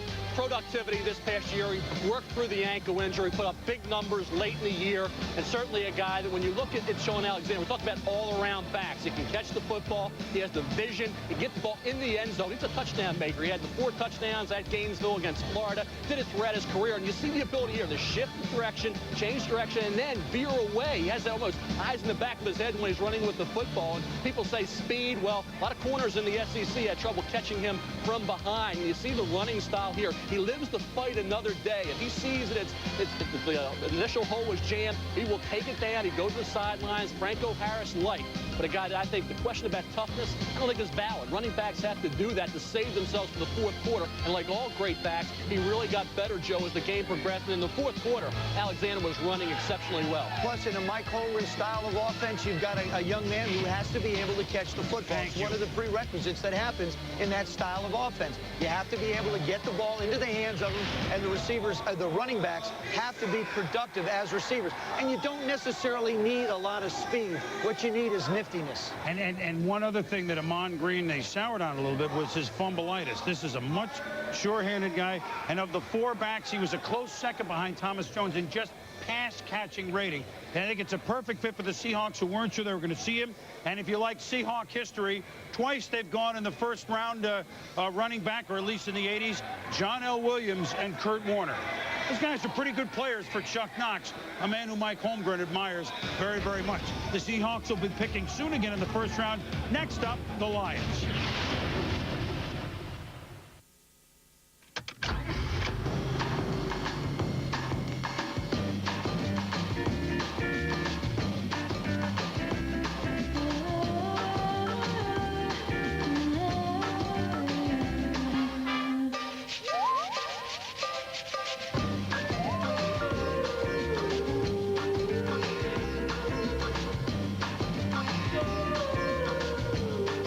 A 260 horsepower CL Type S from Acura. Boom! Stop dead in his tracks. That's how fast Tough Actin' Tenactin pump spray works. It stops the itching and burning of athlete's foot dead. The only leading brand so tough it prevents athlete's foot. Tackle athlete's foot symptoms in seconds with Tough Actin' Tenactin. You're tired. Do you stop at Red Roof Inn and get a quiet room you can always count on? Or take your chances somewhere else. Down, boy, down.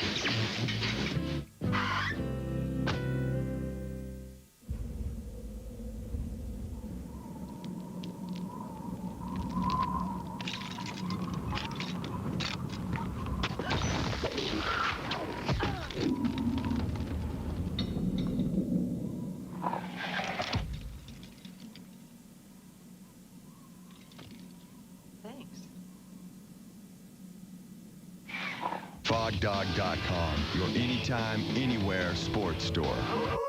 Fog Dog.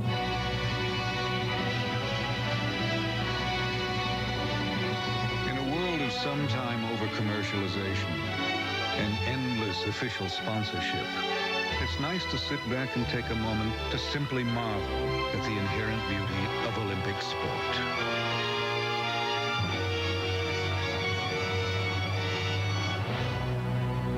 Okay, moment over. Visa, the only card accepted at the Olympic Games of the new millennium. 1-800-COLLECT. You save a buck or two. So why doesn't everyone use it? It's so simple. You use 1-800-COLLECT to make that call, right? Oh, I forgot, man. Forgot? You forgot. 1-800-COLLECT. Collect call. It's so simple. Well, I've been up all night studying, man. I was studying all night. It's like the number is 1-800-COLLECT, okay? Write it down. It'll save you big bucks. Have you heard of paper? Yeah. 1-800-COLLECT. Save a buck or two. The top guns on the senior tour take aim for a duel in the desert. Will Hale Irwin stand up to the heat, or will one of these other marksmen steal the day? The Las Vegas Senior Classic, Friday at 3 on ESPN. We're in New York, number 20, the Honolulu Blue and Silver. The Detroit Lions are on the clock. Another team from the Midwest got the picking started about 3.5 hours ago. Let's take you there as we start our whip around to our correspondents covering the NFL draft. Here's Susie Colbert in Cleveland. Suze. Mike, one of the reasons the Browns took Penn State defensive end Courtney Brown with the #1 pick overall is his great acceleration to the quarterback. The Browns will continue to address team speed with pick number 32. They love a wide receiver. Remember last year they took Kevin Johnson in the exact same spot. He turned out to be the top rookie receiver in the NFL. Let's go to Ed Werder. Well, LeVar Arrington at Penn State was asked to do a lot of things, and he handled it well, according to Norv Turner. He was put on the line of scrimmage and defended the run. He rushed the passer, played the slot receiver man-to-man without any deep help. With the Redskins, he'll start at strong side outside linebacker. Both Arrington and Chris Samuels on their way here in Daniel Snyder's private plane. And then from the airport in Washington, they'll be flown up on a helicopter. Should arrive here in the next half hour. Let's go to Solomon Wilcots. Armed with 2 first-round picks, the Ravens hit the bullseye by taking running back Jamal Lewis and wide receiver Travis Taylor. They will now look to go shopping on the defensive side of the ball, where they have 4 picks remaining on the board. Now let's go to Tom Jackson. The Jets thus far in the draft making the most of their 4 first-round draft choices. They got 2 defensive players, an end and an outside linebacker in John Abraham. Come up with a surprise thus far of the first round in drafting quarterback Chad Pennington, going to be probably the future of this ball club at the quarterback position. Have yet to address the wide receiver absence of Keyshawn Johnson, but let's remember they still have 1 more pick at number 27. Now let's go to Sean Salisbury. Here in Santa Clara, the 49ers got their man with the 16th pick, Michigan State outside linebacker Julian Peterson. You know, it's interesting. Before they made the trade with the Jets to go to number 16, they wanted him at number 12. When they went down, they were afraid they wouldn't get him. Not only did they get him, they also got an extra 2nd-round pick. The Jets, they got their man here in San Francisco. They're moving on with another pick at the 24th slot. Let's go out to Hank Goldberg. Very little activity here in St. Louis as they wait patiently for the last pick in this round. And it's highly unlikely that they're going to find a player who's going to be a starter. This draft is about depth and looking ahead as to who's going to be seeking free agency in a couple of years and planning ahead for that. Let's go to Sal Palantonio. Well, it's been quiet here too, Hank, in Tampa. The Bucs war room is now starting to get geared up for rounds 2 through 7, where they've picked 12 starters in the last 5 years, including 2 Pro Bowlers, Mike Allstott and John Lynch. I was just in the war room. Rich McKay, the general manager, tells me he wants to move up from number 57, perhaps 10 or 15 spots. They got 4 or 5 guys slotted. Depending on who falls, they're going to go after him. Now let's go to Chris Mortensen in New York. The Seattle Seahawks taking Sean Alexander definitely has impacted the next 2 teams picking, the Lions at 20 and the Kansas City Chiefs at 21. The Lions, even though they signed James Stewart, would have drafted Sean Alexander almost for sure, because James Stewart's had a medical history, and Bobby Ross, the coach there, told me, hey, Barry Sanders is the only guy he knows who never took a pounding. Speaking of Barry Sanders' agent David Ware thinks there are a couple of teams that have tried to call the Lions, but the Lions aren't fielding the calls. That's contrary to what Ross told me, saying that if anybody called them with a worthwhile offer for Barry Sanders, he would listen and take it to William Clay Ford. What team needs a running back? Kansas City Chiefs. They were hoping to make a trade with Cincinnati for Corey Dillon, but the Bengals wanted Sean Alexander, so that deal is off. You just wonder if the Chiefs take a shot at Barry Sanders here, but apparently they're not trading him. And Barry, I think, would play if it were the right team. Well, the Lions have made their selections. Anybody in Michigan watching? The Tigers are playing their first weekend home game in the new ballpark. The Red Wings are winning their playoff game on ABC, but the Lions are picking now. Let's go up to the podium. With the 20th pick in NFL Draft 2000, the Detroit Lions select Stalker McDougal, tackle, Oklahoma. The Kansas City Chiefs are now on the clock. Well, there is no question that Detroit got themselves a big tackle. Mel, he's listed at what, 350? 6'5½", about 350 to 355. But doesn't, I mean, I don't know how to say this politely, but I mean to. He doesn't move like the guy that size. No, he doesn't, Chris. I think you look at Stalker McDougal, amazing feet and quickness for an athlete those dimensions. I think you look at Stalker McDougal and you watch him at Oklahoma. Remember, he had a left-handed quarterback, Josh Heupel, in that run and shoot for Oklahoma, protecting the blind side from a right tackle position. Did a heck of a job in pass protection. You see a player there that looks like he's about 320. He's 355 in terms of his feet and his balance.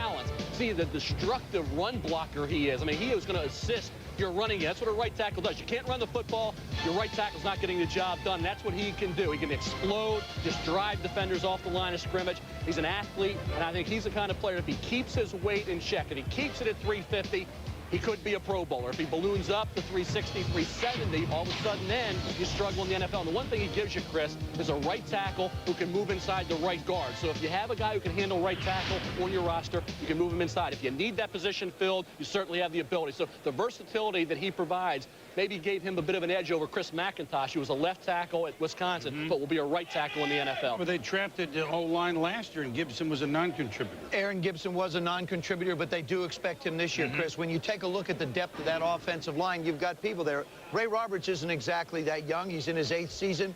Tony Sample, Mike Compton, Jeff Hardings, and Aaron Gibson, they hope to play at the right tackle position. One of the things that this football team needs, it needs depth. I don't ever believe you can have enough quality offensive linemen. The Lions filled the need as far as running back goes with Stewart. Now they're starting to build on the offensive line. It's hard to tell when you look at Detroit. You are looking at a team that made the playoffs last year, albeit again with a big start and a backslide. Are they moving up or are they moving down? Well, they certainly got a guy to move the pile. No question about that. Chiefs, then Seahawks. AFC West coming up.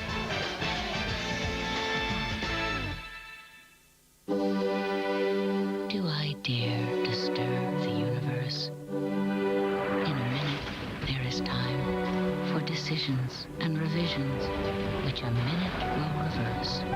For I have known them all already, known them all, have known the mornings, evenings, afternoons. I have measured my life with coffee spoons. Should I, after tea and cakes and ices, have the strength to force the moment to its crisis? I am no prophet, and here's no great matter. I have seen the moment of my greatness flicker.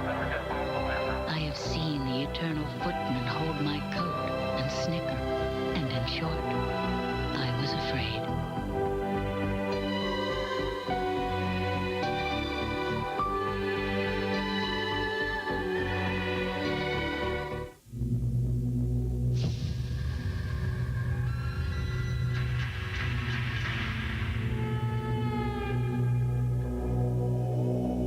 Announcing the world premiere of the all-new Chevy Tahoe. More power, more room, more SUV. It's nowhere near anything Chevy Tahoe, like a rock. There's nothing going on here tonight. Ever notice if you rub your eyes for a while, you start to see little stars and stuff? You see? No, I don't see anything. You gotta rub harder. Red dots, okay? Is that what I'm... This is great. Wait. You see it? Oh, yeah. I got flashes. Whoa. I see blurry blobs, 2 of them. Ooh, lightning. It's like a French painting. Big night out. Tiny amoebas marching together. Grab a Miller Lite. It's Miller time. It's on me, guys. Thanks. See, that was kind of cool. Yeah. Excited for the new NFL season? Then check out a gold mine of NFL action on ESPN Classic.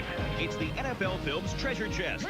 We're digging up 9 straight hours of NFL nirvana. From classic gridiron greats to battles in the trenches. No one ever took you closer to the game than NFL Films. They're killing me, Whitey. They're killing me. The NFL Films treasure chest, Saturday, April 22nd at 9, only on ESPN Classic. To get ESPN Classic, call 1-800-CLASSIC today.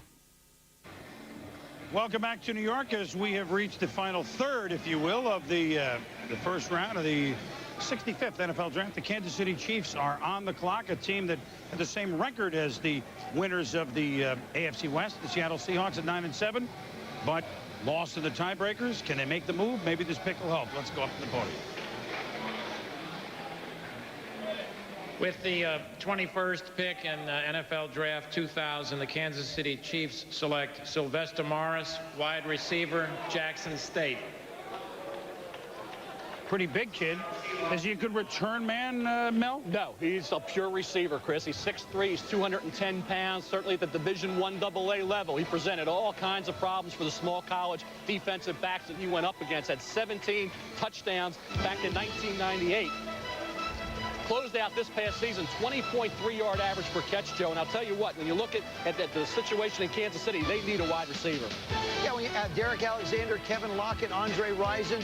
Andre Rison's certainly not that young. Kevin Lockett has worked in. They lost Joe Horn. You see this young man's power and ability.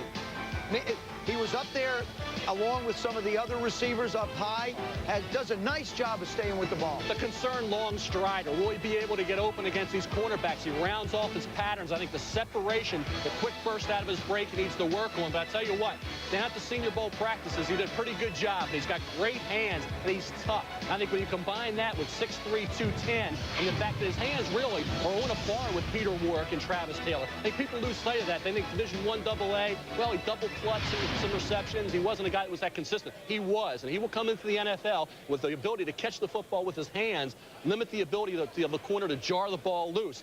He's the kind of player that at this point, we have talked about him with the Raiders, wide receiver off the board, figured to be at this point Sylvester Morris is the next best true receiver. If you're looking return man, you'd have looked for, say, a Northcutt or a Soward. Well, they'd have to be concerned about Tamarick Vanover's situation. I mean, is he going to be available to him as far as it's gone? Released last night. So he's released last night, so they're still in need of someone to return the ball. But as far as receivers go, you look for a complement. You need somebody like a possession receiver. You've got that in Derek Alexander. You need some speed. You have that in a Kevin Lockett. You lost that other speed aspect in Joe Horn. This young man fits in a very nice, comfortable place. Remember, receiving corps, if they have some diversity, are very, very beneficial. You don't want the same kind of receiver on your football team. You need people that do different things. He does something a little bit different than the guys on the roster do. So Morris, the wide receiver, goes to Kansas City. Seattle is on the clock, and I would think, even though right tackle is what they need, and this man played left tackle, that Chris McIntosh might be a guy they're looking at right now, although they have a little under 13 minutes to do so. But back to Mike and Mort, Tamarick Vanover, great return man, but in some serious legal troubles, it appears. He released last night, so certainly an area of need for the Chiefs. Chris, that is right. A guilty plea in federal court back in February for aiding and abetting in sale of a stolen vehicle that had crossed state lines. This was a situation that Kansas City was waiting legally to play out and then had to make a move on the field as well. No question, and they acted as soon as they got the straight scoop on it, which is that Vanover was involved in these allegations. He's released. And yet, you know, we talked a lot about a running back and their need for Corey Dillon and what have you, but you look at those receivers, just like they point out, you lose a Joe Horn, you got to release a Vanover. Andre Rison certainly on the downside. Sylvester Morris just made a lot of sense to Gunther Cunningham and Carl Peterson. If you talk to the people in the know in Kansas City, they felt that this would have been done even earlier. It happens the day before the draft, and now they bring in a man, as Mel said, no kick return skills, but certainly a wide receiver. And when you have a guy in the middle, it helps, like Tony Gonzalez. Absolutely. Wouldn't it be nice to talk to Tony right now? Sure. You got him? 9 blocks down the street to the ESPN zone here in New York. Tony Gonzalez has been taking part in an audio chat at NFL.com and ESPN.com, Draft Central. Tony, what's your reaction to having a wide receiver join your passing game? I'm excited. I think we have capable receivers in Derek Alexander, Kevin Lockett. With the loss of Joe Horn, I think Morris is going to be able to come in and get an opportunity to play a lot this year. I'm looking forward to helping him get open. In general, your team last year, did you make a forward step in your mind as an offense, settling down with Elvis at quarterback? As far as me individually, I think so. I think me and Elvis, we started finally to connect. We were working out before practice, after practice, trying to get that timing down and establish a good connection out there on the football field. I think with Tony Richardson coming out towards the end of the season, showing that he can run the ball, it opened things up in the passing game. And right now, I'm just excited for next year. We get our running back in Kim Wanders, and I'm looking forward to the future. Tony, it's such a hard time emotionally for this team because of the personality on the field of this team. Derek Thomas tragically passing away after the auto accident in January. The emotional shock, I'm sure, was felt as all the players got back for the funeral and the memorial at the stadium. But I'm guessing that you won't truly feel that shock until you all get to training camp and Derek's not there. Yeah, it definitely. Actually, we kind of felt it. We showed up for the first team meeting of the year for off-season workouts. Looking around the room, you're looking up in the back where Derek used to always sit, and he's not there. I mean, it's just kind of an eerie feeling. It's kind of a different feeling. But like I said before in interviews, we're gonna miss this guy tremendously. But we got to move on. We're gonna survive this. All you got to do is remember that smile that Derek had, and how he lit up a room when he came into it. And I think we're gonna be able to move on. That's the way he would run it too. Very well said. Last point, you're down there at the Zone talking with folks on the internet and the audio chat. Have you been surprised at not the quality, but the great interest from fans in the middle of April about not just the Chiefs, but everything in the NFL? Oh, I enjoy it. The fans of America are great for the NFL. I can't say enough, especially the fans out there in Kansas City. I'd like to say hello to them. I'm thankful for all the support. Any tough questions from them? Actually, there are some tough questions. A lot of questions about Kansas City, obviously, to me, but we got great analysts over here with Corey and Eric Davis, so we're having a good time out here. You guys enjoy yourselves. Tony, thanks. Have a great season next year also. Okay, thank you. Tony Gonzalez, Pro Bowl tight end, Kansas City Chiefs. It's the Seattle Seahawks on the clock again for their second pick in the last four. It's at number 22. The draft continues right after this.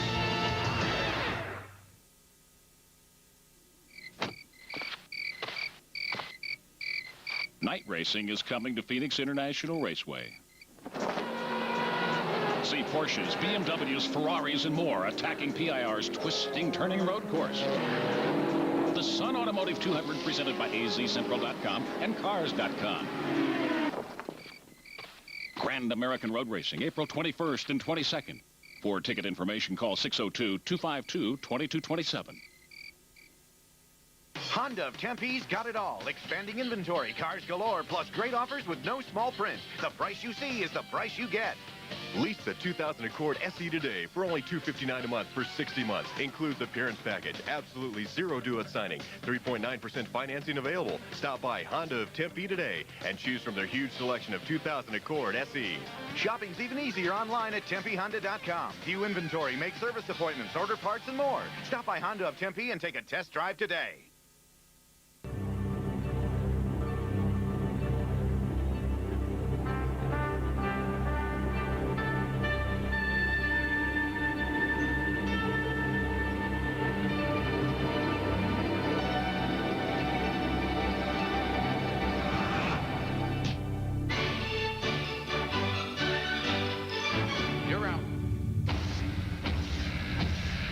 Baseball tonight, every night at 10 and midnight on ESPN. The winding roads of Long Beach demand quick reflexes and perfect precision. Which driver will push his car to the limit and be victorious on Shoreline Drive? The Toyota Grand Prix of Long Beach, tomorrow at 5 on ESPN.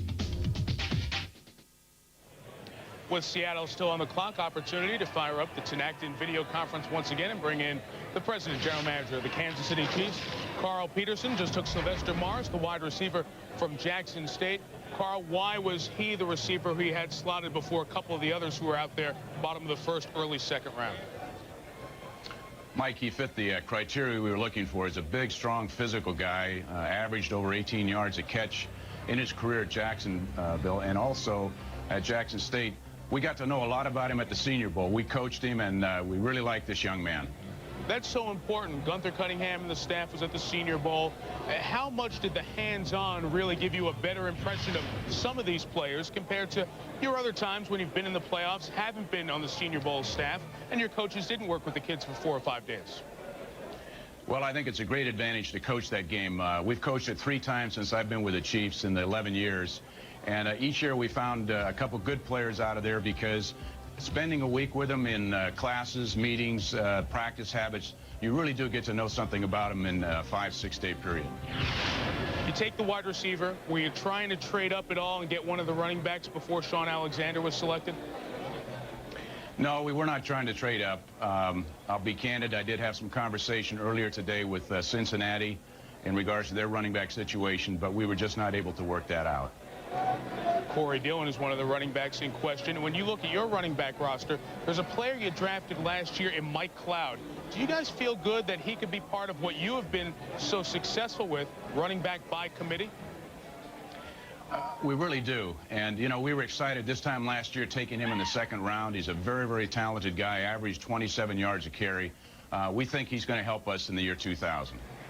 Carl, thanks for your time. We'll talk to you guys as the weekend goes on. Thank you. Carl Peterson, Kansas City Chiefs, their division rival, the champions of the AFC West, Seattle, still on the clock. Chris Berman and company continue with our draft coverage from New York right after this.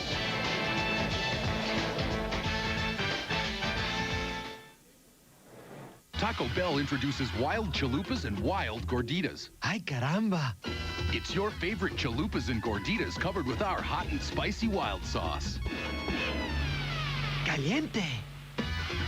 A chunky, zesty blend of peppers, chilies, and other good stuff that'll really crank up the heat. Just 99 cents for a limited time. Excuse me. And make sure you pick up a drink. Only at Taco Bell. Is it about now or later? Does it make you nervous or confident? At American General Financial Group, our life insurance companies sell more policies than anybody. Solutions to build a better future for your children, to carry on your business. It's about trust, about living the life you've imagined. American General Financial Group. Live the life you've imagined. Hey, Mr. Two-Belt, why don't you change your oil every 3,000 miles? And remember, women know when you lie. Look, missing an oil change is like giving a woman a vacuum cleaner for her birthday. You know better. Come on, consider the risk. This is reformulated Quaker State. Protection beyond 3,000 miles under any driving conditions. Can you say insurance? Because I could say I told you so. Reformulated Quaker State. It's been tested. It works. What more do you need to know?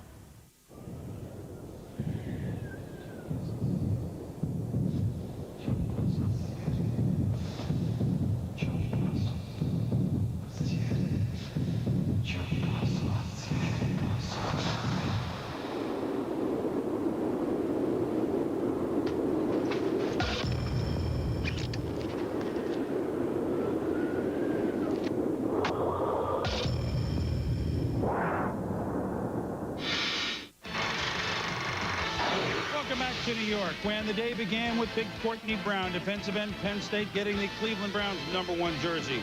LeVar Arrington, Chris Samuels with the Skins, and Peter Warwick, a Bengal, and Thomas Jones was here going to Arizona. And what an exciting day all the way around. And we are just in round 1. We go through 3 rounds today on ESPN and ESPN2. Switching over at 7 o'clock to ESPN2. Then tomorrow at 11 a.m. rounds 4, 5, 6, and 7. Seattle Seahawks with about 2.5 minutes around the clock. And frankly, I think this is a team that Mike Holmgren took a look at last year. They won their first division since 1988, albeit with a record of 9-7 after an 8-2 start. I think that he is trying to stay in the hunt for a division championship and reel deep into the postseason while really changing this team. I think next year, in 2001, this will be a serious Super Bowl contender. In the meantime, they can still win their division already. Sam Adams out already. You know, Joey Galloway out. There'll be some others that are going out.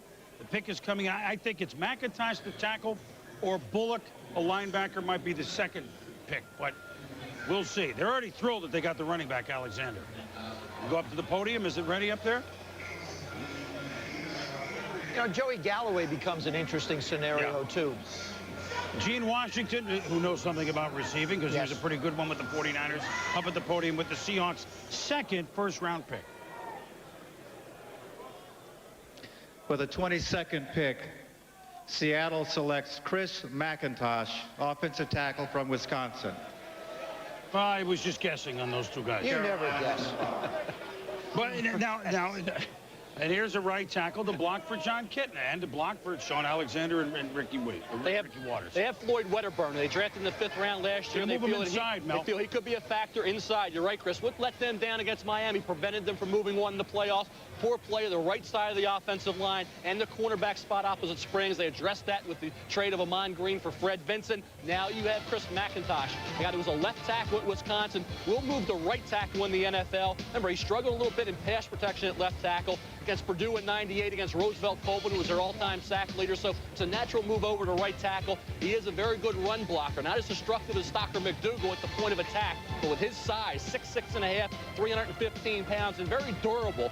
Only the 3rd player in Big Ten history to have started 50 games during his college career. So when he's out there to stay, I think he gives you that rock in terms of a bookend tackle who can work opposite Walter Jones. We talked about the right side struggles on the offensive line. How about the left tackle, Walter Jones, a great player. Excellent. And now you bring in a McIntosh, you have a Wedderburn who can move inside, and you see McIntosh assisting Ron Dayne, a key guy along the way in terms of Ron Dayne having that great finish to his season on the way to his Heisman Trophy year. I think this McIntosh, Joe, as we look at the offensive line of the Seahawks, reminds Mike Holmgren, obviously he's bigger than the guy I'm going to talk about, a guy he drafted a few years ago late in the 1st round of one of those Super Bowl years, Ross Burba, as far as his meanness, if you will, as far as his tenacity. And here's the line that they played with last year to win the West. When you think about it, Chris, I think it's easier for a kid who's played left tackle like McIntosh has to move him over to right tackle. I think it's more difficult to stick somebody out there without some help around him. So if they do make the transition, I think it's comfortable for him. You look at the left side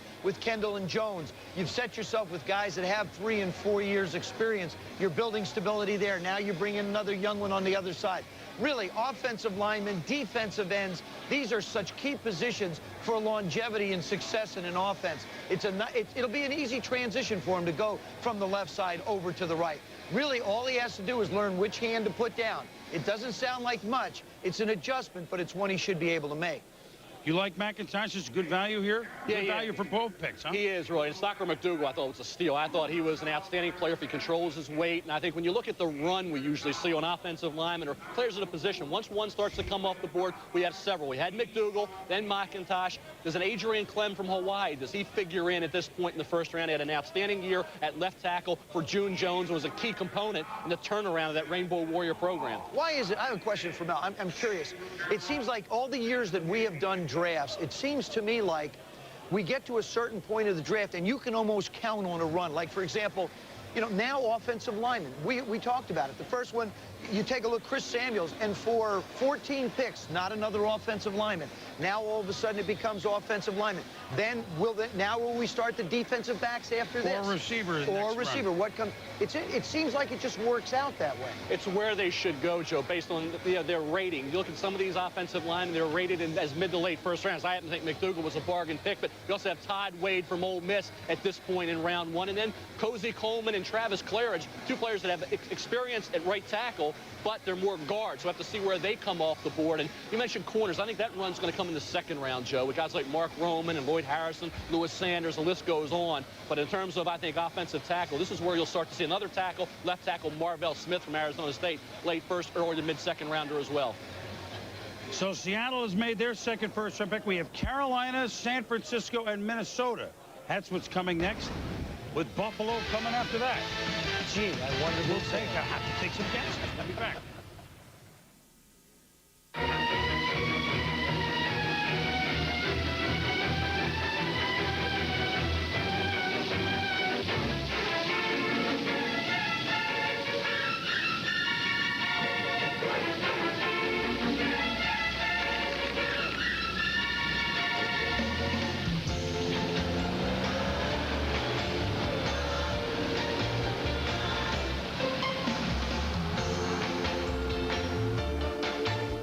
This commercial is rated X. X for extreme protection. New Extreme Cleaner Wax from Turtle Wax. Stands up to everything nature throws at it. X for extreme cleaning.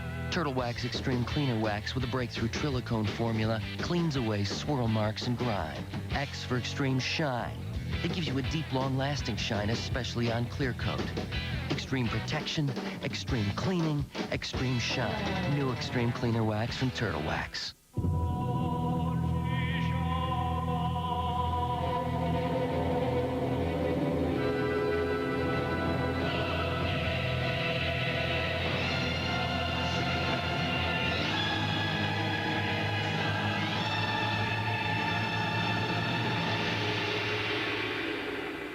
Is there an insurance company with a 146-year history of proving that your trust is not misplaced?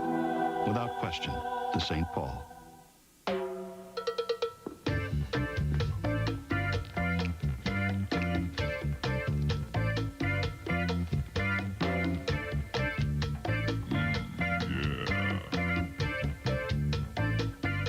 After 6 weeks, how does the Dr. Scholl's Dynastep Sport insert feel? Before I tried the inserts, I had shin splint pain. Now I don't. It's clinically proven among athletes to provide immediate relief from lower body pain. When I play basketball, my lower back is much, much better. Treat yourself right at drscholls.com. Be careful with it. What is going on? There you go. There it is, guys. That's great. Hold on a second. What are you doing? Okay. Oh, my God.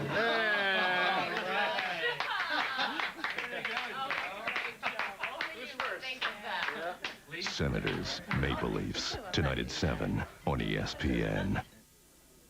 ESPN's presentation of the NFL Draft is brought to you by Quaker State. For protection beyond 3,000 miles under any driving conditions. And by Toyota Trucks, unbreakable every day. It is hour 5 of the NFL Draft. Our coverage continues from New York, the theater at Madison Square Garden. Moving around the theater, I'm now joined by Tom Donahoe, who for so many drafts has been responsible in large part for the Pittsburgh Steelers selections in their war room, working with us at Draft Central at NFL.com and ESPN.com today. First off, is this an odd feeling, not being in a room with everybody else and waiting for your pick? It's been strange, Mike, but I do have to say this. The people at ESPN have been great to me, and they've made me feel very comfortable, and hopefully I can make a little bit of a contribution here. Well, you certainly have. It's been nice to have somebody from the other side of the tracks come in and join us for the draft. First of all, your impressions about the draft. We have not seen a trade. We're up to pick now, what, 22 in the first round, 23, excuse me. Are you surprised we haven't seen one deal at all? There was a lot of activity. There were a lot of phone calls made last night. It seems that the teams that were up in the early part of the round did not get a good enough offer to move down, and that seemed to be the difficulty.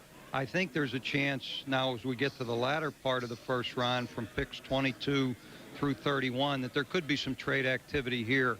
A team maybe in the early part of the second round wants to try to get up and get somebody and put themselves in a position to get a player that they've targeted. I don't want to say there's not great quality in this draft because there are certainly talented players, but are there a lack of players in the slots 6 through 20 that make you run up and say, let's mortgage next year's number 1 and go out and get this guy because we really have to have our hands on him?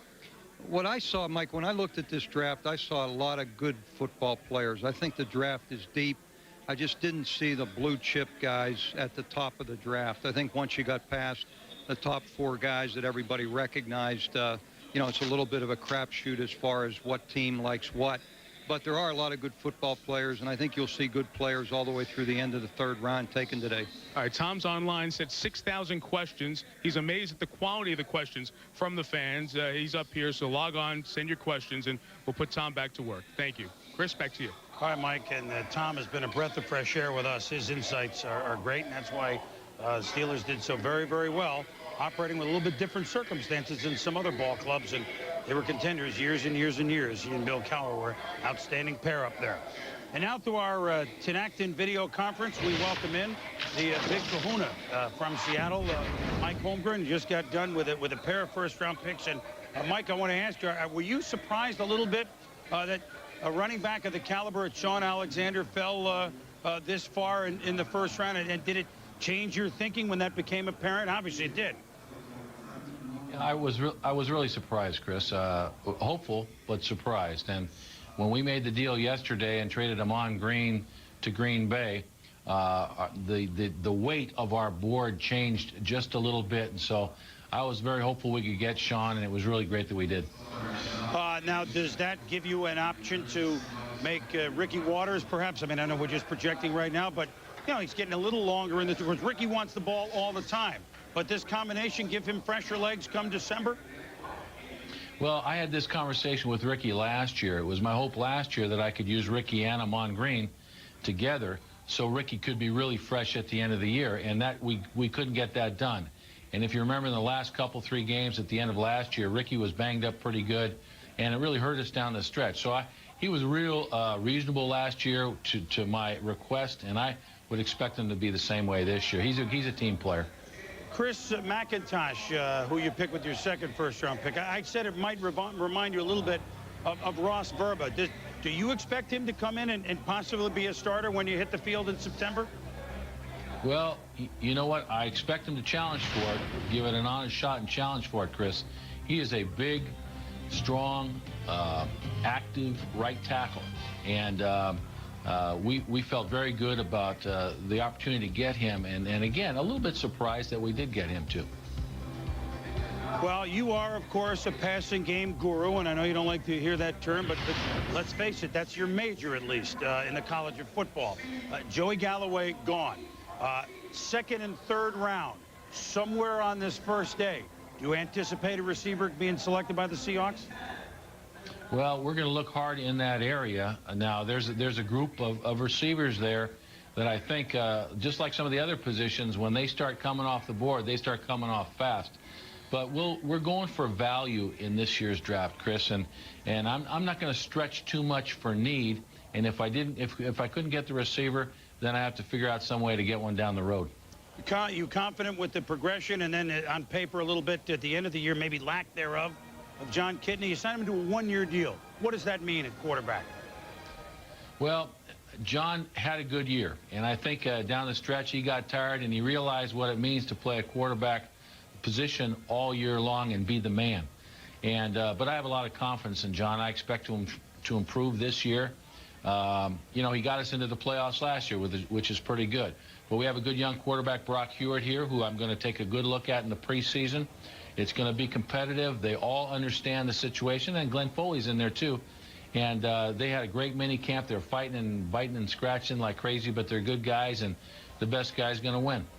All right, back to the Salmon there in the war room, and we'll see you in the second round. Thanks, Mike. All right, Chris, thank you. Mike Holmgren with the guru of the Seattle Seahawks has to make, I think, two excellent picks for that ball club. Carolina is up now. A man, the head coach, George Seifert, who Mike used to work hand-in-hand with, of course, as his offensive coordinator before Mike became head coach of the Green Bay Packers in '92. Seifert now at Carolina. Here's their pick. Let's go up to the podium. With the 23rd pick in the NFL Draft 2000, the Carolina Panthers select Rashard Anderson, cornerback, Jackson State. Little bit of a surprise or not, Mel. I mean, we thought maybe offensive line. We thought maybe Bullock. Maybe linebacker. Now maybe a right, San Francisco pick. Yep. Surprised? You like this player? I'm surprised. I thought Keith Bullock would be an ideal fit here, an offensive tackle. I think when you look at Rashard Anderson, at one point I thought he would be a late first rounder, then moved him into the second round. He has ideal size, and when you see all these big wideouts that are dotting NFL rosters and having such an impact, you want a corner who's over 6 feet tall and 205 pounds. So when you look at Rashard Anderson from a physical standpoint, he will be able to match up. Like I said, about 205 pounds, runs pretty well, and I think at the Senior Bowl practices, the question was, would he have to move inside to a safety position? If you watch him in coverage, decent feet, loose hips, turns, and here you see him beaten, but then he recovers, and I think that's going to be the key for Rashard Anderson, to be able to turn and run. We saw it with Deltha O'Neal. Division I AA, you're not challenged. I know he went up against Sylvester Morris every day in practice, but he wasn't challenged on a game-to-game basis and a play-to-play basis. So I think that's going to be the big question in the NFL, the man-to-man coverage situations. Will he have to move inside to a safety spot? And I think when you see a Keith Bullock there, I think he's the kind of player who would have presented the value. Rashard Anderson and the corners, there was a group that were kind of bunched together, and he was in there certainly with so Lewis Sanders and even a Mark Roman who had moved up, and Lloyd Harrison. So it does surprise me that Carolina would have taken a Rashard Anderson over Keith Bullock, when Bullock at this point looked like a real bargain at the latter portion of round one. Anderson is more of a young, raw talent with a lot of room to grow. He's the type of a football player that you're going to have to look at. Because of his raw talent, he's going to have to come along. I tend to agree with Mel. You lose a Kevin Green, you lose a Michael Barrow. Linebacker looks like it's a position of void for the Carolina Panthers. But defensively, when you look at the way they've ranked, They rank very poorly in the red area. Size becomes a factor. The San Francisco 49ers in that division with their big receivers.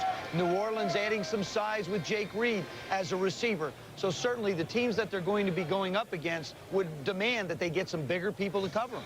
Well, and he certainly is big. And what about Jackson State with 2 first-round picks here? They hadn't had any since, what, Lester Holmes back in '93. But with Morris to Kansas City and Rashard Anderson to Carolina, Jackson State joins the ranks of the college elite. Let's go quickly to Mike Tirico as San Francisco's on the clock. Michael. Well, Chris, we are joined as we go back over 9 blocks from here, the ESPN zone in New York, by Eric Davis, cornerback for the Carolina Panthers. And Eric, when you are a veteran in this league and see a player at your position taken by your team, what's your reaction? That's good. The more good players you get on your team, the better your chances of winning football games. As you guys left from last year and have looked at the offseason acquisitions, do you feel like pass defense is a priority? After all, it was in the bottom third of the league last year for Carolina. Definitely. We have to shore up that part of our defense. We know we've addressed some issues at the defensive line through free agency, and you know, we have a head coach that's an old DB coach, and he loves, you know, big DBs. This is a guy right here that could play corner. He has the size to play safety. You know, he runs well, and you know, seems to be a physical guy. So I can definitely, you know, see his thinking in bringing this guy into the fold. Eric, last 7 games, Panthers 5-2, the 2 losses to the eventual Super Bowl champions, the St. Louis Rams. How much of an impact did George Seifert's program make as Berline and the offense gained some confidence, and you had a great finish to the season? Well, you know what? I think guys started to buy into what he was saying and started to build that confidence, and it showed as the year went on. Guys started to gel together and started to expect to do good things and win. Now, the trick for us is to pick up where we left off, add these guys to the fold, you know, add this competition at every position if possible, and let guys start off with that mindset, hitting the field, expecting to win games. Eric, you've been around this league for a while now. How closely do you watch not just what your team, but what other teams do on draft day as a veteran? Well, you know, you're always going to pay attention to what's happening because these are going to be the guys you're going to be competing against. You want to know what they're doing, if they're making some good decisions, if they're doing some things that are going to make it tough on you on game day. So, you know, we're around here, we're watching, and, you know, this is a good pick for us. This is definitely going to help us, and that's the most important thing right now because, you know, we feel like if we can stop people on the defensive side of the ball, you know, get some turnovers, make some plays, we have an offense that can put points on the board, and whenever you have that going, you give yourself a chance. Finally, you're doing this audio chat with fans at NFL.com and ESPN.com's Draft Central. Who asks tougher questions, the media in Charlotte or the fans on this audio chat? You know what? The toughest questions I've been getting are from the guys sitting here at the table. They keep trying to put you on the spot. Someone asks you a question, and then they try to get you to blast the guy here and there. So that's been the hardest part. You know, the fans off the net have been asking some pretty tough questions, but you know, I get every now and then in Charlotte, you'll get some about, you know, Ray Caruth and Kerry Collins and things like that that can get a little difficult and tricky. Well, you tell Gonzalez and the rest of those guys to take it easy on you, and we thank you for joining us. We appreciate it. All right. Take it easy. Eric Davis, Carolina. Segway built in. San Francisco on the clock, Chris. A perfect segue, Michael. Yes, you and LeVar Arrington are the masters of the segue. And I got to think with the Niners, as the pick is in, that, you know, they should look defensive back. I mean, they were looking at Delta O'Neal. They should have looked defensive back last year. They had so many problems they could have shopped. You're right. I would think whoever the next defensive back is, Mel, here it is. Should be. Exactly. I mean, it just has to be. Here's Gene Washington. With the 24th choice in the first round, the San Francisco 49ers have selected cornerback Ahmed Plummer, Ohio State. I mean, what did they give up? 36 touchdown passes last year, as Sean pointed out before. So Ahmed Plummer is the pick for the Niners, who have gone defense. And let's go quickly out to San Francisco and Sean Salzbar. Well, they don't lie. They need defense. Made 2 defensive picks, Sean. Yeah, and you could pencil those 2 guys in as starters right when this mini camp begins. They grabbed Plummer, the corner out of Ohio State.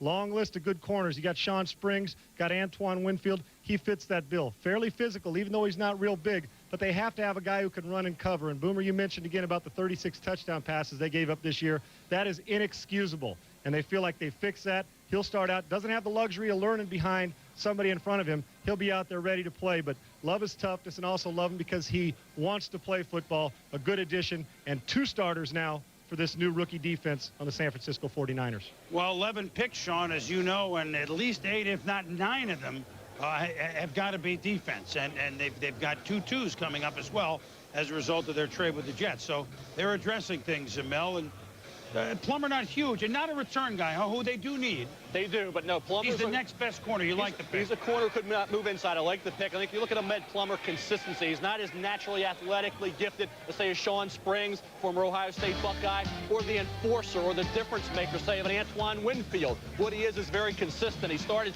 37 games during his career with the Buckeyes over the last 3 years. A guy that certainly is reliable. Always gives you a solid day's work. Smart, dedication, probably one of the smartest, more intelligent corners to come out in recent years. I tell you, this guy understands the position, plays a very consistent brand of football, 14 career interceptions. So in terms of the knowledge, the leadership ability he provides, and the ball skills, I think he compensates for the fact that at 5'11", 191, good size. He doesn't have tremendous recovery speed, doesn't have great leaping ability, but a solid performer, Chris. And I think you can say, hey, we'll pencil him in. If we have a lead corner on the other side, and Plummer's our number 2 guy, we could be in pretty good shape. All right, so San Francisco, we know what they've been doing. Minnesota is next. And you talk about curveballs last year, Minnesota provided a couple of them. As intriguing a team as there is this year in the draft, we'll be back with their pick.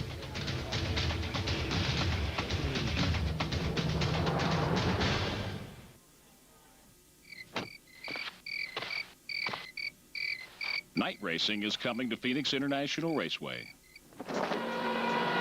See Porsches, BMWs, Ferraris, and more attacking PIR's twisting, turning road course. The Sun Automotive 200 presented by AZCentral.com and Cars.com. Grand American Road Racing, April 21st and 22nd. For ticket information, call 602-252-2227. Ever dream of owning a beautiful new Fleetwood home? Well, now you can for the lowest price of the year. It's the Fleetwood Homes Factory Clearance Sale. Save up to $15,000 off the MSRP. And select homes are selling for up to $1,000 below factory invoice. Imagine a brand new 3-bedroom, 2-bath home for as little as $235 a month. It's a once-in-a-lifetime chance. Don't miss it. The Fleetwood Homes Factory Clearance Sale is going on now at these fine retail locations: America's Best Homes, Fleetwood Home Center, Luxury Living Homes, Quality Home Center. The most formidable athletic threesome. Allen Iverson. Chief Jones. Venus Williams. Felix Trinidad. David Wells. Dick Trickle. Until recently, such a debate would have raged endlessly. But now, through the miracle of the internet, ESPN.com brings you 3Play. You log on, you register, and every day you get 3 new athletes. And whoever gets the best stats wins a mint. 3Play at ESPN.com. It's free, it's sports. Give me the briefcase. It's money. Presented by 1-800-CALL-ATT. The coverage they put into it now is amazing. Every round is on, so you see all the picks. There's so much analysis. They've got a highlight on every player drafted. And that's the amazing part. You think about some of the people that are drafted from smaller schools and colleges. You know, as soon as they're drafted, highlights going up.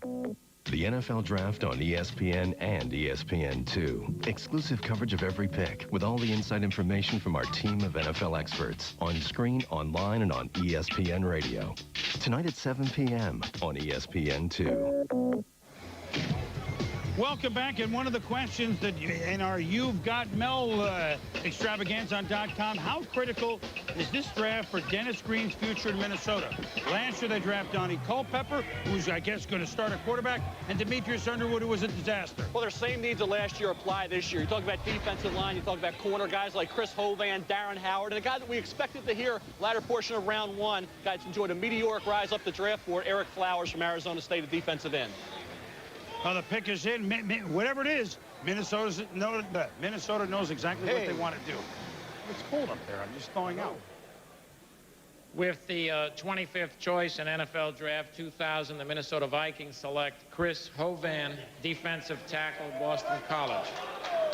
Well, I can tell you immediately, Buffalo is ecstatic. because they get their guy.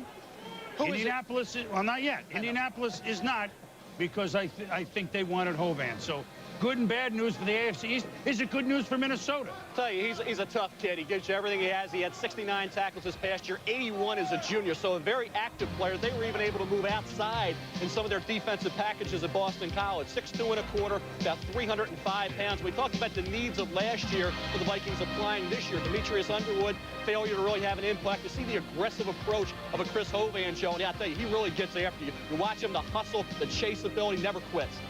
You know, Javon Curse is really the guy that everybody's starting to look at from a defensive line position.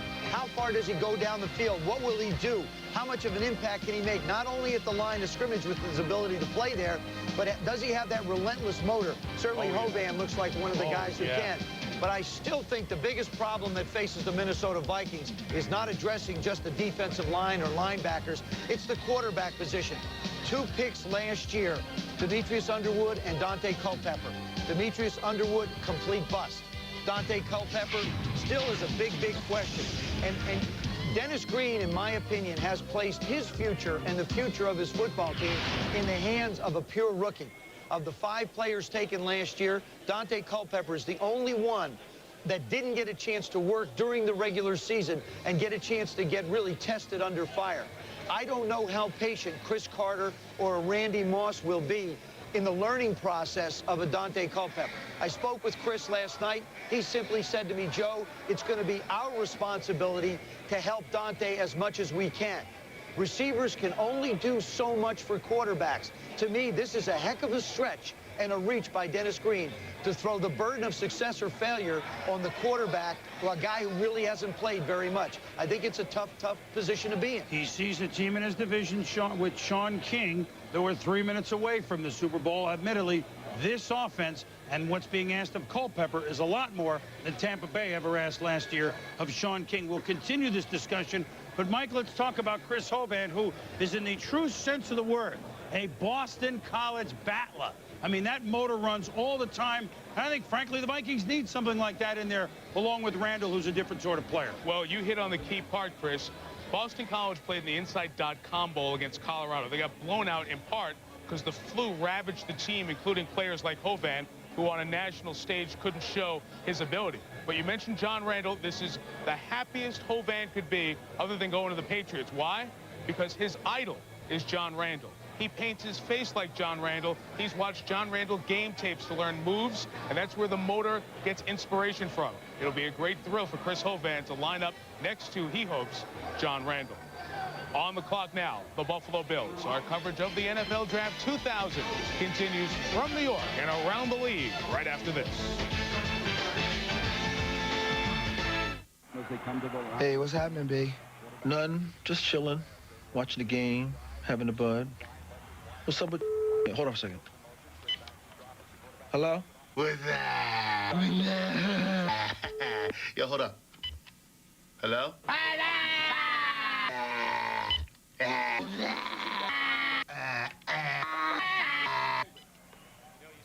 So what's up, B?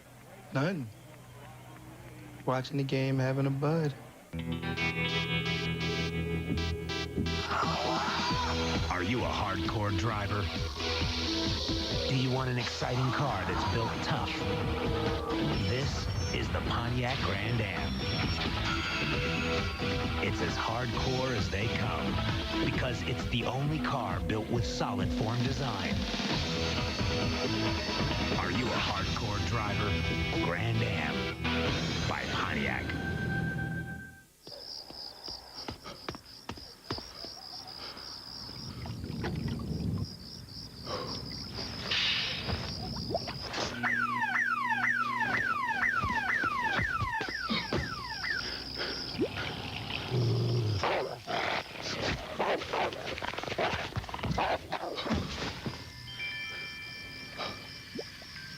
Hello.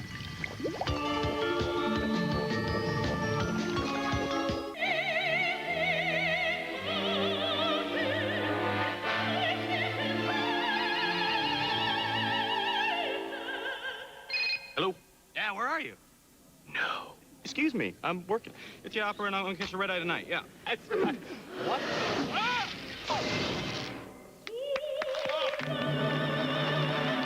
Stay in touch without disturbing anyone with two-way paging and email from SkyTel, the first name in advanced messaging.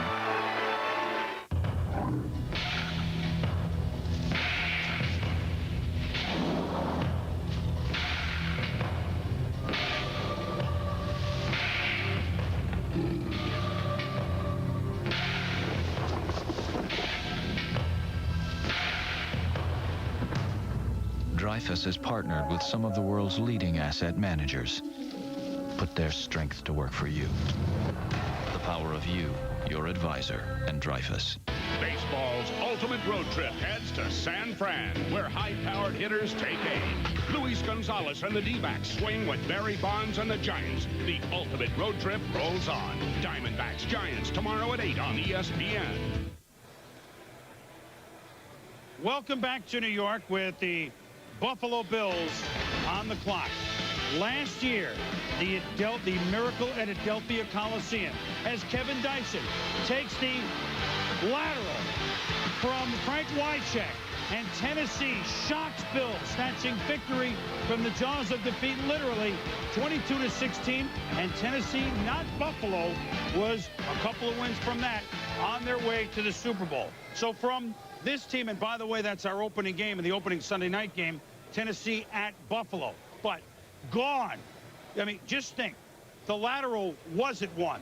Brett Hull, was he in the crease? That goal yesterday, didn't it get behind the post on Dominic Hasek? The people in Buffalo, wide right. And now, once again, they have to wonder. This team that last year had a chance, Bruce Smith is gone, Thurman Thomas gone, Andre Reed gone, all released in one day. What they did is the end of an era. These guys, the last guys left, that played on all 4 Super Bowl teams, the last guys, I guess, other than yours truly. Bruce Smith, the Redskin. Andre looking for work as one of the most prolific receivers all time in the NFL history. Thurman Thomas, now a member of a team that he used to clobber the Miami Dolphins. Released yesterday. Sam Gash, Kevin Williams, also gone. Thomas Smith, who was no longer with the team. Kurt Schultz. Yet, this is a team that still will contend for the division championship and for the Super Bowl. They will. Chris, I don't disagree with that. I think they've lost a lot of people, and obviously your first place you look, you say, well, defensive back would probably be an area where they need it with Schultz and with Smith gone. Really, the only guy that I think of the 3 that you mentioned, Thurman Thomas, Andre Reed, and Bruce Smith, the one guy that they really have to figure out a way to replace is Bruce Smith. I think Andre Reed was at the end of his career. I think Thurman Thomas was at the end of his career. The area that they really have to be concerned with is defensive line. And right now, so many teams love to continue to rotate defensive line positions. Is it going to be one? I still almost think, though, defensive back has got to be a big consideration for them, Mel. Well, it's going to be a consideration, but I think when we talk about the defensive end position, you talked about Bruce Smith. How about Sean Moran? He was a key guy, not only on the defensive line in their rotation, special teams, gave them some real intensity to their defensive line. So they really have some neat areas on that side of the ball, Chris. Well, that being said, one thing that the Bills have done, and let me get specific here. We'll go to Mike Tirico in a minute, with about 6 minutes to go on the clock. I know it's time to guess again. I take the same cab driver in Buffalo all the time. You get the same guy again? I got the same guy today. And one thing that they have is a rotation on defense, on the defensive front. And young guys like Pat Williams and Marcellus Wiley are moving into big roles, along veterans like Phil Hansen and Mount Washington, Teddy Washington, a lean Teddy Washington, I might add, this year. But they need another guy in that rotation. And a guy with a tremendous upside is Eric Flowers, defensive end from Arizona State, a JUCO transfer. So if I had to guess, that would be Buffalo's pick. That's just a guess. Before we move to Buffalo, let's go back to Minnesota and our Tenacton video conference with the head coach of the Minnesota Vikings, Dennis Green, who joins us now from the Great White North. Dennis, did not take you very long to send the card in on Chris Hovan. You knew, didn't you? We really did. I mean, we've been hoping for Chris. We had Hoban rated very high simply because he's a very tenacious player, extremely physical, and knows how to get after it. He's a lunch pail guy. He's the strongest player in the National Football League draft coming out. He's exactly the kind of guy we need. Obviously, the big question in Minnesota is Dante Culpepper ready, Dennis, in your mind, as you look at Hovan with a great motor and a guy who is tenacious every step of the way. and a perfect battler when you play those outdoor cold weather games. But Dante Culpepper, obviously you feel he's really ready to take over quarterback. Otherwise, you couldn't have left Jeff George go. Walk us through your thinking on all that. Well, I mean, I think the biggest thing is we felt that Dante Culpepper was the best athlete coming out last year at quarterback. Keep in mind, we knew that the quarterback situation would be a little bit light in the year 2000, and most people think it's going to be a little light in the year 2001. Last year was the year of the quarterback. We felt that Dante Culpepper was the best of that group. We think this year is going to prove it out. The thing we have to understand now, we've had a lot of guys do well in our offensive system. Most people said Randall Cunningham couldn't play anymore. He did very well for us. A lot of people last year questioned Jeff George playing well for us. He did well last year, too. We think Dante Culpepper will play well for us also, simply because the system is the same. We still have Chris Carter, Randy Moss, Robert Smith. You know, the thing that always disturbs any football coach is that when people keep talking about what you don't have, then it's very difficult to understand what we do have. What we have is some of the best offensive players in the National Football League. They're all back, and now we add Dante Culpepper, who has the mental capabilities, the mental toughness, the physical capabilities, the physical toughness, and then I think he brings a unique individual who loves to compete and win, and on top of it, was in the shotgun more than anybody, maybe except for Tim Couch last year. He has come out of a passing system that also can run for yardage. Hey, Dennis, I feel pretty strongly about him, Chris. Hey, Dennis, as I told you at the owners' meetings, confidence and guts, two things you don't lack. Thanks for joining us. You bet. Take care, guys. Dennis Green knows where he's headed, and make no mistake about it. And we think we know where the Bills are headed. Let's go to the podium. With the 26th pick in NFL Draft 2000, the Buffalo Bills select Eric Flowers, defensive end, Arizona State.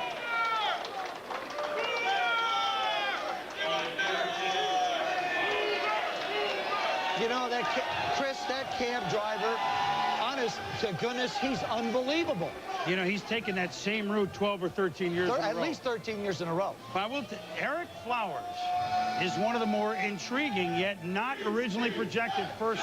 Mel, he was one of the hottest players the last month on teams' boards. Agree? Had him in the third round, moved him to the second round. Last couple weeks, moved him into the late first round. Why? Because of workouts and the fact that he had 3 sacks in '98, JUCO transfer, then 10 sacks this past season. They moved him around. At times, he was overpowered in the box, but when they put him on the edge with his pass rush ability, he really came through with some outstanding effort. Then the weight situation. He got it up from, say, 255, 260, up to 268, then to 275, yet retained that 4.68 speed on grass. And during the defensive end drills, really showed the hips, the turning ability, and the change of direction skills that it takes to be an effective pass rusher. So when you talk about soaring up the draft board in the last month and a half, no player took advantage of the individual workout situations than Eric Flowers. And you know, the Buffalo Bills, we talk about the rotation on defensive front, which has become so important. I mean, not everybody can be a Bruce Smith or someone that plays all the time, but he fits right in with that rotation. Chris, you just don't have one guy playing every down anymore. On a defensive line, very seldom you see guys that play all 4 downs. All right, let's go quickly to Mike Tirico. Michael. All right, Chris, Jets are on the clock, about to make history. 4th first-round draft pick, unless they trade it. 5 picks left in this round. That means teams around the league are slotting their guy, hoping he comes to them in the 2nd round. A round that starts with Cleveland, and we start our trip around the National Football League with Susie Colbert in Cleveland. Susie. Mike, the #1 pick overall, Penn State defensive end Courtney Brown hasn't arrived yet. He is in flight, but don't think the Browns brass are sitting on their hands waiting. They're feverishly working on pick number 32. And at this point, most of the players that they've pinpointed for this spot are still on the board, which makes their job even tougher. But a lot can happen with 6 picks to go before 32. Let's go to Ed Werder.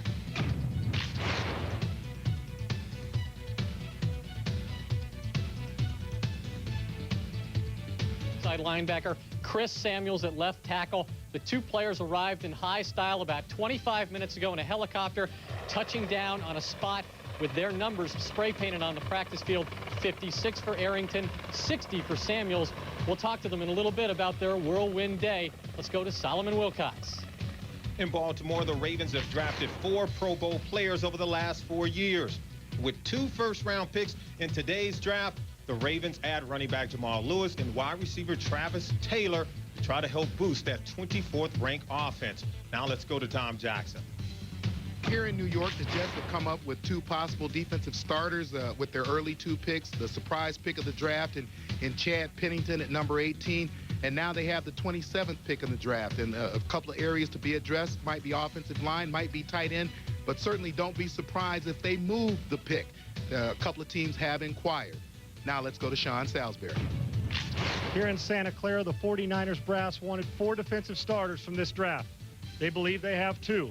Outside linebacker from Michigan State, Julian Peterson, and corner from Ohio State, Ahmed Plummer. This was not an easy decision. The brass met in the war room, went outside in the hallway to make the decision between linebacker Keith Bullock or Plummer. They obviously chose Plummer to shore up a defensive secondary that was very weak last year. While they concentrated in the first round on defense, you can look for much of the same in the second round. Let's go out to Hank Goldberg. We're getting close to number 31. That's where the Rams pick. So the war room is starting to get active. Mike Martz, new head coach, next to owner Georgia Frontier.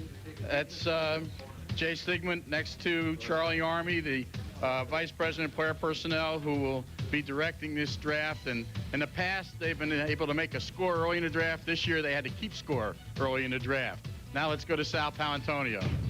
Well, here in Tampa, the starting quarterback job definitely belongs to last year's rookie sensation, Sean King. But the Bucs are thin at that position, so don't be surprised if they take a quarterback by the end of the day. Chris Redman of Louisville was in here a couple of weeks ago, worked out for Les Steckel, the new offensive coordinator, and Clyde Christensen, the quarterback's coach. But Tony Dungy told me he definitely likes Joe Hamilton of Georgia Tech. Boomer, back to you in New York.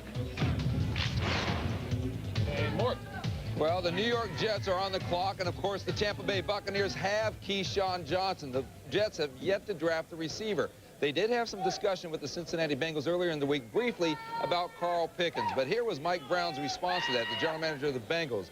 And basically, he went to Carl Pickens and said, pay me back the signing bonus of $3.5 million that I paid you earlier this year. Otherwise, we're not trading you, and Pickens refused. So, Mike, I think what we're looking at there is Carl Pickens playing for the Bengals. It means Peter Warrick in the slot, at least, unless the Jets should call him. Everybody changes their mind. You heard Bruce Coslett, an offensive coach, former Jet coach. He would love to have all those offensive weapons line up with Achilles Smith. The Jets are on the clock. Will they make their 4th first-round pick? These guys want a receiver. So do the people at ESPN.com and NFL.com.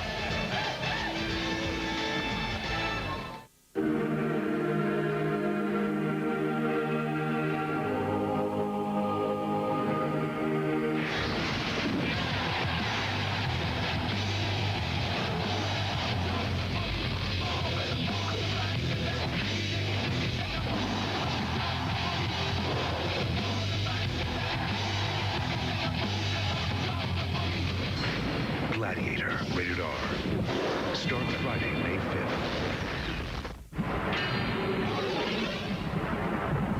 See Oscar De La Hoya in action. Enter the Metrex Total Knockout Sweepstakes. Visit participating GNC stores in April to get 20% off on all Metrex products. Plus, win an all-expense-paid trip to Los Angeles for Oscar De La Hoya's WBC fight, including airfare, hotel, and get $1,000 in cash. The 20% off Metrex and the Total Knockout Sweepstakes end soon. So come to GNC today.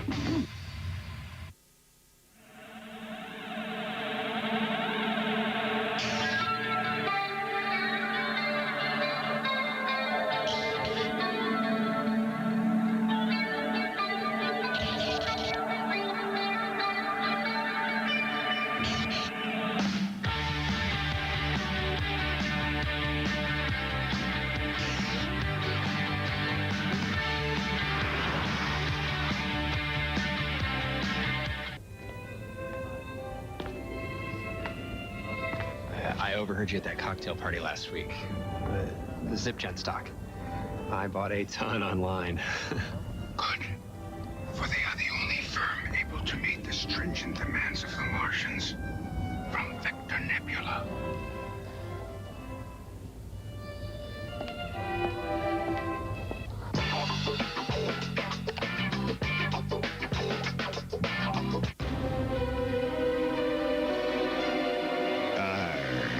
Those are the teeth that protect our beer from wussies. And place kickers. Introducing crisp, easy-drinking Beck's Light.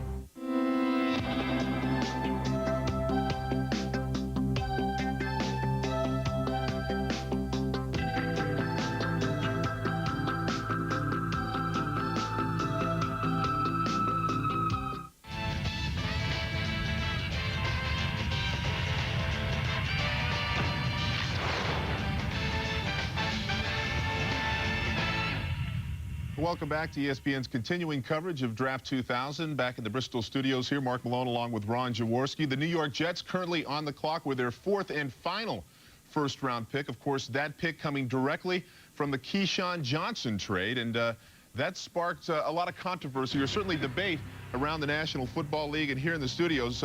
As we look, the Jets getting the 13th and 27th overall pick in the first round for the wide receiver going to Tampa Bay. Your thoughts about this in terms from the Jets' perspective, good or bad, Jaws? Well, you know, it's hard to make a definitive answer right now. I want to see what that next pick is going to be, because I think they left a void in their wide receiving core. You could say all you want about Keyshawn Johnson, but the guy showed up on Sunday and he played his tail off. Now they've got to come up with the wide receiver to fill that void. Sure, you have a Dedrick Ward, you have a Wayne Corbett, you have people that can catch the football, make plays for you, but points come out of those big plays. I think that's when they need someone to replace Keyshawn Johnson. But I think, Mark, from the defensive side, they've done a nice job of getting pass rush people now into that defense. Well, it's interesting. Again, we expect the New York Jets at this particular point in time to take that wide receiver. We're going to send it back to New York and Chris Berman now. Go ahead, Chris. All right, Mark and Jaws, thank you very much. The Jets said they needed 3 starters out of this 4 first-round picks. This should be a starter. Let's go to the commissioner. With the 27th choice in NFL Draft 2000, the New York Jets select Anthony Becht, tight end, West Virginia. That's a good guess. I mean, they need one. They certainly need one. And Chris, they had him rated ahead of Franks anyway. You know, you're talking about the 3rd round is when the Jets are up next, and the tight end. And Joe, you've talked about it all week. That's a key ingredient in their offense. And when you look at not having the tight end, you have a wide receiver situation was a problem, but you have a lot of depth at that position. You don't take an Anthony Becht here, you might lose the Dave Stahelski from Boise State, so you're really going to be in a big trouble in terms of filling your void at the tight end position. Look at Anthony Becht. Look at the size, 6'5½". He's upwards of about 270 pounds. Also tremendously strong, very well conditioned. He'll play through an injury. You see him here slide out, make the catch, take it in the end zone. And what you see with Anthony Becht is a 270-pounder with body control and a blocking ability, which you know he can accentuate the running game. But I like the fact that he's not stiff. He can get down the field, adjust to the poorly thrown ball, and make the reception. I think that's the key here. You look at a lot of 270-pounders cannot do what that is, and that's catch a pass that is not on target. And a lot of tight ends, they'll bounce off the target. They will not be caught, and the receptions will not be there. So to me, he's not great in any one area, Chris. He's just solid. And I think when you have that kind of size, and you look at Kyle Brady, that's one thing Kyle Brady struggled with a little bit, is adjusting. Beck can do that, and certainly I think when you look back, maybe a Dave Pascal type, but a guy that definitely fills a need area for the Jets. He runs 4.7. That's pretty quick. So the Jets, frankly, are hoping that with this first-round tight end pick, they get a player not so much with the productivity of Brady or of Johnny Mitchell, Freudian slip there, but more of a Rich Castor or Jerome Barkham. Let's go back up. Is it Jaws and Mark? Let's go back up to Bristol, guys. All right, Boomer, thank you very much. When the pick came down for the tight end, Jaws' jaw dropped open. We couldn't believe that the New York Jets did not, in fact, take a wide receiver when there were some good ones out there, Porter, Des White, and now you think the Keyshawn trade is even worse for the New York Jets. I said, you know, let's see what happens. You know, the jury's still out on this one, but now that I see what they did going for the tight end, yes, I like Anthony Becht, but you had to replace Keyshawn Johnson, and I really did love the upside of Jerry Porter. He's kind of a raw talent. I looked at tape of him, and he reminded me a lot of a guy that I threw the ball to, Mike Quick, big, strong guy that could get down the field. I thought here was a guy that they would go for, and as Mark mentioned, Des White and Dennis Northcutt, but right now, the void is empty. The void is there right now. They did not replace Keyshawn Johnson. Well, they got Dedrick Ward and Wayne Corbett. Corbett certainly a great third down wide receiver, but without Keyshawn Johnson in the lineup, of course, it'll be questionable to see what kind of production he might have in the 2000 season. Now, let's send it out to Hofstra, where Tom Jackson is standing by. Well, Mark, I think when you think about what the Jets have done here, Anthony Becht was a guy that they had rated at the top of their board as a tight end because he was a great fit for their system. This is the team that when they get inside the 10-yard line, they want to pound the ball with Curtis Martin at 270 pounds. Becht is an outstanding blocker as well as having that speed, so he offers them the combination of what they needed. There are obviously other ways of addressing the wide receiver position, but when they went into this draft, Al Groh and Bill Parcells wanted to get 3 starters out of those 4 picks. They got their 3 starters, and they got a quarterback for the future in Chad Pennington. I think they're fairly satisfied up to this point and will still look to address that wide receiver position in other ways. Mark? Tommy, you make certainly a very good point. There are some wide receivers left, and of course the Jets are probably going to have an opportunity to take one of those wide receivers a little bit later in this draft. Certainly it means that they will run the football. As you mentioned, of course, Al Groh, a defensive guy, along with Bill Parcells, wants to pound the football. And I know, Mel Kiper, you disagree with Jaws and myself. You think this is a good pick for the New York Jets. Mark Jones, I do. I think when you look at tight end, it's as critical in need area as wide receiver. You only have 1 pick left, and I really agree with the Chad Pennington pick. That makes their draft. 3 years down the road, that's what's going to always focus on is Chad Pennington brought into the fold. But, yeah, wide receiver, tight end need. You don't pick till the middle of the 3rd round. The deepest positions in this draft are outside linebacker and wide receiver. You may see a Darrell Jackson from Florida, a Trevor Gaylor from Miami of Ohio, or a Chris Cole from A&M slide down into the middle of the 3rd round. So you get, I think your chances of getting value in round 3 at wide receiver, heck of a lot better than getting value at tight end where there's a drop-off after, say, a Dave Stahelski from Boise State. However, now the question is, and Joe, now you take the other side of the coin. There's no question that Becht is a good player and does fit their system. But with now a wide receiver in 3rd round or beyond, you don't like what the Jets have done, do you? Well, actually, I do, Chris, to be perfectly honest with you. The more you think about it, I disagree with Ron. I don't agree with you, Jaws. I think this is a good move. And you have to understand, Dan Henning now is the offensive coordinator. Bill Parcells is no longer calling the plays. I don't think Keyshawn Johnson was going to catch 89 balls this year anyway. I played in an offense where I had 2 wide receivers, Alvin Garrett at 5'8" and Virgil Say at 5'9". Neither one of them had the speed of a Dedrick Ward. Neither one of them had the moves of a Wayne Corbett. We did need a tight end. When I look at Becht, I look a little bit like at a Clint Didier, a guy who can get down the field. That's the offense that Dan Henning is familiar with and had coached for a lot of years. At Boston College, when Dan was there, he only had 11 tight ends on that squad. So he's had a fair amount of people around him. I like this move. The only concern that I do have is Wayne Corbett is probably better in the slot in 3rd down situations. He's okay outside, but he's more effective inside. So maybe a receiver down the road, but I don't have a problem at all with what the Jets have done with this selection and the people they have on their roster. They're not going to miss Keyshawn that much. In 1996, Chris, was a deep yurt wide receiver. You had Terrell Owens dropped into the 2nd day. You also had Jermaine Lewis from Maryland go into the 5th round. And this draft at wide receiver, very similar to 96. Well, the 2 guys that traded, the Keyshawn and Galloway, Seattle and the Jets, will be looking later on for wide receivers to replace those guys. Who they find, how they find, when they find, and how good they are when they find them might determine how much forward they go this coming year.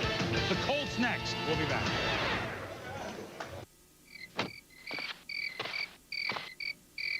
Night racing is coming to Phoenix International Raceway. See Porsches, BMWs, Ferraris, and more attacking PIR's twisting, turning road course. The Sun Automotive 200 presented by azcentral.com and cars.com. Grand American Road Racing, April 21st and 22nd. For ticket information, call 602-252-2227.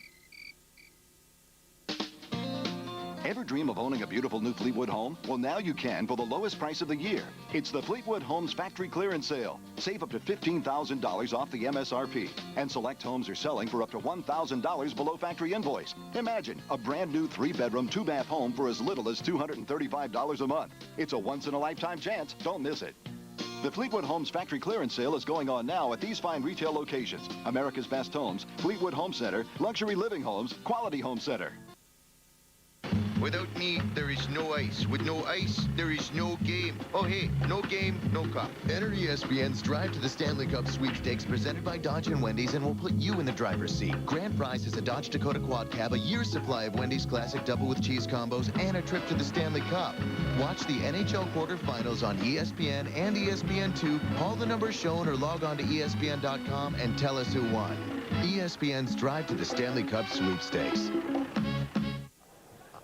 I hadn't said anything for half an hour. I'm sorry. And welcome back to the 65th NFL draft here in New York. The Indianapolis Colts. Now we go strictly division winners at this point. The winners of the AFC East, the Indianapolis Colts, who, I mean, they never draft in this spot. The player that Bill Polian coveted, and let's face it, when it comes to the draft, he's made some pretty good decisions the last couple of years. Edgerrin James, Ricky Williams last year. Ricky's a great player, but you cannot argue with what Edgerrin James did for the Colts. Peyton Manning, Ryan Leaf the year before. We'll go with Peyton Manning. Pretty good decision at that. The player that they wanted was taken by the Vikings, Chris Hovan. I think you'll see them use the whole time on the clock for a possible trade.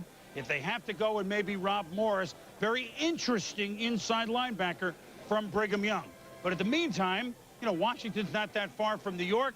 They were here, and now they're there. LeVar Arrington, Chris Samuels, Redskins. We saw them in New York. Now they're in Washington. Let's go to Ed Werder. A tale of two cities and of two guys, Ed. Well, it's been a whirlwind day for Chris Samuels and LeVar Arrington. You know, you're not supposed to win a division one year and then get two great players, two of the best players in the draft the next year, but that's what the Redskins have done. And here's the proof. LeVar, a lot of people compare you to a guy like Javon Curse and the effect he had on the Titans last year. Is that your goal? Can you do that kind of thing? Well, I think with the personnel that is in Washington, I think it's a possibility. It's a strong possibility. You know, you're only as good as your weak link on the team, and I think that Washington has I think we have a very strong personnel. So it's, you know, you never know. I'm not going to sit here and put my foot in my mouth, but you know, I'm going to give it all I got. Is it difficult challenge as a rookie coming in to hear people compare you to Lawrence Taylor and Derek Thomas and players of that ability? I don't think it's difficult. I just think that it's a lofty expectation, and the ones that accept that challenge and try and go after it, I think have good careers. You know, if you're chasing that type of billing, you know, then you can't go too wrong if you know, come up a little short. Now, you've been teasing him all week. You've been calling him teammate before he was. How close have you guys become in recent weeks? Oh, well, we met on All-American trips, so we gotten acquainted with one another, and you know, Chris is a great guy, and you know, the third pick couldn't have happened to a better guy. I think his family's great. I got a chance to mingle with his family, and it's been fun. Well, Chris Samuels is the guy who allowed no sacks and not even a pressure last year at Alabama, despite playing almost 900 snaps. Now, you didn't have to go against Penn State. Could you block this guy if you want to get to the quarterback, Chris? Oh, y'all keep on trying to compare us and make us get angry at each other. You know, I don't know. We're just going to have to see when camp starts. Now, a lot of people, some GMs, one head coach was concerned about the knee problem that kept you out of the bowl game, said you could be a guy who 3 years from now can't practice more than once a week. Should the Redskins be worried about your physical condition? No, they shouldn't worry at all. I'm almost 100% now, probably about 98%, so I'm almost ready to go, you know.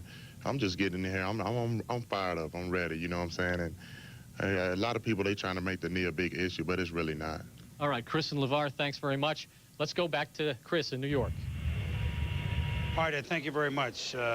Pretty happy new bunch of Redskins. Now the Colts have sent the pick up to the commissioner, Paul Tagliabue. With the 28th choice in NFL Draft 2000, the Indianapolis Colts select Rob Morris, linebacker, Brigham Young University. That was just a guess.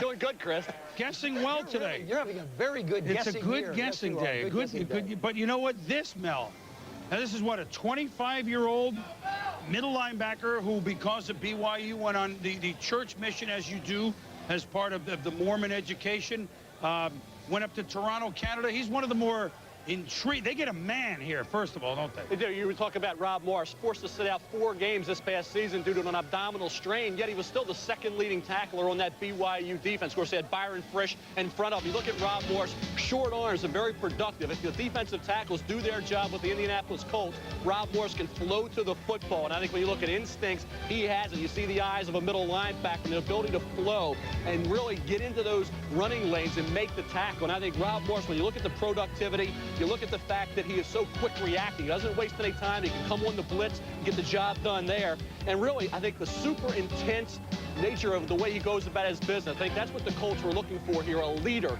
with that Chris Spielman type approach. And certainly when you talk about need area, middle linebacker was at the top of the list for the Indianapolis Colts. They had to come out of this draft with somebody that they could fill in at that spot. And as I said, if he gets some assistance from those defensive tackles, is freed up with the short arms to flow, I think he'll make a lot of tackles in that defense.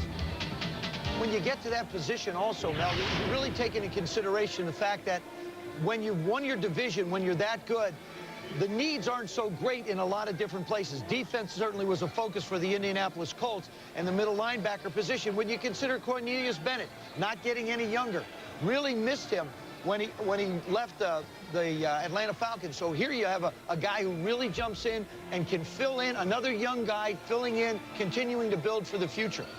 They need a middle linebacker badly. The Colts obviously can push the envelope on offense with anybody, but they gave up a lot of points and a lot of yards on defense.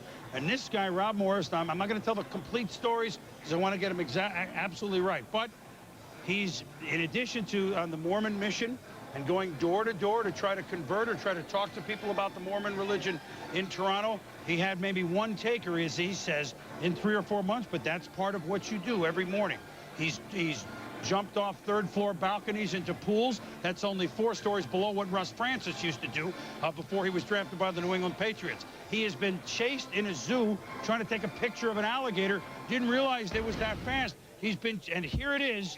Hey, here's an alligator. And then all of a sudden, the alligator came after him, and he's, who cares what your time is in the 40? He was not caught by the alligator.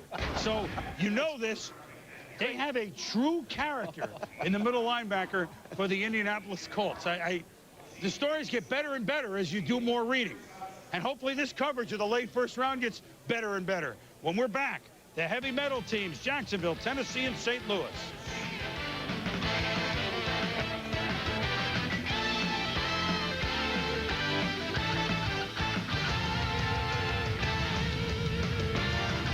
In 6, 5, 4, 3, 2, 1.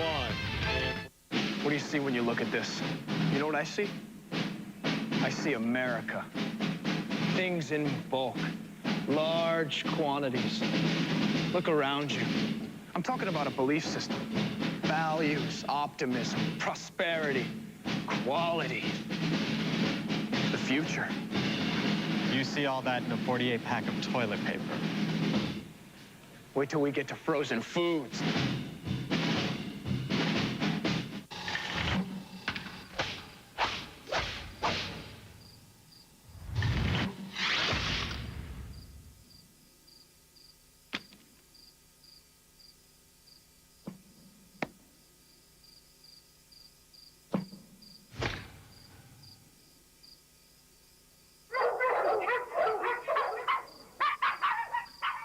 FogDog.com, your anytime, anywhere sports store.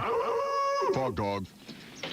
This is a weird one. Guy's got a metal plate in his head. Now he's picking up radio signals on it.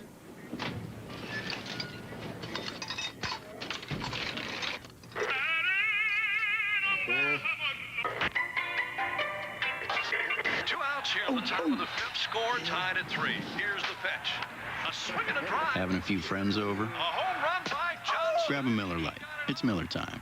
This is a weird one. This guy's got cable.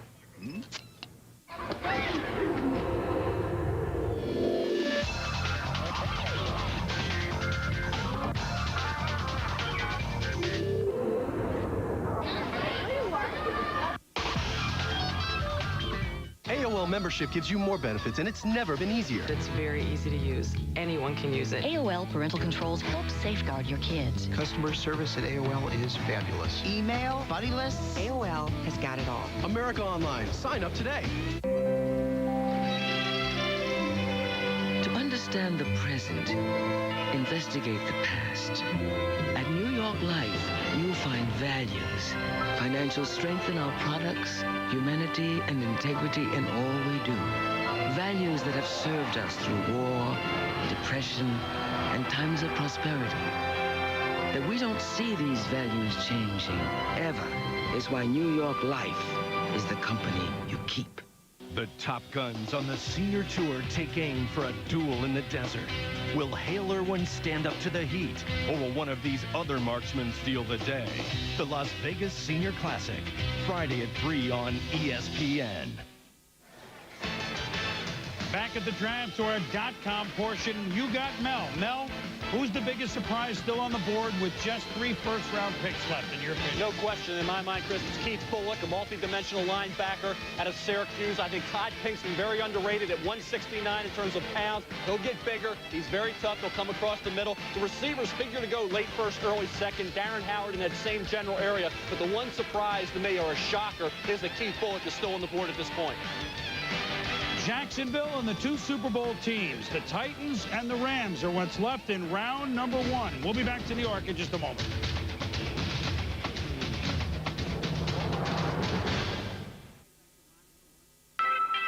What do you want? Who do you care for? How do you want to be remembered? The power of J.P. Morgan. Wealth Management Online.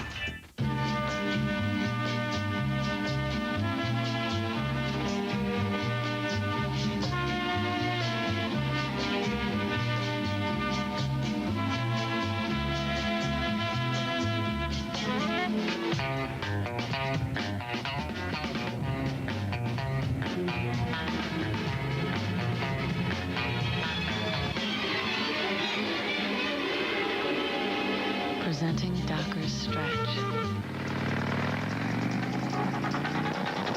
Now the Army can take you farther. Learn while you serve. With up to 75% tuition assistance and college credits through distance learning. Plus as much as $50,000 for college after you serve. It just may be the fastest track to your degree. Be all you can be. In our family, men lose their hair early. Thank you. So I've been using Rogaine for about 2 years now, and I don't see any difference. And that's the idea. You keep the hair you have. Look, I love my dad. I'm just not in a rush to look like him. Rogaine, it's stronger than heredity. Today we'll be making Mongolian beef with truffles tartuffe. Everyone, open your yellow pages under catering. End of recipe. Oh, what fun we've had today.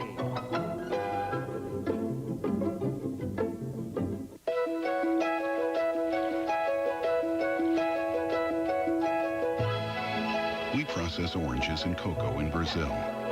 Blend and distribute animal feeds on 5 continents. Export North American grain to hungry markets around the world. And produce fertilizers in Saskatchewan and Florida, where our neighbors are flocking to their new home. Cargill. It's not just what we do, it's how we do it. What are you working towards? What comes next? How soon would you like that to happen? The power of J.P. Morgan. Wealth Management Online. As we continue, it's hour 6 of the 2000 NFL Draft. Penn State teammates Courtney Brown, LeVar Arrington go 1 and 2 to Cleveland and Washington, respectively. The AFC Central trying to be like the NFC Central. Pass happy. 3 first-round draft picks in the top 10. Wide receivers to the AFC Central. And the Jets make NFL draft history. 4 first-round picks.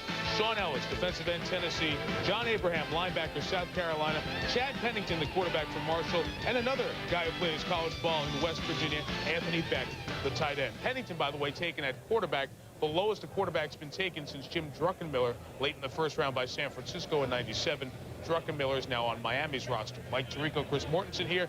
We are now at the point of the draft where we get to the 3 best teams in the NFL last year: Jacksonville, Tennessee, and St. Louis. In Jacksonville and Tennessee have the 2 teams that met for the AFC title. And really, if there was anything Jacksonville had a problem with last year, it was Tennessee. Chris, when it came up in the Final Four, Michigan State, Wisconsin, talking about the difficulty of beating a team 4 times.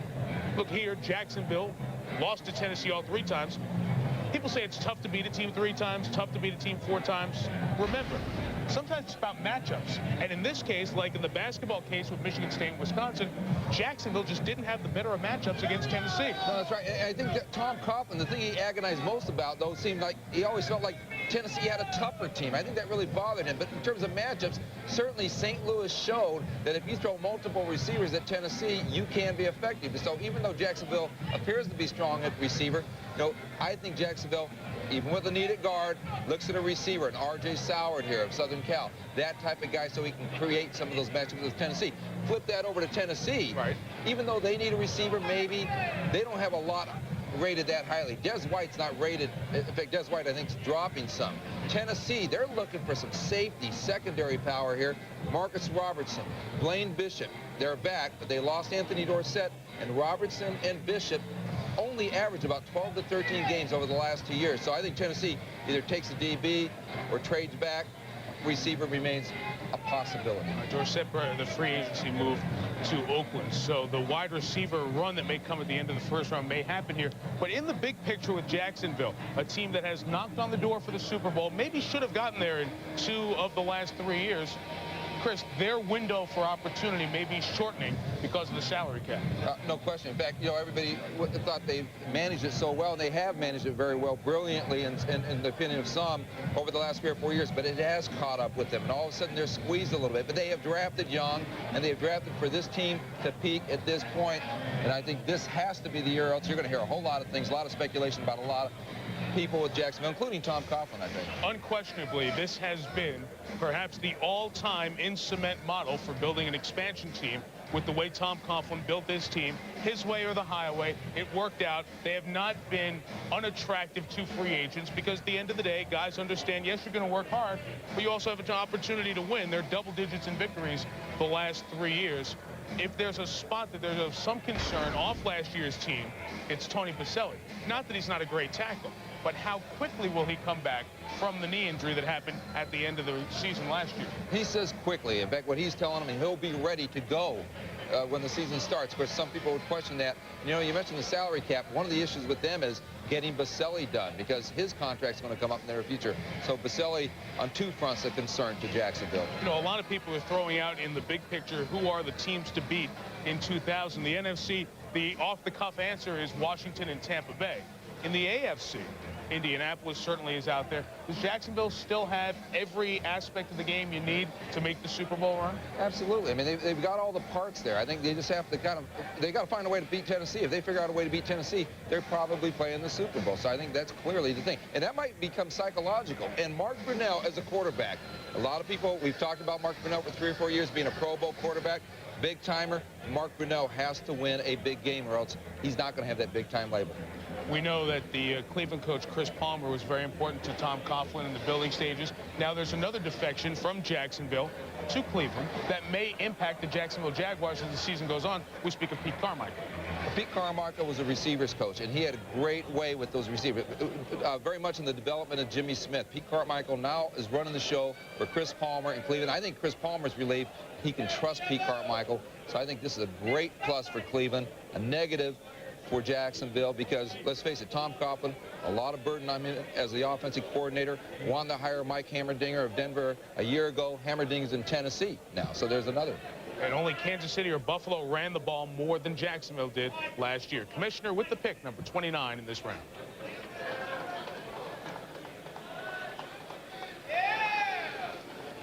With the 29th choice in NFL Draft 2000, the Jacksonville Jaguars select R.J. Soward, wide receiver, USC.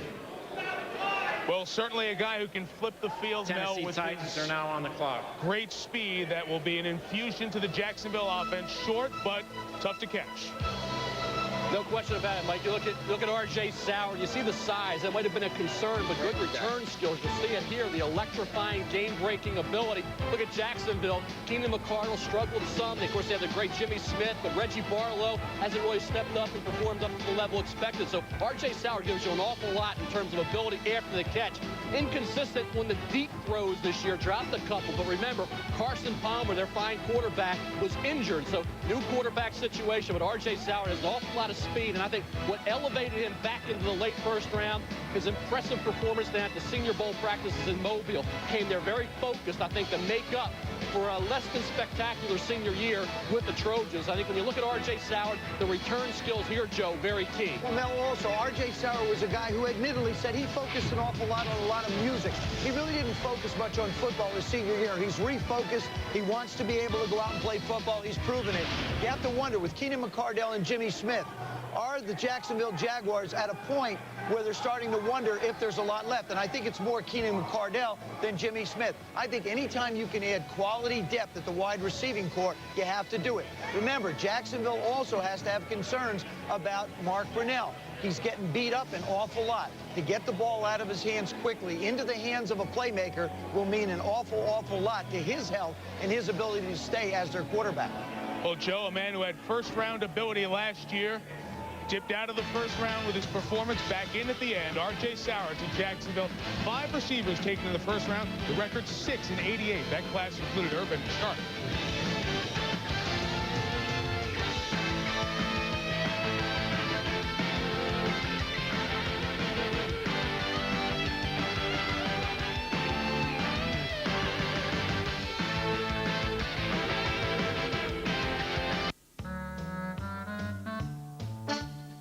Kid's got an arm.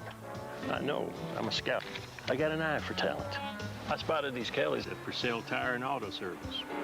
They've got everything I look for in a tire, including long mileage. Going the distance means everything. See what I mean? I've discovered some pretty great names in my day. My Kellys are For Sale Tire and Auto Service, and whoever that guy is. The all-new Vulcans are here at Kelly's Kawasaki. The styling of the Vulcan 1500 Drifter takes you back to another time.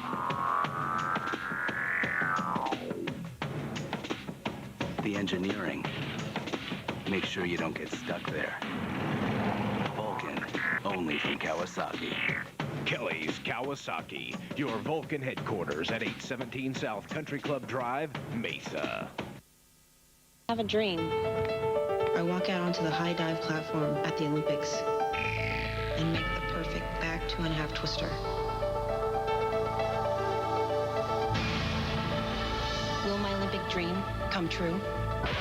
Nah, I'm a pole vaulter. There'll still be some limits to the dreams of Olympic athletes, but none for Olympic Games spectators with Visa, the only card accepted at the Sydney Olympic Games. I can't even swim. Visa, it's everywhere you want to be. Boom! Stop dead in his tracks. That's how fast Tough Actin Tenactin Pump Spray works. It stops the itching and burning of athlete's foot dead. The only leading brand so tough it prevents athlete's foot. Tackle athlete's foot symptoms in seconds with Tough Actin Tenactin. The day's not over yet. Do you stop at Red Roof Inn and get a room you can always count on? Or take your chances somewhere else? Ah, the room that time forgot.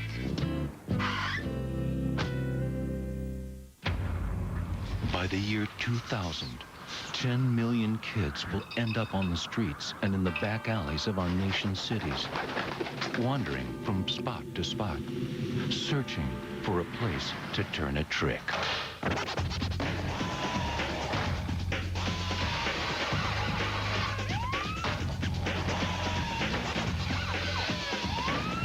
Vans on the streets in '66. Good job!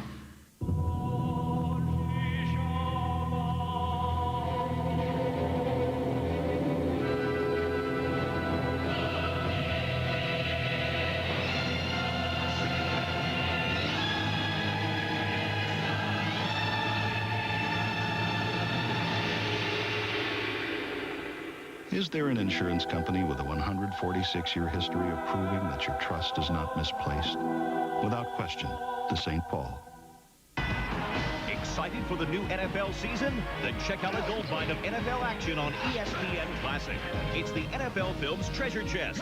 We're digging up 9 straight hours of NFL nirvana. From classic gridiron greats to battles in the trenches. No one ever took you closer to the game than NFL Films. They're killing me, Whitey. They're killing me. The NFL Films Treasure Chest, Saturday, April 22nd at 9, only on ESPN Classic. To get ESPN Classic, call 1-800-CLASSIC today.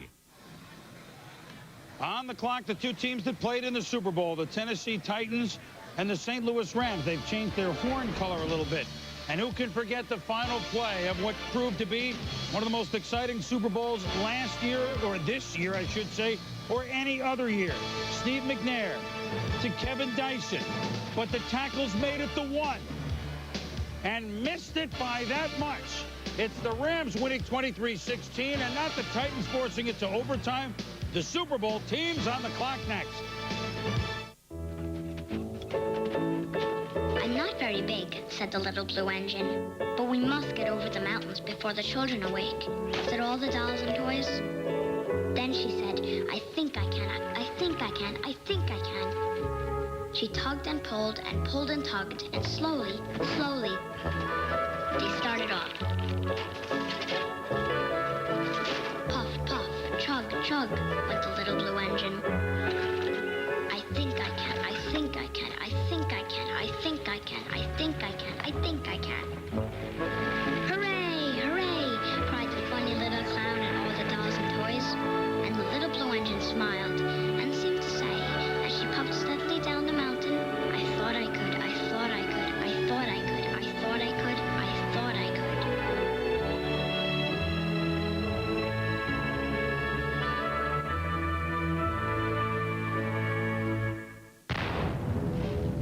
Volunteers, we all have regular jobs. We can be coming from anywhere. We get a call, we need to get to the fire right now. Things that are going through our mind are hazards we might face so that when we get on scene, we're ready to act. We need a truck that can handle anything we throw at it. 4 full-size doors gets us in and out quickly. There's 6 people in the cab, and there's a ton of room for cargo. Great truck.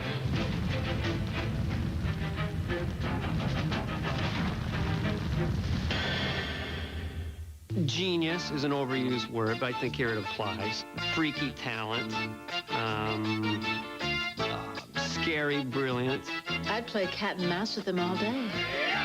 And I'd let him win. He's funny. He's smart. He's handsome. He's adored by millions. Oh, wait a second. I might be projecting. He taught me this shot right here. The over the head, between the ear shot, like that. Junior, how's it going? Fine, how are you? Got to see the glove. For what? I got to see it for regulations. Yeah. Dee, dee, dee, dee, dee, dee, dee. Wow. There's an easier way to get Ken Griffey Jr.'s glove. Get the same Rawlings gloves that more top pros wear, personalized with your name. Exclusively from dsports.com and Dick's Sporting Goods. dsports.com. Seize the D. You know, that's the 3rd glove I've lost this week. Baseball's ultimate road trip heads to San Fran, where high-powered hitters take aim. Luis Gonzalez and the D-backs swing with Barry Bonds and the Giants. The ultimate road trip rolls on. Diamondbacks Giants tomorrow at 8 on ESPN. Well, welcome back to New York. The 2 Super Bowl teams are on the clock. First, it's Tennessee, and then it's St. Louis. It is longer than last year's 5 hours and 4 minutes. The record, if you're wondering, we could set one. 5 hours and 39 minutes back in 1995. Of course, we have one more team now, so we're going to have to factor it out. But at any rate, we are approaching one of the longest first rounds that we have ever had, and we don't even have a trade. How do you become an 8-8 team that then makes the leap into the Super Bowl? One way you do that is to make a pick with the 16th pick in the first round and choosing a man like Javon Curtis, who totally transformed the Tennessee defense, fellas. He was not only a really very important part of that defense, but Chris, he really transformed the way every defensive coach looks at a defensive lineman today. It's not just his ability to play at the point of attack, it's his ability to chase people down the field. I saw him catch in one game Qadri Ismail from the Ravens, as well as Priest Holmes. He ran down both a running back and a receiver in the meantime, and I know Samari Rolle doesn't appreciate me saying this, but he ran over Samari Rolle, one of his own defensive players, to make the tackle. This kid here redefined the defensive end position. It certainly was a great find for the Tennessee Titans and a reason why they were able to get to the Super Bowl. So, Javon Curtis was such a home run on defense. Is that where you think they need the most help again, Mel, or are there a couple of spots that they could get value at here? Linebacker is one of their key need areas, no question about it. When you look at Javon Curtis coming in as that pass rusher, you look at their linebacking situation, Randall Godfrey, great addition, but they could use another linebacker in the mix. And what makes Keith Bulluck so valuable, Chris, is he's multidimensional. He can play middle linebacker as he did as a junior when he had a ton of tackles, moved to weak side linebacker this past year with great results, can play strong side as well. He's 6'3", he's 244 pounds with range. Now, why is he still there? Maybe only 2 sacks this past year pushed him down. brought up questions about what kind of pass rusher he could be when everybody's looking at those guys like Peterson and Abraham that can get after the quarterback. You know, this guy, Bullock, was a former defensive back, so I think that may be the question that pushed him down, but I think he presents outstanding value at this point. How about wide receiver? I mean, certainly you got to think maybe wide receiver would be a position that they certainly could use a little bit of help in. Well, what they have there, Joe, is quantity, not a lot of quality. And I like Todd Pinkston. I think the two value picks still on the board, or players still on the board, will be Bullock and Pinkston. He's 6'2", he's 169 pounds, 11 catches for 163 yards this past year at Lincoln against the Nebraska Cornhuskers. Speaks volumes to what kind of ability Pinkston has, and I think he's going to be a heck of a choice late first, early second round. All right, we will debate Tennessee as they have a little bit more than 3 minutes to go, and then the St. Louis Rams, the Super Bowl champion St. Louis Rams, on the clock after that. But an unprecedented 4 first-round picks by the New York Football Jets. Tom Jackson with Coach Al Gross summing up the first round. Tommy. Boom, got the coach here again. Coach Anthony Beck. I've said he's a perfect fit for this offense. You tell me why. He's most valuable to us, Tom. Obviously, he's valuable to us in all areas, all over the field, special teams, but he's most valuable to us in the point-scoring area. And this game is about scoring points. And he's a big tight end who can help us run the ball in when we get in the red area and on the goal line. But he's also a big 6'5", 6'6" target as far as throwing the ball to the back of the end zone with Vinny Testaverde, who is a very good high ball thrower to tall receivers. So he's got great versatility all over the field for us. He's another big and tough player. So he follows in somewhat the same formula as Ellis and Abraham did. He's big, he's tough, he's got firepower in the scoring area, and he gives us versatility with what we do. A lot of talk about the wide receiver position and replacing Keyshawn Johnson. What do you do about it? How do you address that? Well, that'll obviously we'll be shifting our attention to that position here in the upcoming rounds. Not to say we're going to go exclusively there, but we may be making multiple picks, and we'll just run a good competition in camp and look for somebody to emerge. You know, a guy like Terrell Owens was a 4th-round draft choice who I think anybody would give a 1 to get right now, so hopefully we can do something like that. The beauty is in the numbers here in New York, Boom. Let's go back to you in New York. The number's pretty high with 4 first-round picks. We won't see the Jets in the second round. We'll see them in the third round. Tennessee's made their choice. Let's go to the podium. With the 30th choice in NFL Draft 2000, the Tennessee Titans select Keith Bullock, linebacker, Syracuse. Well, certainly value, guys. Certainly value. No question. I really thought he would have been gone earlier, around that point in time when Peterson and Abraham were coming off the board. We talked about the lack of sacks, 2 6-career sacks for Bullock, but that was more the scheme than the lack of ability in terms of getting after the quarterback. Talk about playing in reverse, he does it extremely well. Talk about range from sideline to sideline, he has it. Look at the size, his weight's up to 244. He was a defensive back when he signed on with the Orangemen. Actually had 3 interceptions during the early stages of his college career when he was working in the defensive secondary. Stays out of interference, close to the football very well. And I'll tell you what, he's a tough kid. He's an excellent tackler when he has to break down in space in the open field, something a lot of players in the NFL can't do their first or second, third year, and may never do throughout their whole career. Look at the ability and the speed here. This is against Michigan, here against Virginia Tech. Getting outside and making the play in coverage. We talked about his hands and his ability to play in coverage. So critical to being on the field all 3 downs. And I look at Keith Bullock, and what you see, Joe and Chris, is a player that you can work in the middle. He led the Syracuse Orangemen in tackles at the middle linebacker position as a junior. Moved back outside as a senior. Again, 138 tackles. Very productive player. You know, the Tennessee Titans, it was an amazing run that they had in the playoffs. Statistically, you look at it, they never impressed you offensively. In the Super Bowl, they could have been behind, but it was only 9-0 at the half, not 30-0. This is a team whose tenacity showed week after week after week, and Bullock has that tenacity. So the St. Louis Rams, the Super Bowl champs, the last team left in the first round when we come back.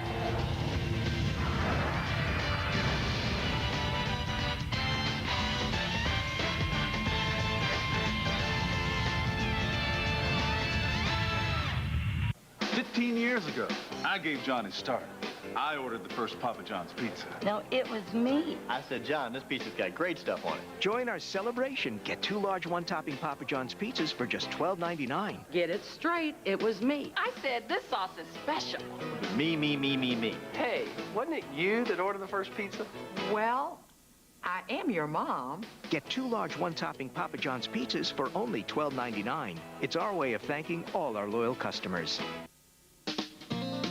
Ever dream of owning a beautiful new Fleetwood home? Well, now you can for the lowest price of the year. It's the Fleetwood Homes Factory Clearance Sale. Save up to $15,000 off the MSRP. And select homes are selling for up to $1,000 below factory invoice. Imagine a brand new 3-bedroom, 2-bath home for as little as $235 a month. It's a once-in-a-lifetime chance. Don't miss it.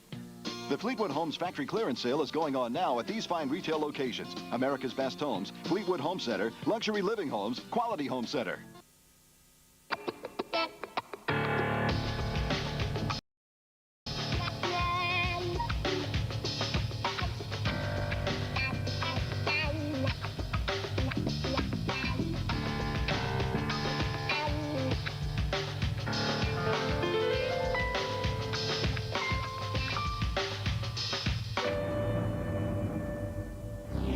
Investor's Business Daily.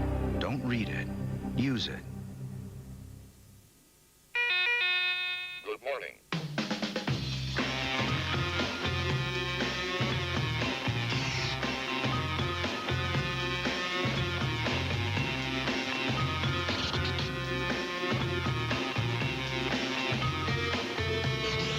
The way that you walk, it's just the way that you talk, like it ain't no thing, and every single day is just a fling. These are the words being from my Can something like a machine give you the power to work on your own terms?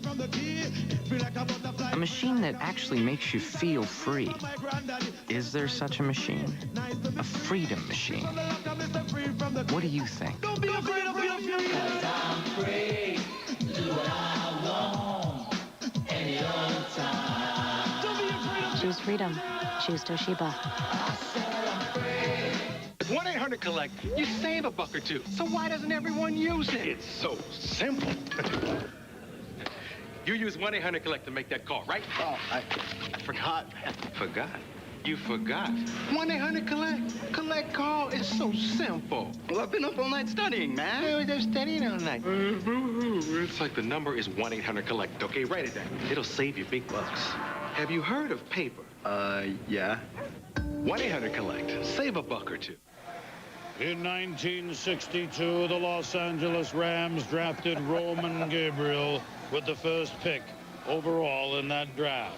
In 2000, the first draft of the new millennium, the helmet is similar yet changed. The uniform is similar yet changed. The city is changed. But now they draft last. They drafted first in 62, last in 2000. One of our polls in the last decade, in the 1990s, who was the best first-round draft pick? 42% of our ESPN.comers suggested Emmitt Smith. Randy Moss and Javon Curse are behind. We don't know what they're going to do for 10 years. I'd say productivity, Emmitt Smith, not a bad call. We'll be back.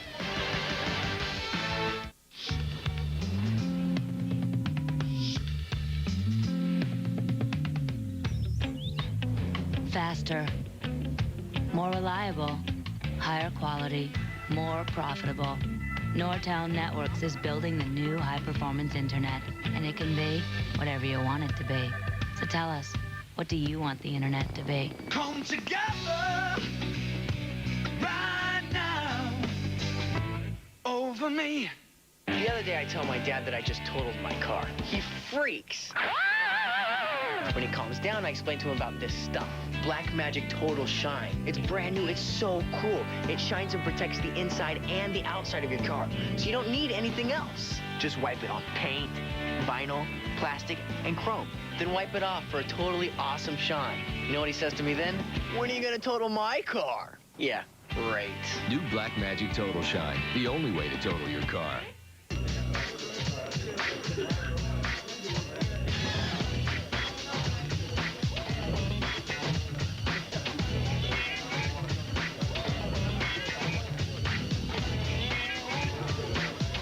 After 6 weeks, how does the Dr. Scholl's Dynastep Sport insert feel? Before I tried the inserts, I had shin splint pain. Now I don't. It's clinically proven among athletes to provide immediate relief from lower body pain. When I play basketball, my lower back is much, much better. Treat yourself right at DrScholz.com. I lost my job, my wife loves Bob. Hi. I'm left with some old stray. I need some help to get me through my day. I drive myself to better luck, but they just took my pickup truck. I need some help to get me through my day. Tender and satisfying pemmican beef jerky. Pack your pemmican and you'll survive the day. To understand the present, investigate the past. At New York Life, you'll find values, financial strength in our products, humanity and integrity in all we do. Values that have served us through war, depression, and times of prosperity. That we don't see these values changing, ever, is why New York Life is the company you keep. The winding roads of Long Beach demand quick reflexes and perfect precision. Which driver will push his car to the limit and be victorious on Shoreline Drive? The Toyota Grand Prix of Long Beach, tomorrow at 5 on ESPN. Back in New York, the Super Bowl champion St. Louis Rams have made their selection to end this first round. Here's the commissioner. With the last choice of the first round of the NFL Draft 2000, the St. Louis Rams select Trung Candidate, running back, Arizona. Now, you know what? He ties, first of all, he ties Plexico with the most interesting first name in the first round, okay? Right. Now, he's one of the fastest, if not the fastest backs in the draft. Because they are Super Bowl champs and so deep, I mean, this looks like a reach to you, Mel? It looks like it, Chris. I think you look at offensive line, particularly at offensive tackle. You lose some players in free agency, center and offensive tackle on the right side, and you had some value at that point. You go running back. How about J.R. Redmond at that point if you're looking for a versatile speed back who can catch the football, tremendous return man. Trung Candidate is a home run here. There's no question about that. But I think J.R. Redmond, even a Travis Prentice. But if you're looking for that versatility, Redmond, I think, would be the guy late first, early second round who would make a little more sense than Trung Candidate, who did expand his game this year, became a more valuable pass receiving option this past season. Entering 99, he had 12 catches, caught 30 passes this past season. You talk about home run hitting ability. When he hits the football, he can take it coast to coast. Had a lot of those 60, 70, 80-yard runs. And I'll tell you what, running back, wide receiver, also in the secondary. So he's a very athletic player. We talked about Redmond, compares favorably there. But as a runner, he's a little upright. And I wonder how much resistance he'll run into at the pro level. Catching the football, he came on strong in that area this past season. But his running style, I think, we're talking about feature back material, no. As a situational performer with his speed, he could fit in. I just question not taking the tackle and then passing on J.R. Redmond for a Trung Candidate. I will say this, Joe, the one thing more than anything else about the St. Louis Rams that stood out, not so much, well, I mean, the year that Kurt Warner had, and you go right on down the line with Falk and the receivers, et cetera, et cetera, et cetera. But the one thing that enabled them to go from 4-12 to the Super Bowl is that they had speed at just about every position. So again, here's another guy who pushes the envelope in the speed department. The big change for the Rams last year was the fact that Mike Martz took over as the offensive coordinator, did a terrific job of getting the ball down the field into the hands of people who can put it in the end zone. With Trung, you got the same situation. You got yourself a running back who's able to go down the field. Now also, the Rams are going to have a uniform change. As a matter of fact, this is what the uniform's going to look like. It's going to be a little bit different. Right side up, right? There it is. I'm working on right side up. Just so happen to have the other guy who is their running back. Now whose uniform is that? It's mine. Actually, the name is Marshall Falk, but this is mine. You know, but they changed their uniform the year after they went to the Super Bowl. Tennessee changed, they go in. Denver changed, they go in. That's right. Tampa Bay changed, they go in. Now, the Giants are going to change. Should we just assume now the Giants are going to be in the playoffs next year? I'm sure Jim Fossil would like that. Rams with a little bit of a unique move. It goes after they've won one. That's a nice jersey. Well, by the way. Thank you. 5 hours and 35 minutes. Not a record, but close for longest first round. And for the first time since 1983, which the famous draft of 1983, the quarterback class draft of 1983, for the first time since then, we did not have a during the first round trade of any sort, of any kind. So a first of sorts. virtually the first one in almost 2 decades. And now through our Tinactin video conferencing, we welcome the head coach of the defending AFC champion Tennessee Titans, Jeff Fisher. And Jeff, were you surprised that a player of Keith Bulluck's ability fell to you? And how high did you have him on your board? And then the name never got called. Could you believe your luck? Well, I'll tell you what, Chris, we were a little surprised. I mean, we sat there through 8 or 10 picks, wondering whether or not he's going to fall to us. It was kind of reminiscent of last year, the way Javon fell to us. We were a little concerned right there at the end with some clubs maybe trading up ahead of us to pick him up. But, again, we're very fortunate to have gotten a caliber player like Keith. I mean, it's hard to have a pick like Javon Curse every year, and you're looking for certain things. What does a player who plays for the Tennessee Titans, I mean, you guys were such an amazing team as far as tenacity goes, hanging in games, forcing turnovers when statistically it didn't work. Does Bulluck kind of fit that sort of makeup of your overall team as you see it? He does. He's the kind of linebacker that plays with great speed, great emotion, runs very well, tackles well. And as you know, we all do. We got some very good backs in our division with Corey Dillon and the rest of these guys, Jamal Lewis, of course, now. So we've got to have linebackers that can run and hit and also cover tight ends. Jeff, overall, hey, look, nobody has to apologize for being 1 yard short of sending the Super Bowl into overtime. But you know that even though you have Jacksonville's number, you did not win the division. So obviously you start with that goal every year. How can the Titans, if not have a better record, be a better ball club this year overall? Well, we're looking for more consistency offensively. We're looking for more balance on offense. We came on strong as a running offense in the second part of the season. Start off a little slow. We need to push the ball down the field. We need to get our receiving core through the season healthy. We've been without a healthy Yancey Thigpen, and defensively we got to make more plays. Obviously, we made a lot of plays last year in the second half with the turnovers and the sacks, but we need to just become more consistently overall. Well, you got a playmaker in Bulluck. Congratulations. Go back in the war room. There's some more guys waiting for you. We'll talk to you in a little bit. Thank you.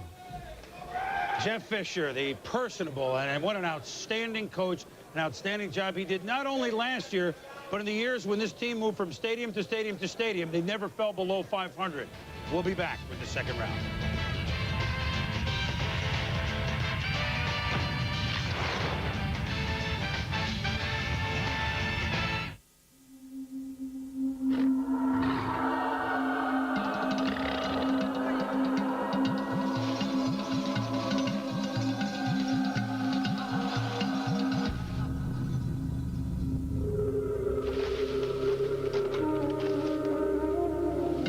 Dreyfus Premier Technology Growth Fund. Discover the opportunity. The power of you, your advisor, and Dreyfus. See Oscar De La Hoya in action. Enter the Metrex Total Knockout Sweepstakes. Visit participating GNC stores in April to get 20% off on all Metrex products. Plus, win an all-expense paid trip to Los Angeles for Oscar De La Hoya's WBC fight, including airfare, hotel, and get $1,000 in cash. The 20% off Metrex and the Total Knockout Sweepstakes end soon. So come to GNC today. In the zone, you just can't miss. But getting there takes hard work. The right training. The right technology.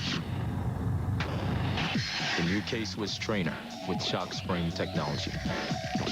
It supports your hard work while you focus on getting there.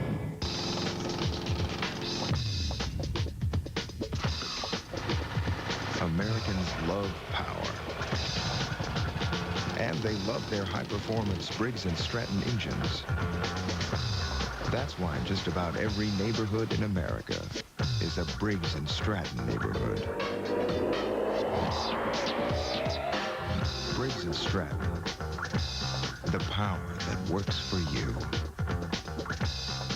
Lately, it's been questioned whether 3-play from ESPN.com is a form of gambling and therefore detrimental to America's youths. With me today is Atlantic City pit boss, Freddie B. Is 3-play a form of gambling?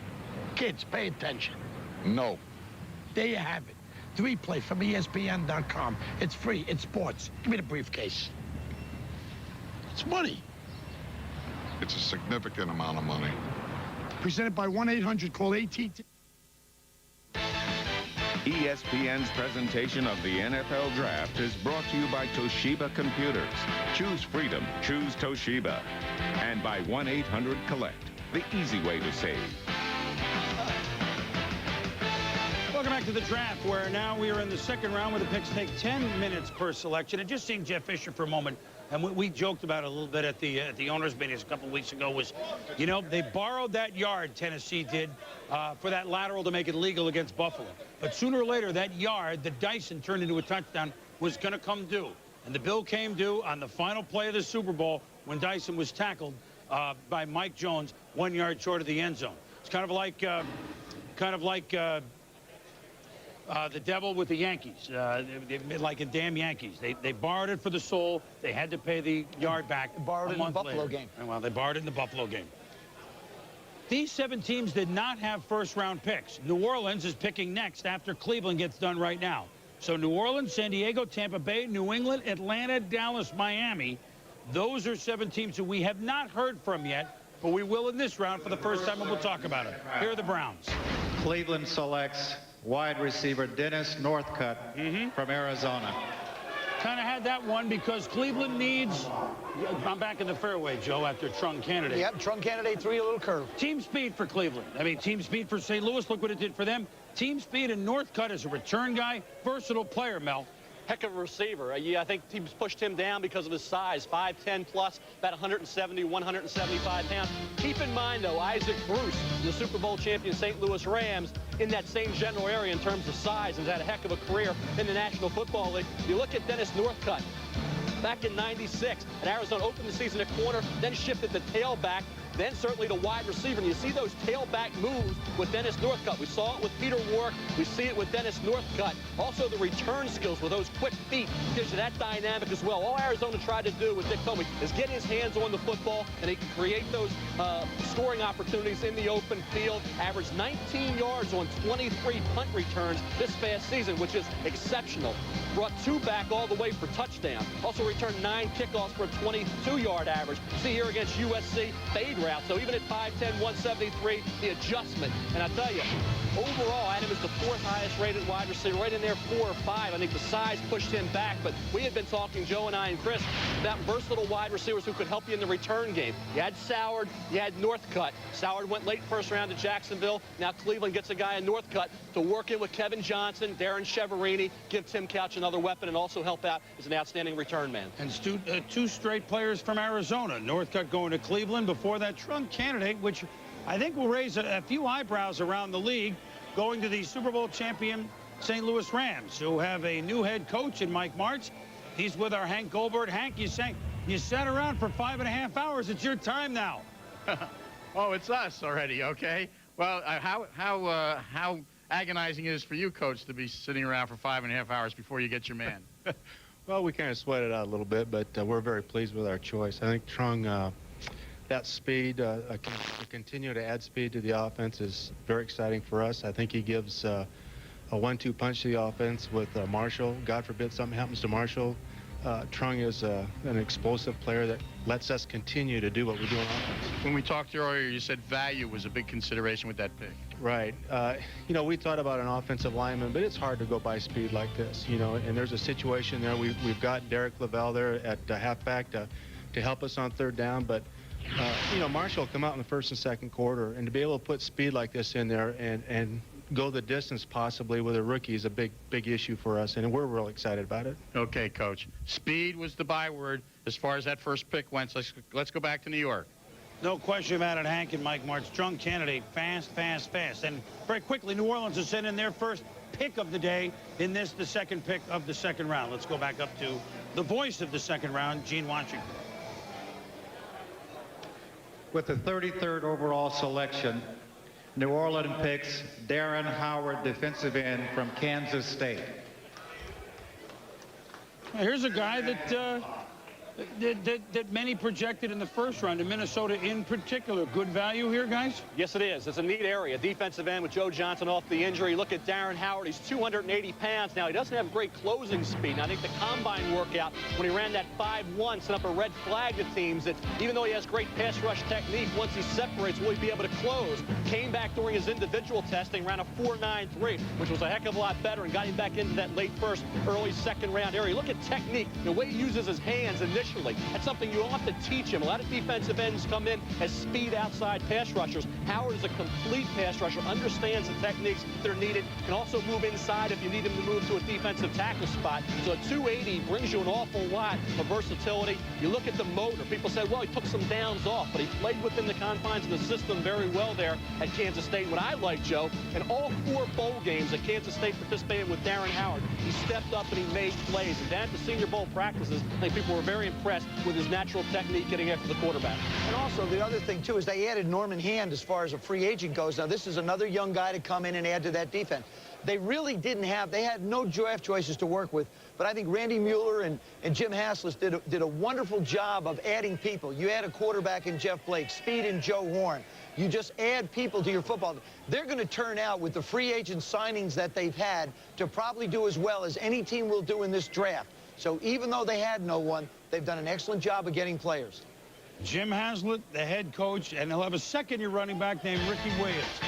Boy, a lot happened on this day last year with regards to the New Orleans Saints. Think back a year. Do you remember?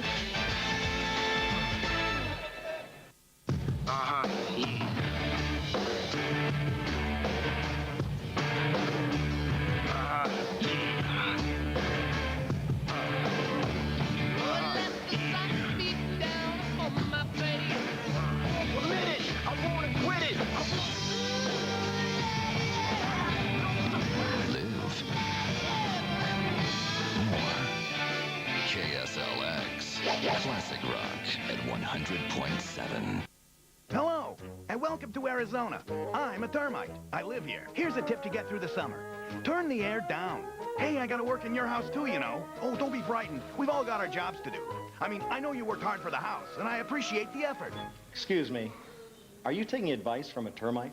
If so, please stop and call the pros at Arizona Exterminating.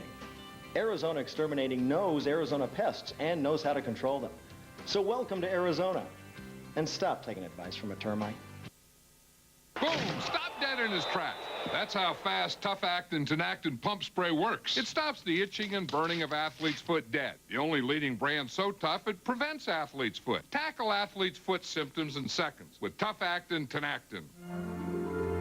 If your light beer doesn't have this key, you're locked out. A magical place where your tongue can get naughty with the beer of its dreams. Introducing crisp, easy drinking Beck's Light.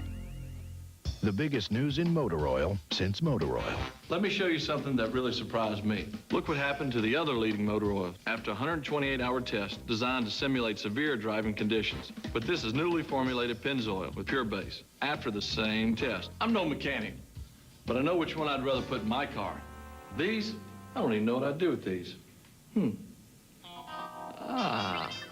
For protection so strong you can see the difference, get newly formulated Pennzoil with Pure Base.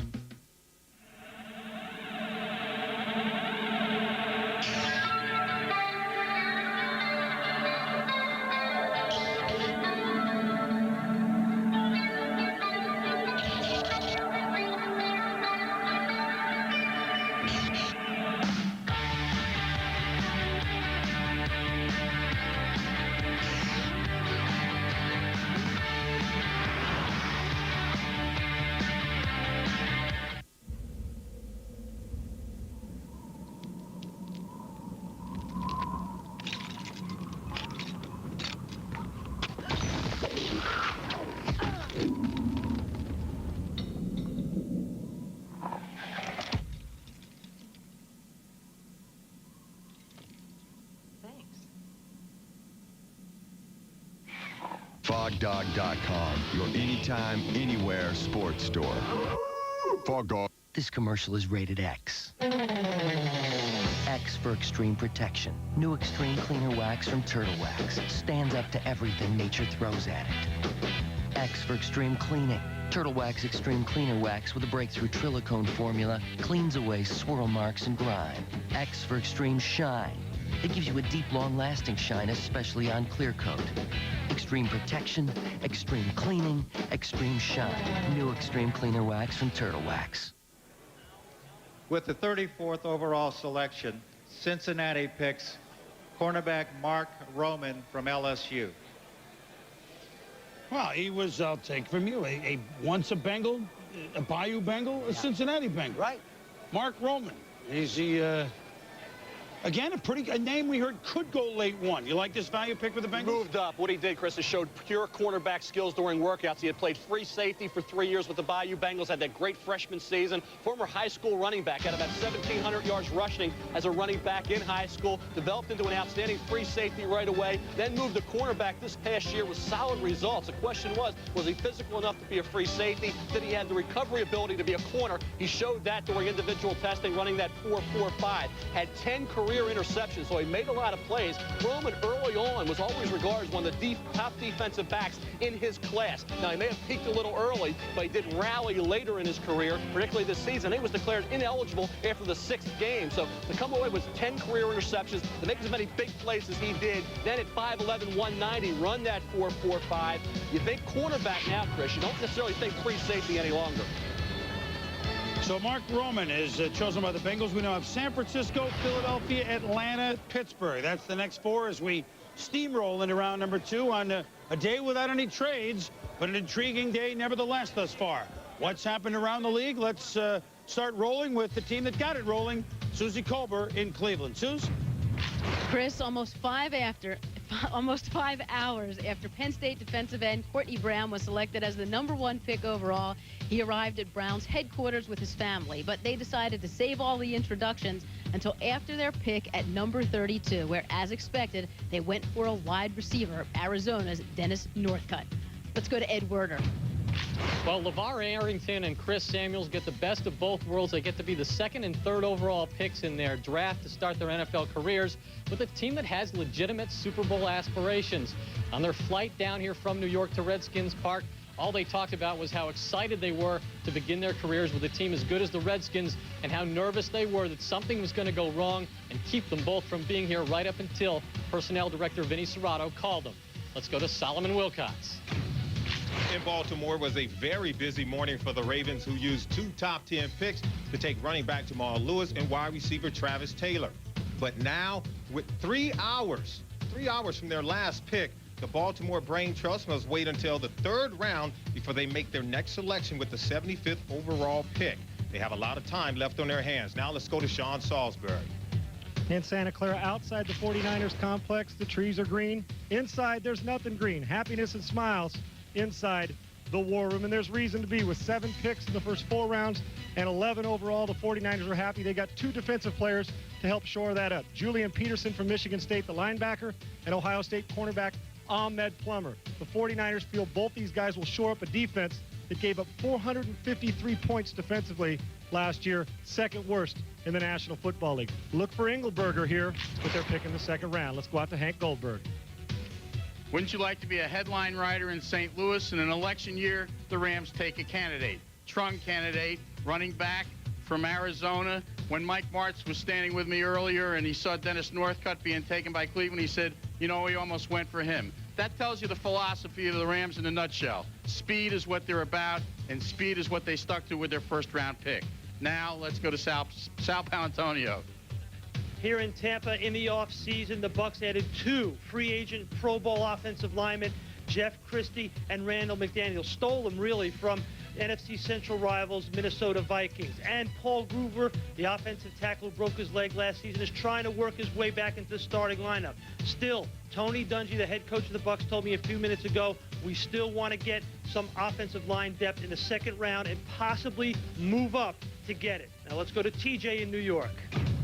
Here in New York, the Jets have addressed both sides of the football. The first choice they made was Sean Ellis, the defensive end out of Tennessee, then John Abraham, a supreme outside rushing linebacker. They came back with, again, the surprise of the draft at quarterback Chad Pennington and Anthony Beck with their 27th pick at the tight end. They realize this is a deep draft for wide receivers, and they're looking for a gem later on in the draft. But everyone knows they had 4 picks in the first round. But, Boom, did you know they had 4.5? They drafted a little guy, 5'11", 212 pounds. I want to get Mel and Joe's opinion on whether that guy can play.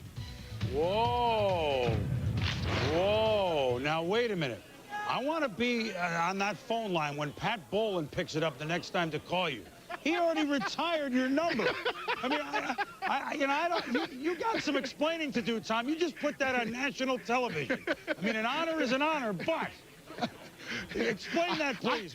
I don't think the rest of the outside linebackers here have anything to worry about. Let me put it that way. What are you saying? You're no longer Tiny Tom Jackson? What do you mean? Not quite as tiny as I used to be. None of us are, Tom. That's a nice honor. Well, we'll keep everything clean in that locker for you. Thanks, Bo. The 5th first-round pick of the New York Jets, Tom Jackson. When we return, Commissioner Paul Tagliabue joins us early moments of the second round. Stay with us.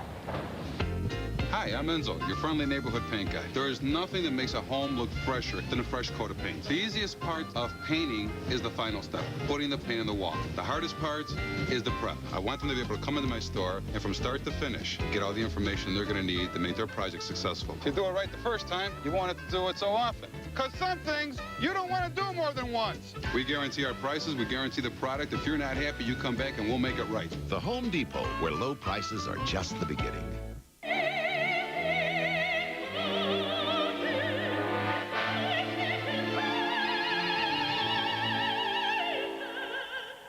Hello? Yeah, where are you? No. Excuse me, I'm working. It's the opera and I'm gonna catch a red eye tonight. Yeah. That's right. What? Ah! Stay in touch without disturbing anyone with two-way paging and email from SkyTel, the first name in advanced messaging.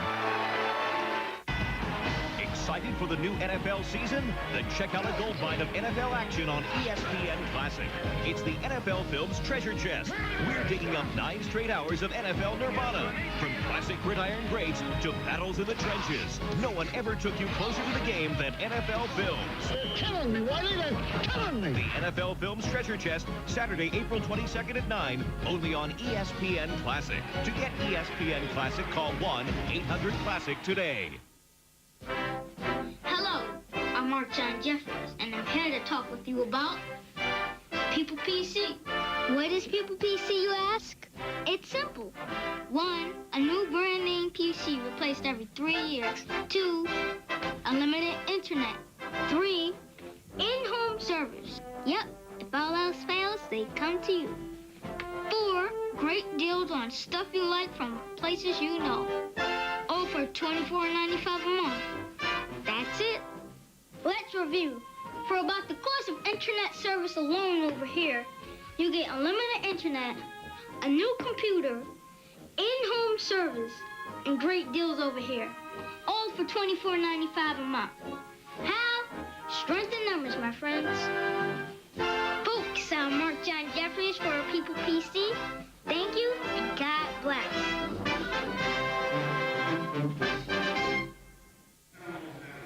Welcome back to New York as we're joined by the commissioner of the National Football League, Paul Tagliabue, in your second decade of drafts already. I mean, where did the time go, right? It's hard to figure that out.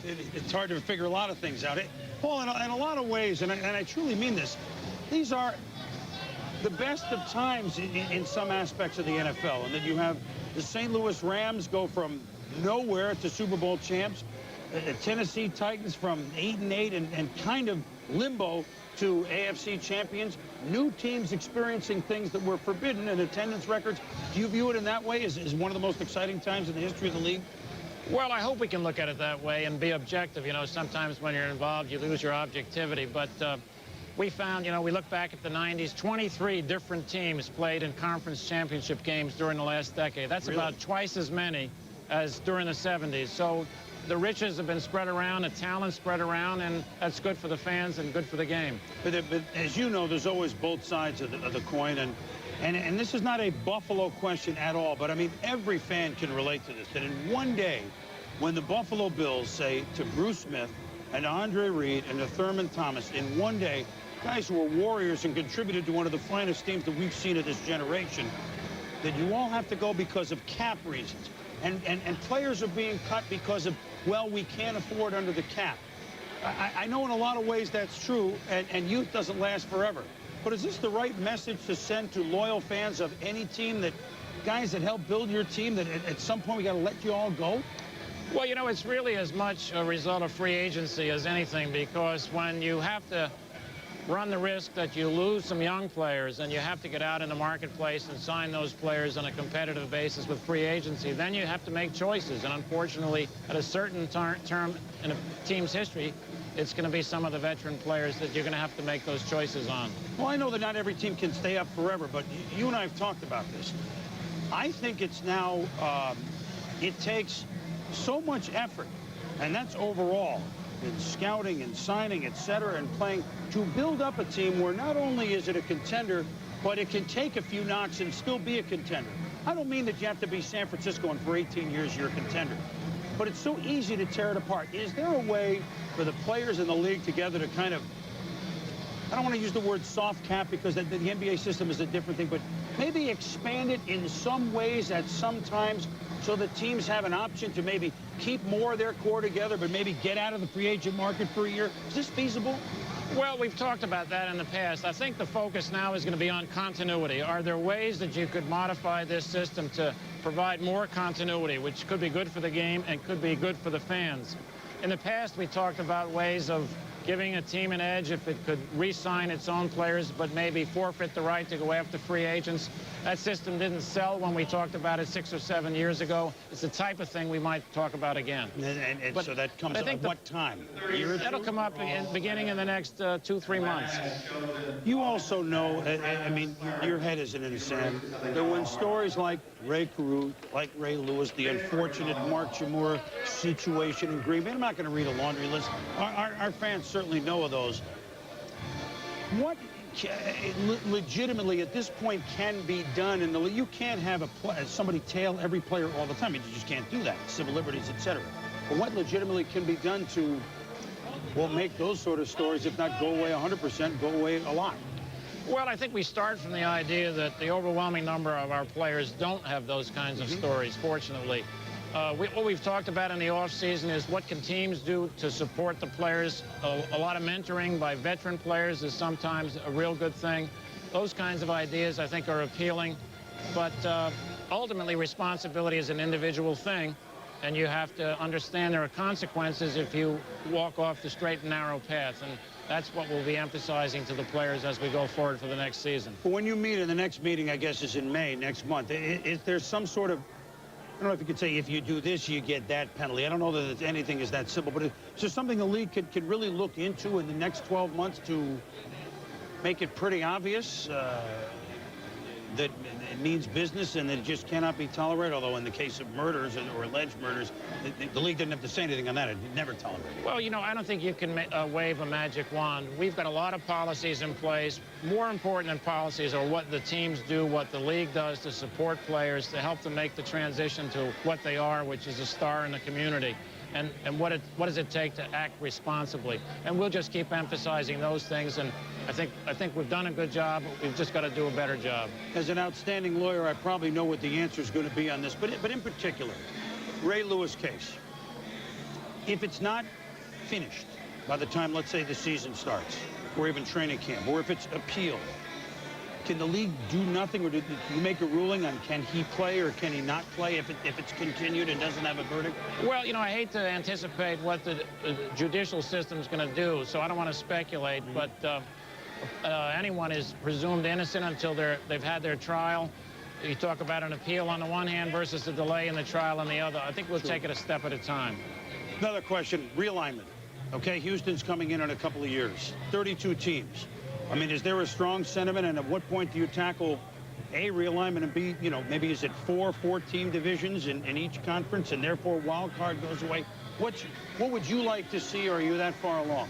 Well, what we're looking at is a formula now where everyone would play everybody else on a rotating basis. We haven't had that now. And under the current scheduling formula, I think we had John Elway play against Dan Marino about once in 15 years. Which is bad. So an improvement in the schedule would start with that, with a rotating where you'd play everybody. It'll be 4 divisions with 4 teams in each division in each of the 2 conferences. So there'll be a lot of changes. I think we'll preserve the great rivalries and try to create some new ones. And what timetable on that? Well, you have a year. Next 12 to 15 months. That would be my guess. We're off and running in a new millennium. Thank you, Paul. Thank you. Nice to see you. The commissioner of the National Football League, Paul Tagliabue. We will continue with coverage of the second round here in New York. We'll be back in just a moment.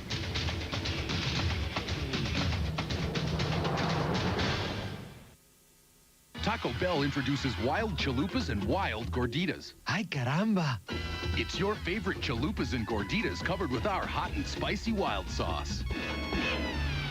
Caliente. A chunky, zesty blend of peppers, chilies, and other good stuff that'll really crank up the heat. Just 99 cents for a limited time. Excuse me. And make sure you pick up a drink. Only at Taco Bell.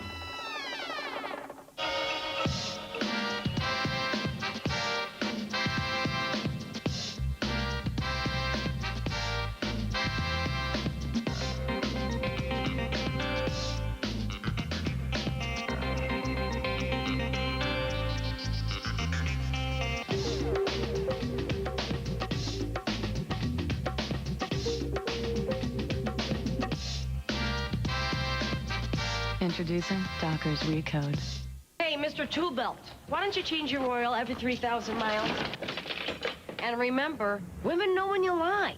I mean, missed oil changes. You know better. Come on, consider the risk. This is reformulated Quaker State. Protection beyond 3,000 miles under any driving conditions. Can you say insurance? Because I could say I told you so. Reformulated Quaker State. What more do you need to know? Buy 5 quarts of any Quaker State motor oil at AutoZone and get a free oil filter.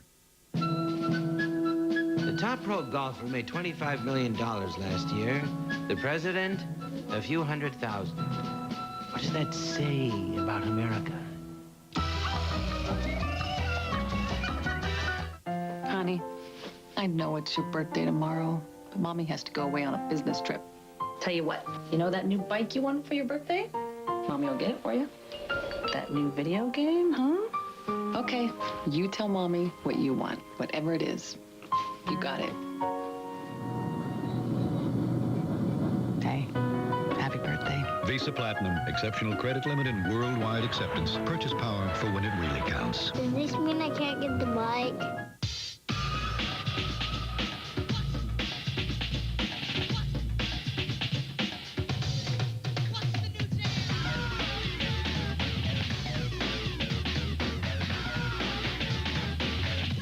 The top guns on the senior tour take aim for a duel in the desert. Will Hale Irwin stand up to the heat, or will one of these other marksmen steal the day? The Las Vegas Senior Classic, Friday at 3 on ESPN. Welcome back to New York, Commissioner Enlightening, as always, and now we will get you caught up in the second round. You heard Sean Salisbury say that John Engelberger went to San Francisco, which gives them linebacker, corner, defensive line, bang, bang, and bang in their first 3 picks on defense. Todd Pinkston goes to Philadelphia, so they get a wide receiver who they were thinking about earlier in that position. Travis Claridge, a guard, goes to Atlanta, and Marvell Smith tackle goes to Pittsburgh. Mel, let's rip them through, starting with Engelberger. John Engelberger, I'm sure, kind of resembled a little bit of Kevin Fagan to a Bill Walsh. Remember, Bill Walsh drafted Kevin Fagan out of Miami back when he built the Super Bowl champion 49ers. And Engelberger, very similar with the motor. You know, was a former walk-on tight end, built himself up to 6'4 and a quarter, about 265 to 270. Had been running in the 4.6s, so he has the closing speed. He'll get you the coverage sacks with his all-out hustle. I don't think he'll be a star, but very solid, very reliable performer in the Kevin Fagan mold. A guy that I think will fill a void there at defensive end. He also played some defensive tackle at Virginia Tech, so he's a hustler. I think Bill Walsh, like I said, saw a defensive player that had an awful lot of experience on a defense that got after people with Engelberger and Corey Moore, Charlton in the secondary, and he did a heck of a job. Number 96 for Virginia Tech, a guy that was a key performer in their run to the national championship game against Florida State. And so Philadelphia then goes with Todd Pinkston, who had 168 pounds and 6'2", Mel.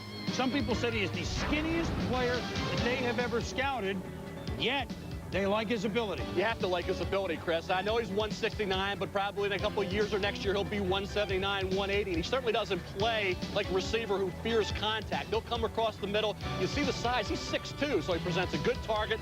Tremendous hands. He's very effortless catching the football, doesn't fight it. So the ability here after the catch. I really like Todd Pinkston. I think when you look at his separation, the way he works a corner with the moves and the head and shoulder fakes, gives you an awful lot in terms of the ability to come right in and contribute. You're talking about a kid that came up with 11 receptions for 163 yards against Nebraska at Lincoln. He understands deception. He's going to have a chance to contribute right away and be a key target for Donovan McNabb, as you said, Chris, on a Philadelphia Eagle team that was thinking wide receiver first or second round. Atlanta's gone with Travis Claridge, guard from USC. His hometown is Vancouver, Washington, which is where Mount St. Helens used to be, and so maybe this is an eruption type of pick for Atlanta. When you look at Travis Claridge, Chris, you're talking about a right guard his first 3 years in the program, moved to right tackle this past year with excellent results, assisted Chad Morton very well. Fiery kid. He gets after you, and in terms of the right tackle, I don't think it's out of the question that he can be a tackle in the NFL, even though he was going into 99 considered an outstanding pure guard prospect. Also, during the regular season, during those 4 years, very durable. Had some injuries along the way, but durable in terms of being ready for game situations. Pittsburgh Steelers, through the free agency system the last 3-4 years, have lost some offensive linemen. Marvell Smith, tackle from Arizona State, Mel, goes in the second round to the Steelers. And I mean, he's a guy that we thought might go late one. Well, he comes out after his junior year, Chris, but he's a 3-year starter. And we've been talking about Chris Samuels and the natural left tackles, how valuable they are. They're against Byron Frisch. Byron Frisch from BYU could be a second-round draft choice. Did a great job neutralizing him in there. Not a dominating run blocker, but very experienced in pass protection. Has some movement, so he can pull for a tackle, can get you downfield and deliver a block, assist the running back. And I think when you look at no sacks allowed up until the Aloha Bowl against Wake Forest, that was at the end of the game, gave up a couple sacks. At that point, it didn't matter. Arizona State was already going down to defeat. So when you look at Marvell Smith, the guy that is that left tackle that everybody seems to covet. All right, we've just given you a 4-pack. Chicago, Denver, and Arizona coming up when we continue with the second round here in New York. Like MacArthur, we shall return.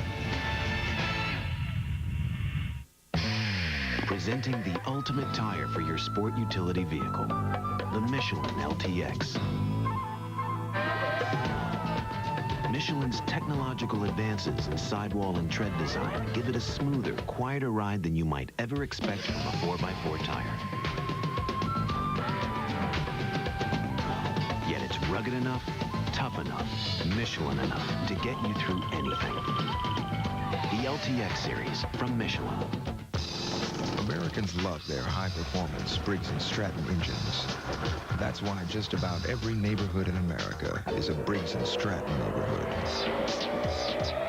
Briggs & Stratton, the power that works for you.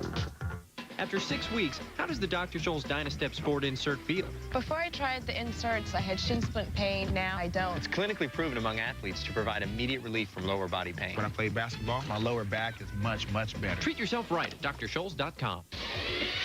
With a 180 horsepower VVTLI engine, 6-speed transmission, 16-inch alloy wheels, a cockpit-like interior, and a price dramatically less than most jet-powered vehicles. Wings have just become overrated. Introducing the next Celica.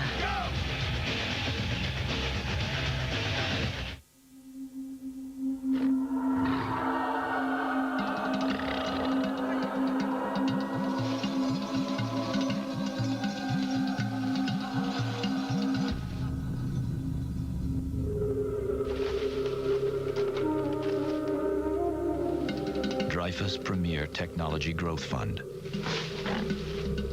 Discover the opportunity. The power of you, your advisor, and Dreyfus.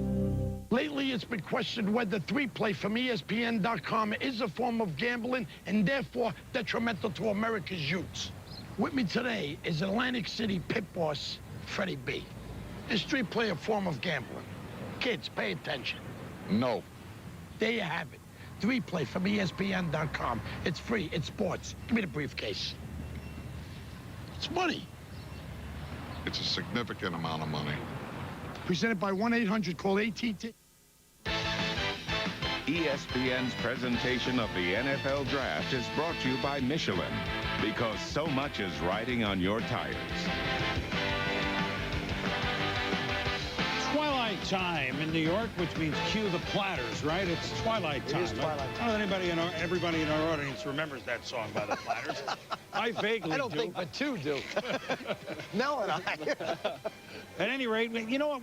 Mel and Joe, I've looked at what we put together, and a lot of us put together as either a mock draft or names. Just about every name, and that was more than 31 that we had listed. Right. Maybe we had 40, 45. Most every name is gone. We haven't had major drops yet, Mel. Who's the best available that's left? Well, we're still only in the late 30s, and we're still, we're down to 21, 22, 26. So most of the top players have been off the board after Bullock and Pinkston were taken late first, early second round. I mean, look at Ron Dugan, sure-handed, questions about speed. Des White, question there is about consistency. I like Cornelius Griffin because he's an outstanding tackle in the SEC, can also play in. Coleman, very similar to Travis Claridge. More of a guard, but he does have some experience at right tackle. Porter, we talked about, raw, needs some work at the pro level at wide receiver. And Prentice, not flashy, he's not a game breaker, reliable, dependable, doesn't fumble, durable, good football player. I think Travis Prentice is going to be an excellent second-round pick. J.R. Redmond, we talked about, I thought he would have been a nice pick for St. Louis if they're thinking back up to Falk, good pass receiver, and also a great return man. He figures in this general area. Adrian Clem, a left tackle, he should be off the board soon.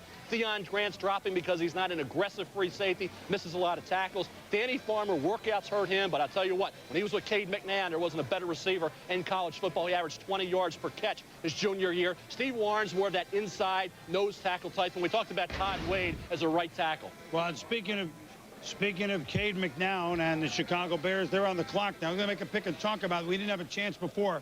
Let's go up to see their pick. Chicago selects Mike Brown, safety from Nebraska. Now, I will say this, that here's a guy that, among other teams, that Buffalo was eyeing a little bit. He's a very productive safety, but we were going to talk, well, you want to go the pick first or talk Chicago first here? I'll talk Chicago and the pick, to be honest with you. Cade McNown to Marcus Robinson, Cuckoo Kachu, the big receiver under the offensive tutelage of Gary Croton and the head coaching of Dick Duran. This clearly was a team on the move last year, and they're going to get better this year. And it was. As a matter of fact, I think Chicago will win this division. I'll tell you right now. Year? I think the NFC Central is Chicago. Nelly. I'll go out on a limb right now. I think they're that good. Of course, everybody here agrees with me. I really think that they've made those kind of strides. Offensively, they lose a Curtis Conway. Bobby Ingram may not come back. I'm a little bit surprised they went defense because wide receiver, to me, would have been an area where they could have used some help. On the defensive side, they've signed a Thomas Smith. They've signed a Sean Wooden. As far as the safeties go, maybe they're looking for some depth on that side of the ball. I think Chicago has positioned itself in a very good way. What I'm curious about is, can this football team offensively continue to do the things that they did last year? You look at the way and the style of offense and the way they attacked people. Give defensive coaches an opportunity to study what they do. Are they going to be able to stop it? We thought the one back was special. We thought the run and shoot was special until defensive coaches had a chance to adjust. I'm not sure whether people are going to be able to stop the Chicago offense. And boom, you mentioned Marcus Robinson. To me, he is more than just a star. He's as much of an impact player as Randy Moss is. Well, why did Chicago choose a safety? If you look at this division, there's no mystery that you have A, very big receivers, and B, very big-time receivers. 1,000-yard receivers in this division.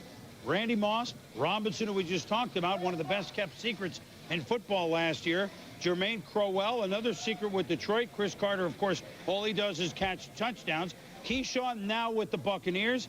Johnny's Martin with Detroit. Antonio Freeman, who has had better years and will have a better year next year. Bill Schrader with the Packers. I mean, these are 1,000-yard guys. I know the numbers are different than 20 years ago, and then we have to use almost these figures like Canadian. We have to, move back a little bit in some of the numbers. But there's no question that you better have a defensive backfield full of 5 or 6 guys. And a big question really with Mike Brown, his size, Chris, at 5'9½", 202. He doesn't have ideal size. He has the rest. I'll tell you what, he's only the 3rd player in Nebraska history to lead the Huskers in tackles 3 consecutive years. So productivity is there. He started 39 straight games. And I think what you have to like is coverage ability, as you pointed out, with all those great receivers in that conference. The fact that he does have experience at left cornerback, then he moved to Rover as a sophomore. So he has proven he can cover. He's a punishing tackler, excellent ball skills, and a guy who's a pleasure to work with. Great for the coaching staff, and a guy that has been a leader both on and off the field with the Nebraska Cornhuskers. Everybody thinks Ralph Brown, Mike Brown, they were 2 outstanding players in the secondary. Not related. They're not brothers. They're not cousins, but both were integral parts of that defense. And certainly for Mike Brown, had he been and maybe an inch or 2 taller, you'd have been talking about a mid to late first rounder. There was a brownout in that secondary. We'll be back with Denver, Arizona, and the New York Football Giants. We return to the second round. The pace has picked up, guys. In case you hadn't noticed, we'll be back.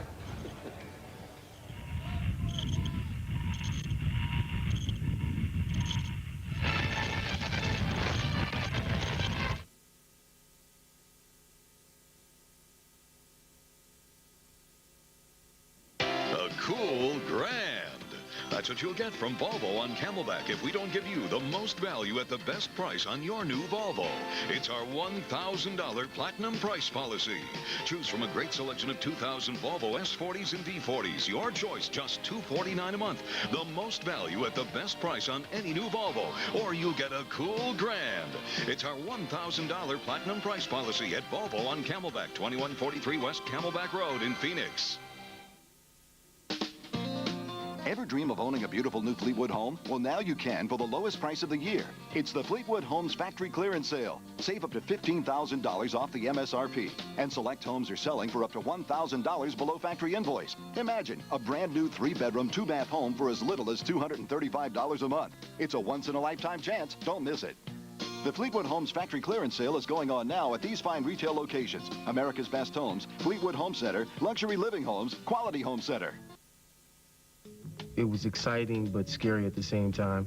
It was just like for the whole world to see what emotion I was going to have if I went early, if I went extremely late.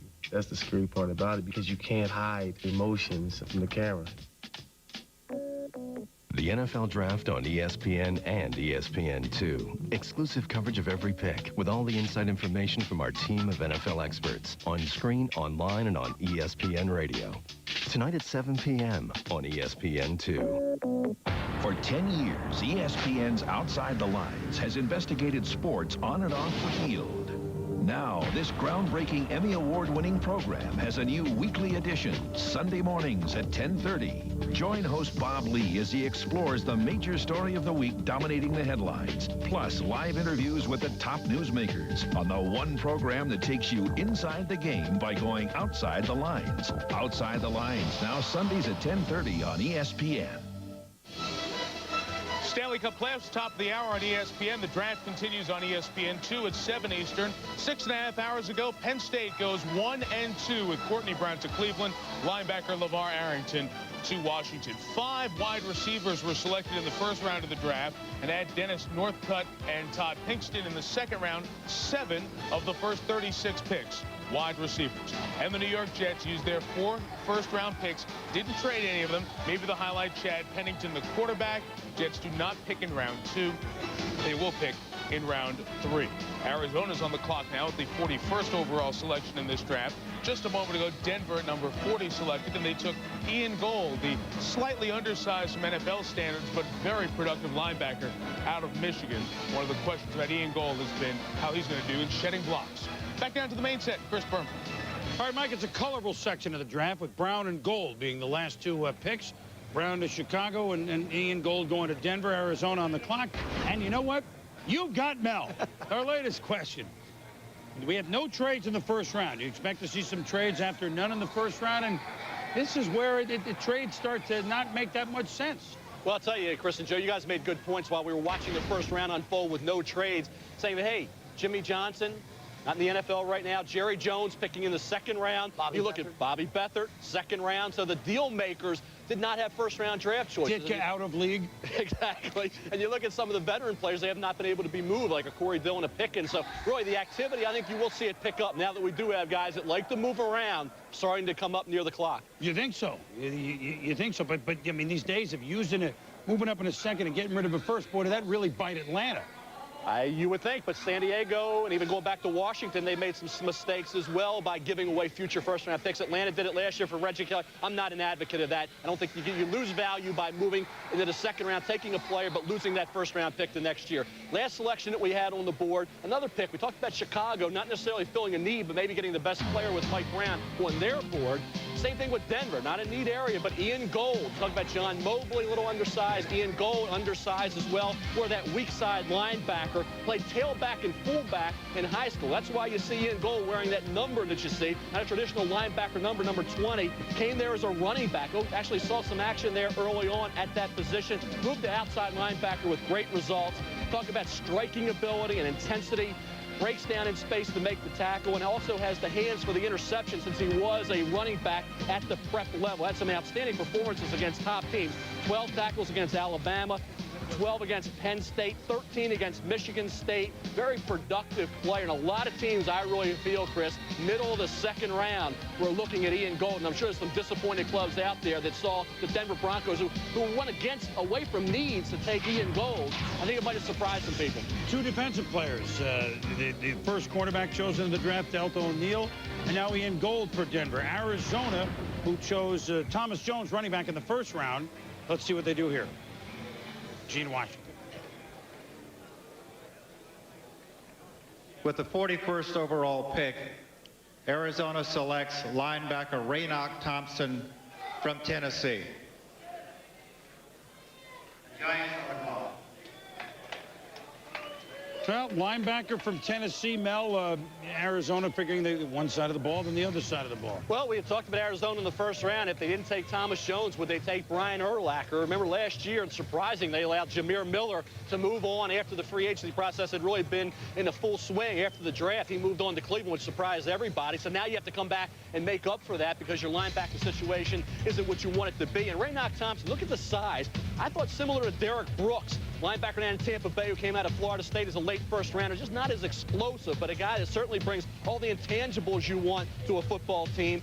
I don't thought early on, when you look at his career at Tennessee, there were times where he performed like a mid to late first rounder, but the size, you're looking at 6'2.5", that 218 to 222, could have pushed him down just a bit, but a guy that certainly did make a lot of big plays at Tennessee, benefited as well from having Sean Ellis and Darwin Walker and those guys up front that could make plays, allow him to flow to the football and roam without taking on a lot of pressure.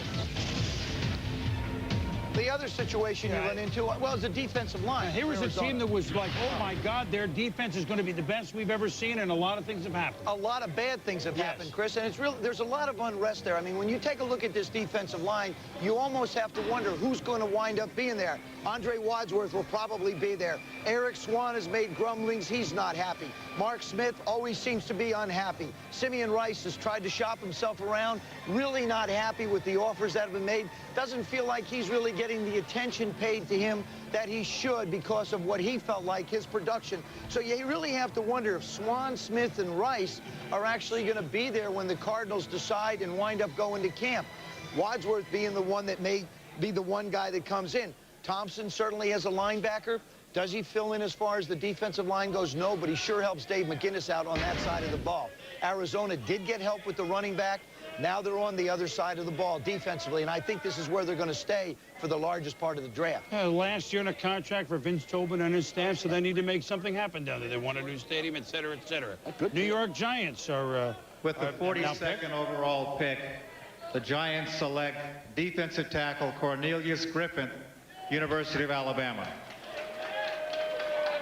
Well, we just had the third Tennessee player go with Thompson, Arizona, and here's Alabama. Of course, we go ahead, guys. Mel mentioned it. You mentioned it when we had the guys that were available up. He said you really like this one. Versatile, Joe. He played defensive tackle extremely well coming to Alabama from the JUCO level. I think he can play defensive end, and he showed up big in some key games for Alabama. You look at his tackle total this past year, 53 tackles, 12 quarterback pressures, 5.5 sacks, 8 tackles for a loss. You look at his hustling approach combined with physical and athletic ability at 6'3", 297 pounds, and the effort he displays, above average quickness, is powerful. He did 30 reps at the combine at a 31 vertical, ran a 4.87. So some of that computer numbers, when we talk about the productivity, it's there. When you factor in his physical ability, the kind of athleticism he's shown, it surprised me that he drops down this far, but the fact that he had the 2 years at Alabama, not the 4, and I think the fact that you're looking at a defensive tackle who can play defensive end, with all that versatility that for the Giants is